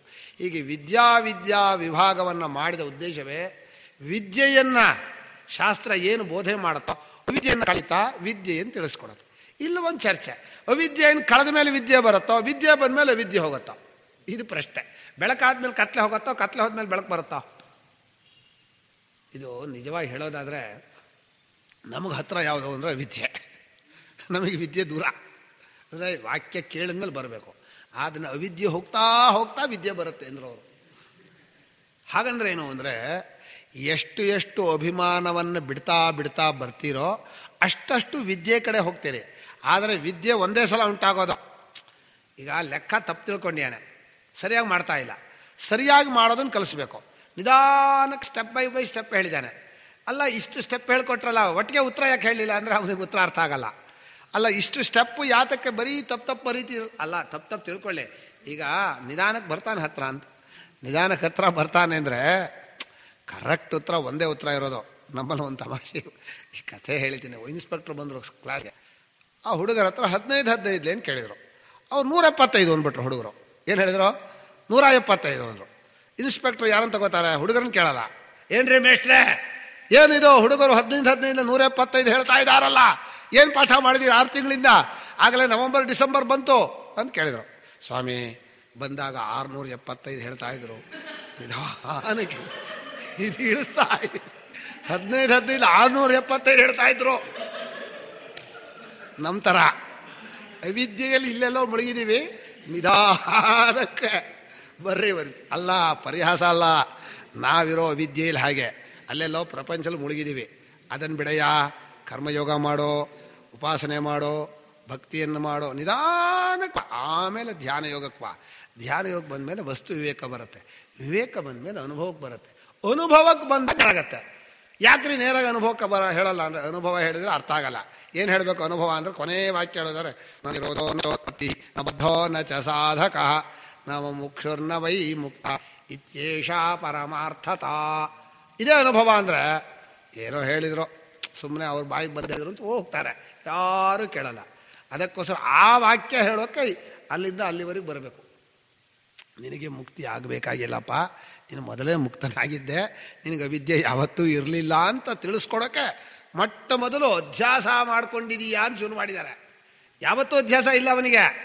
ಯಾವ ಸಾಕ್ಷಿ ಸ್ವರೂಪನೋ ಆ ಸಾಕ್ಷಿ ಸ್ವರೂಪ ತಪ್ಪು ತಿಳುವಳಿಕೆ ಇರಲಿ, ಸರಿಯಾದ ತಿಳುವಳಿಕೆ ಬರಬೇಕಾಗಿಲ್ಲ, ತಪ್ಪು ತಿಳುವಳಿಕೆ ಇರಲಿಲ್ಲ. ಅವಿದ್ಯಾ ಸಹಕಾರ್ಯೇಣ ನಾಸೀದಸ್ತಿ ಭವಿಷ್ಯತಿ. ವಾರ್ತೆಕಾರರು ಅವಿದ್ಯೆಯಾಗಲಿ, ಅವಿದ್ಯೆಯ ಕಾರ್ಯಕ್ರಮ ಕರ್ಮಾದಿಗಳಾಗಲಿ ಯಾವುದೂ ಕೂಡ ಈ ನಿಜ ಸ್ವರೂಪದಲ್ಲಿ ಹಿಂದೂ ಇರಲಿಲ್ಲ, ಈಗಲೂ ಇಲ್ಲ, ಮುಂದೂ ಇಲ್ಲ ಅಂತ ಜ್ಞಾನ ಆಗಬೇಕು. ಅದಕ್ಕೋಸ್ಕರ ಇಷ್ಟು ವಿಸ್ತಾರವಾಗಿ ಹೇಳಿದರು. ಈಗ ಒಂದು ವಾಕ್ಯ ಬರೀತಾರೆ. ಈ ಶಂಕರ ವಾಕ್ಯ ಇದೆಯಲ್ಲ, ಇಡೀ ಸೂತ್ರ ಭಾಷೆಯಲ್ಲಿ ಪದೇ ಪದೇ ಬರುತ್ತೆ. ಯಾಕೆ ಅಂತ ಹೇಳ್ತೇನೆ. ತತ್ರೈವಂ ಸತಿ ಯತ್ರ ಯದಧ್ಯಾಸ ತತ್ಕೃತೇನ ದೋಷೇಣ ಗುಣೇನ ವಾ ಅಣುಮಾತ್ರೇಣಾಪಿ ಸ ನ ಸಂಬದ್ಧತೆ. ಬಹಳ ಮುಖ್ಯ ವಿಚಾರ. ತಪ್ಪು ತಿಳುವಳಿಕೆಯಿಂದ ಏನು ಆರೋಪ ಮಾಡಿದೀವೋ ಅದು ಅದಕ್ಕೆ ಅಣು ಮಾತ್ರವೂ ಅಂಟಿರೋದಿಲ್ಲ. ಹಗ್ಗರಲ್ಲಿ ಕಲಿತ ಒಂದಿಷ್ಟು ವಿಷ ಬೆರ್ತಿಲ್ಲ, ಒಂದಿಷ್ಟು ಹೆಡೆ ಬಂದಿಲ್ಲ, ಇಷ್ಟು ಉಸಿರಾಡ್ತಾ ಇಲ್ಲ. ಅವನಿಗೆ ಬಂದಿರುತ್ತೆ, ಉಸಿರಾಡ್ತಾ ಇದೆ, ಹೆಡೆ ಬುಸ್ಸಂತ ಇದೆ ಅಂತ ಅನಿಸಿರುತ್ತೆ, ಆದರೆ ಬಂದಿರೋದಿಲ್ಲ. ಕಲ್ಪನೆ ಮಾಡೋಕೆ ಮುಂಚೆನೂ ಇರಲ್ಲ, ಕಲ್ಪನೆ ಮಾಡಿದಾಗೂ ಇಲ್ಲ, ಸರಿಯಾಗಿ ತಿಳ್ಕೊಂಡ ಮೇಲೂ ಇಲ್ಲ. ನಾವು ಪ್ರಾತಿಭಾಸಿಕ ಸತ್ಯ ಬಗ್ಗೆ ಭಾಳ ಜನ ಕೇಳ್ತಾರೆ, ಸ್ವಾಮಿ ನಮ್ಗೆ ಆ ಸತ್ಯ ಗೊತ್ತಿಲ್ಲ ಅಂದ್ವಿ. ನಾವು ಲೋಕದ ಅನುಭವ ಹೇಳ್ತೀವಿ. ಪ್ರಾತಿಭಾಸಿಕ ಸತ್ಯ ಅಂತಲೂ ಇಲ್ಲ, ವ್ಯಾವಹಾರಿಕ ಸತ್ಯ ಅಂದರೆ ಹೀಗೆ ಹೇಳ್ಬೋದು. ವ್ಯವಹಾರದಲ್ಲಿ ಸತ್ಯತ್ವ ಬುದ್ಧಿಯಿಂದ ವ್ಯವಹಾರ ಮಾಡ್ತಾರೆ ಅಷ್ಟು ಹೇಳ್ಬೋದು. ವ್ಯಾವಹಾರಿಕ ಸತ್ಯ ಅಂದರೆ ಹೀಗೆ ಹೇಳ್ಬಾರ್ದು, ಪರ್ಸೆಂಟೇಜ್ಲಿ ಅದರಲ್ಲಿ ವಸ್ತುವಿನ ಸತ್ಯ ಇದೆ ಹೇಳ್ಬಾರ್ದು. ಪರ್ಸೆಂಟೇಜ್ ಸತ್ಯ ಇದೆ ಹೇಳ್ಬಿಡುತ್ತೆ. 50% ವ್ಯವಹಾರದಲ್ಲಿ ಸತ್ಯ ಇದೆ, ಇನ್ನು 50% ಇದು ಅನುಭವ ವಿರುದ್ಧ ಆಗ್ಬಿಡುತ್ತೆ. ಇದನ್ನು ಈಗ ಏನು ಇದು ಬಟ್ಟೆ ಇದೆಯಲ್ಲ, ಇದು ಬಟ್ಟೆಯಿಂದ ಹತ್ತಿ ಅಂತಿದ್ರು, ಬಟ್ಟೆ ಅಂತ ಬಟ್ಟೆಯೇ ಸತ್ಯ ಅಂತ ಸತ್ಯತ್ವ ಬುದ್ಧಿಯಿಂದ ಬಟ್ಟೆಯಲ್ಲಿ ವ್ಯವಹಾರ ಮಾಡ್ತಾ ಇದ್ದಾರೆ. ಸತ್ಯತ್ವ ಬುದ್ಧಿ ಇಟ್ಕೊಂಡಿದ್ದಾರೆ ಹೇಳಬೇಕೆ ಹೊರತು ಸತ್ಯತ್ವ ಇದರಲ್ಲಿ ಇದೆ ಅಂತ ಹೇಳಬಾರ್ದು. ಅದಕ್ಕೆ ನಾನು ವ್ಯಾವಹಾರಿಕ ಸತ್ಯ ಅಂತ ಏನು ವೇದಾಂತಿಗಳು ಬಳಸ್ತಾರೆ, ಅದಕ್ಕೆ ಹೀಗೆ ವ್ಯಾಖ್ಯಾನ ಮಾಡಬೇಕು. ಜನರು ವ್ಯವಹಾರದಲ್ಲಿ ಸತ್ಯತ್ವ ಬುದ್ಧಿಯನ್ನು ಇಟ್ಕೊಂಡು ವ್ಯವಹಾರ ಮಾಡ್ತಾ ಇದ್ದಾರೆ. ಕರೆಕ್ಟ್ ತಾನೆ? ಸೈನ್ಸ್ನು ಹೇಳುತ್ತೆ ನೀರು ಅಂದರೆ 2 ಅನಿಲ ಅಂತ, ಒಂದು ಜಲಜನಕ ಆಮ್ಲಜನಕ. ಜನ ಮಾತ್ರ ನೀರು ಅಂತಲೇ ವ್ಯವಹಾರ ಮಾಡ್ತಾರೆ. ನೀರು ಅಂತ ಒಂದೇ ವಸ್ತು ಅಂತ ವ್ಯವಹಾರ ಮಾಡಿ 2 ವಸ್ತು ಮಾಡ್ಕೊಂಡು ಯಾರೋ ಜನರು ಸತ್ಯತ್ವ ಬುದ್ಧಿಯಿಂದ ನೀರು ಅಂತ ವ್ಯವಹಾರ ಮಾಡ್ತಾರೆ ಹೇಳಬೇಕೆ ಹೊರತು ವ್ಯವಹಾರ ದೃಷ್ಟಿಯಿಂದ ನೀರು ಸತ್ಯ, ಪರಮಾರ್ಥ ದೃಷ್ಟಿಯಿಂದ ಜಲಗ ಸತ್ಯ ಅಂತ ಹಾಗೆ ಹೇಳಬಾರ್ದು. ನೀರು ಸತ್ಯ ಅಂತ ಹೇಳಬಾರ್ದು. 2 ಸತ್ಯ ಇರೋಕ್ಕೆ ಸಾಧ್ಯವೇ ಇಲ್ಲ. ಸೂರ್ಯ ಉದಯಾಸ ಪಶ್ಚಿಮಕ್ಕೆ ಹೋಗ್ತಾ ಇದ್ದಾನೆ, ಭೂಮಿ ಪೂರ್ವಕ್ಕೆ ತಿರುಗ್ತಾ ಇದೆ. ತೋರಿಕೆಯಲ್ಲಿ ಸೂರ್ಯನೇ ಹೋಗೋದು ಕಾಣುತ್ತೆ, ಇರುವಿಕೆಯಲ್ಲಿ ಭೂಮಿ ತಿರುಗ್ತಾ ಇದೆ. ಜನರು ಸೂರ್ಯನೇ ಹೋಗ್ತಾನೆ ಅಂತ ಸತ್ಯತ್ವ ಬುದ್ಧಿಯಿಂದ ವ್ಯವಹಾರ ಮಾಡ್ತಾರೆ. ಸೂರ್ಯೋದಯ ಆಯ್ತು ಸ್ವಾಮಿ, ಮಧ್ಯಕ್ಕೆ ಬಂದ ಸೂರ್ಯ ಅಂತ. ಮಧ್ಯಕ್ಕೆ ಬಂದ ಹೇಳಬಾರ್ದು, ಭೂಮಿ ಇಷ್ಟು ತಿರುಗಿದೆ ಅಂತ ಹೇಳಬೇಕು. ಅದು ಲೆಕ್ಕ. ಅದಕ್ಕೆ ಯಾರು ನಾವು ಭೂಮಿ ಮೇಲೆ ಇರೋರು ಎಷ್ಟು ಡಿಗ್ರಿ ತಿರುಗಿದ್ರಿ ಅಂದರೆ ಯಾರು ಕೇಳಬೇಕು? ಸ್ವಾಮಿ 50 ಡಿಗ್ರಿ ತಿರುಗಿದ್ರಿ, 30 ಡಿಗ್ರಿ ತಿರುಗಿದ್ರಿ ಅಂದರೆ ಈ ತಲೆ ತಿರುಗತ್ತಷ್ಟೇ. ಅದು ಬೇಡವೇ ಬೇಡ, ಕಾಣತ್ತೆ ನೋಡ್ರಿ ಸೂರ್ಯ ಮೇಲಕ್ಕೆ ಬಂದ ಅಂತ. ಎಷ್ಟು ಅದ್ಭುತ ಅಂದರೆ ಜ್ಯೋತಿಷ್ಯದಲ್ಲಿ ಬಹಳ ಅದ್ಭುತ ಇದಾವೆ. ಚಂದ್ರ ಇದ್ದಾನೆ, ಸೂರ್ಯ ಆದರೆ ದಿವಸ ಹೀಗೆ ಕಾಣ್ತಾನಲ್ಲ, ಚಂದ್ರನೂ ಕೂಡ ಹೀಗೆ ಹೋಗೋದು ಕಾಣೋದು. ಪೂರ್ವದಲ್ಲಿ ಚಂದ್ರೋದಯ ರಾತ್ರಿ, ಸಾಯಂಕಾಲ, ಬೆಳಗಿನ ಜಾವಕ್ಕೆ ಹೀಗೆ ಆಗ್ತಾನೆ. ಆದರೆ ಚಂದ್ರ ಹೋಗ್ತಾ ಇರೋದು ಹೀಗೆ. ಇವತ್ತು ಈ ನಕ್ಷತ್ರ ಕಂಡ್ರೆ ನಾಳೆ ಮುಂದಿನ ನಕ್ಷತ್ರ ಇನ್ನೂ ಕೆಳಗಿನ ನಕ್ಷತ್ರ ಕಾಣ್ತಾನೆ. ನಕ್ಷತ್ರವನ್ನು ಅಶ್ವಿನಿ, ಭರಣಿ, ಕೃತ್ತಿಕಾ, ನಕ್ಷತ್ರ ಅಂದರೆ ಪ್ಲೇಸ್ ಅದು, ಬರೀ ಜಾಗ, ಬರೀ ಆಕಾಶನ ಗುರುತು ಮಾಡಿದರೆ ಎಂತ ಅಲ್ಲೇನು ಒಂದು ಚುಕ್ಕಿ ಇಡೋಕೆ ಬರುತ್ತಾನ. ಒಂದು ನಕ್ಷತ್ರ ಇಟ್ಕೊಂಡ್ಯಾರೆ, ಇದು ಅಶ್ವಿನಿ, ಇದು ಭರಣಿ, ಇದು ಕೃತ್ತಿಕಾ ಅಂತ ನಕ್ಷತ್ರವನ್ನು ಪ್ಲೇಸನ್ನು ಇಟ್ಕೊಂಡ್ಯಾರೆ. ಡಿಗ್ರಿ ಭೂಮಿಯಿಂದ ಅಳತೆ ಮಾಡೋಕೆ. ಆ ಡಿಗ್ರಿ ಅಳತೆ ಮಾಡುವಾಗ ಹಾಗಾಗಿ ಹೋಗ್ತಾ ಇದ್ದಾನೆ ಚಂದ್ರ. ಇವತ್ತು ಅಶ್ವಿನಿ ಇದ್ದವನು ಭರಣಿಗೆ ಹೋದ ಅಂದರೆ 9 ಡಿಗ್ರಿ ಹೋದ, ಅದಕ್ಕೆ ಮುಂದಕ್ಕೆ ಹೋದ ಅಂತ ಹೀಗೆ ಇಷ್ಟಿಷ್ಟು ಡಿಗ್ರಿ ಮುಂದಕ್ಕೆ ಹೋದ ಅಂತ ಕಾಣೋದು. ಹೋಗ್ತಾ ಇರೋದು ಹೀಗೆ ನಮಗೆ ಕಾಣೋದು. ಯಾಕೆ ಅಂದರೆ ನಾನು ಹುಡುಗರಿಗೆ ಹೇಳಿದೆ, ನೋಡ್ರಿ ಚಂದ್ರ ಹೀಗೆ ಹೋದ್ರು ಭೂಮಿ ವೇಗವಾಗಿ ಹೀಗೆ ಸುತ್ತಾ ಇದೆ, ಅದನ್ನ ಚಂದ್ರ ಹೀಗೆ ಹೋದಾಗ ಕಾಣ್ತಾ ಇದೆ ಎಂದೆ. ಅವರು ಆಗಲ್ಲ ಅಂದರು. ಅಲ್ಲ ನಿಮ್ಗೆ ಕಾಣಿಸ್ತಾ ಇದೆ, ಆದರೆ ನಿಜವಾಗಿರೋದು ಹೀಗೆ ಎಂದೆ. ಇದು ಮಾಯೆ ಅಂದರು. ಹೌದು ಪ್ರಪಂಚವಲ್ಲ ಹೀಗೆ ಮಾಯೆಯಿಂದ ಈಗ ಏನು ಮಾಡ್ತೀನಿ ಹೇಳ್ರೆ, ಚಂದ್ರ ಹೀಗೆ ಹೋಗ್ತಾರೋ ಕಾಣ್ತಾ ಇದೆ, ಹೀಗೆ ಹೋಗ್ತಾರೋ ತೋರಿಸ್ಬೇಕು. ಆವಾಗಲೇ ತೋರ್ಸೋಕ್ಕಾಗಲ್ಲ. ಇವತ್ತು ನೋಡು, ಇದು ಅಶ್ವಿನಿ ನಕ್ಷತ್ರ. ಈ ಅಶ್ವಿನಿ ನಕ್ಷತ್ರದ ನೇರಕ್ಕೆ, ಅಶ್ವಿನಿ ನಕ್ಷತ್ರದೊಳಗೇನಿಲ್ಲ ಅವರು, ಅಶ್ವಿನಿ ನಕ್ಷತ್ರ ಕೋಟಿ ಕೋಟಿ ಮೈಲ್ ದೂರದ ಹಿಂದ್ಗಡೆ ಇದೆ. ಆ ನೇರಕ್ಕೆ ಚಂದ್ರ ಕಾಣಿಸ್ತಾನೆ. ಅಶ್ವಿನಿ ನಕ್ಷತ್ರ ಇವತ್ತು ಕಾಣಿಸೇನಲ್ಲ, ಅದು ಭರಣಿ ನಕ್ಷತ್ರ, ನೆನಪಿಟ್ಕೋ. ನಾಳೆ ರಾತ್ರಿ ನೋಡು, ಹಾಂ ಈಗ ನೋಡು ಚಂದ್ರ ಅಲ್ಲಿ ಕಾಣಿಸ್ತಾ ಇದ್ದಾನೆ. ಆದ್ದರಿಂದ ಚಂದ್ರ ನೆನ್ನೆ ಇಲ್ಲಿಂದ ಈ ಕಡೆಗೆ ಬಂದ. ಆದರೂ ಅಶ್ವಿನಿ ನಕ್ಷತ್ರ ಚಂದ್ರ ಹೀಗೆ ನೋಡ್ತಾ ಇದ್ರೆ ಚಂದ್ರ ಹೀಗೆ ಹೋಗ್ತಾ ಇರ್ತಾರೆ. ಯಾಕೆ? ಭೂಮಿ ಹೀಗೆ ತಿರುಗ್ತಾ ಇದೆ. ಒಂದೇ ದಿವಸ ತೋರ್ಸೋಕೆ ಬರಲ್ಲ. ಇದು ಮಾಯೆಯನ್ನು ಸತ್ಯತ್ವ ಬುದ್ಧಿನ ಇಟ್ಕೊಂಡು ವ್ಯವಹಾರ ಮಾಡ್ತಾರೆ ಜನ. ಹಾಗೆ ಮಾಡ್ತಾರೆ. ಆದರೆ ಅಲ್ಲಿ ಪರ್ಸೆಂಟೇಜ್ಲಿ ಸತ್ಯ ಅಂತ ಹೇಳಬಾರ್ದು. ಹೀಗೂ ಸ್ವಲ್ಪ ಹೋಗ್ತಾನೆ, ಹೀಗೂ ಸ್ವಲ್ಪ ಹೋಗ್ತಾನೆ ಅಂತಂದರೆ ತಲೆ ಕೆಟ್ಬಿಡುತ್ತೆ. ಆಮೇಲೆ ಪೂರ್ವಕ್ಕೂ ಹೋಗ್ತಾನೆ, ಪಶ್ಚಿಮಕ್ಕೂ ಹೋಗ್ತಾನೆ ಅಂದರೆ ಏನಾಗುತ್ತೆ ಅವಾಗ? ಏನ್ರಿ, ಚಂದ್ರ ಪೂರ್ವಕ್ಕೆ ಹೋಗ್ತಾನೆ, ಪಶ್ಚಿಮಕ್ಕೆ ಹೋಗ್ತಾನೆ, ಜ್ಯೋತಿಷಿಗಳೆಲ್ಲ ಪೂರ್ವಕ್ಕೆ ಹೋಗ್ತಾನೆ. ಗ್ರಹಣ ಪ್ರಾಮುಖಿ ಗತಿ ಅಂತ ಒಂದೇ ವಾಕ್ಯ ಇರೋದು. ಏನ್ರಿ ನೀವು ಹೇಳೋದು ಕಾಣುತ್ತಲ್ಲ ಪಶ್ಚಿಮಕ್ಕೆ ಹೋಗ್ತಾನೆ, ನಿಮ್ಮ ಕಣ್ಣಿಗೆ ಕಾಣಿಸುತ್ತೆ, ಅದು ಸತ್ಯ ಅಲ್ಲ. ಅದೇನೋ ಮಾಯೆ. ಮಾಯೆ ಅಂದ್ರೇನೋ? ಹುಸಿ ತೋರಿಕೆ. ಹೀಗೆ ಹೋಗ್ತಾ ಇದ್ರು ಹೀಗೆ ಹೋಗೋಕ್ಕಾಗತ್ತೆ, ಉಲ್ಟಾ. ಹಾಗೆ ಮಾಯೆ ಅನ್ನೋದು ಬಹಳ ಕಷ್ಟವಾದ್ದು. ಈಗ ಈ ಮಾಯೆಯಲ್ಲಿ ಏನು ಆರೋಪಿತ ಅಂಶ ಇದೆ ಅದು ಆ ವಸ್ತುವಿಗೆ ಸ್ವಲ್ಪವೂ ಅಂಟಲ್ಲ ಅಂದರು. ಇದು ಎಷ್ಟು ದೊಡ್ಡ ವಾಕ್ಯ ಅಂದರೆ, ಯತ್ರ ಯದಧ್ಯಾಸ. ಈಗ ಆತ್ಮನಲ್ಲಿ ದೇಹಾದಿಗಳನ್ನು ಅಧ್ಯಾಸ ಮಾಡಿದರೆ ದಪ್ಪ ಇದೆ, ತೆಳ್ಳಗಿದೆ, ಸಾಯ್ತಾನೆ, ಹಾಗಾಗ್ತಾರೆ, ಅಯ್ಯೋ ದುಃಖ ಇದೆ ಅಂತ.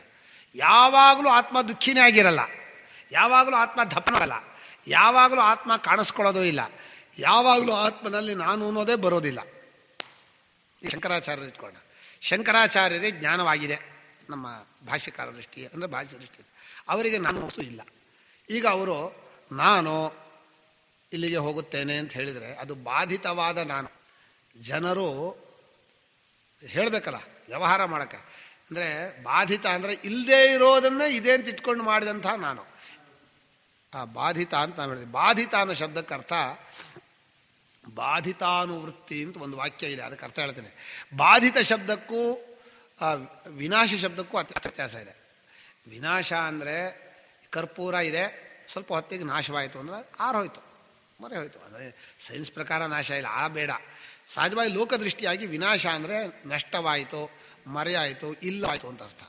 ಬಾಧೆ ಅಂದರೆ ಹಾಗಲ್ಲ, ಇಲ್ಲದೆ ಇರೋದು ಇದೆ ಅಂತ ಕಲ್ಪಿಸಿಕೊಂಡದ್ದು ಪುನಃ ಇಲ್ಲ ಅಂತ ಗೊತ್ತಾಗಿ ಅದು ಬಾಧಿತ ಅಂತ. ಈಗ ಅವಿದ್ಯೆ ನಾಶವಾಗತ್ತೋ ಬಾಧೆಯಾಗತ್ತೋ ಅಂದ್ರೆ ಅವಿದ್ಯಾ ಬಾಧೆಯಾಗತ್ತೆ. ಇಲ್ಲದೇ ಇರೋ ವಿದ್ಯೆ ಇದೆ ಅಂತ ಅಧ್ಯಾಹಾರ ಮಾಡಿಕೊಂಡು ವಿದ್ಯೆ ಬಂದ ಮೇಲೆ ಯಾವಾಗಲೂ ಇರಲಿಲ್ಲ ಅಂತ ಗೊತ್ತಾಗತ್ತಲ್ಲ, ಅದರಿಂದ ಏನು ಹೇಳ್ತೀವಿ, ಅವಿದ್ಯೆಗೆ ಬಾಧೆ ಅಂತ ಹೇಳ್ತೀವಿ.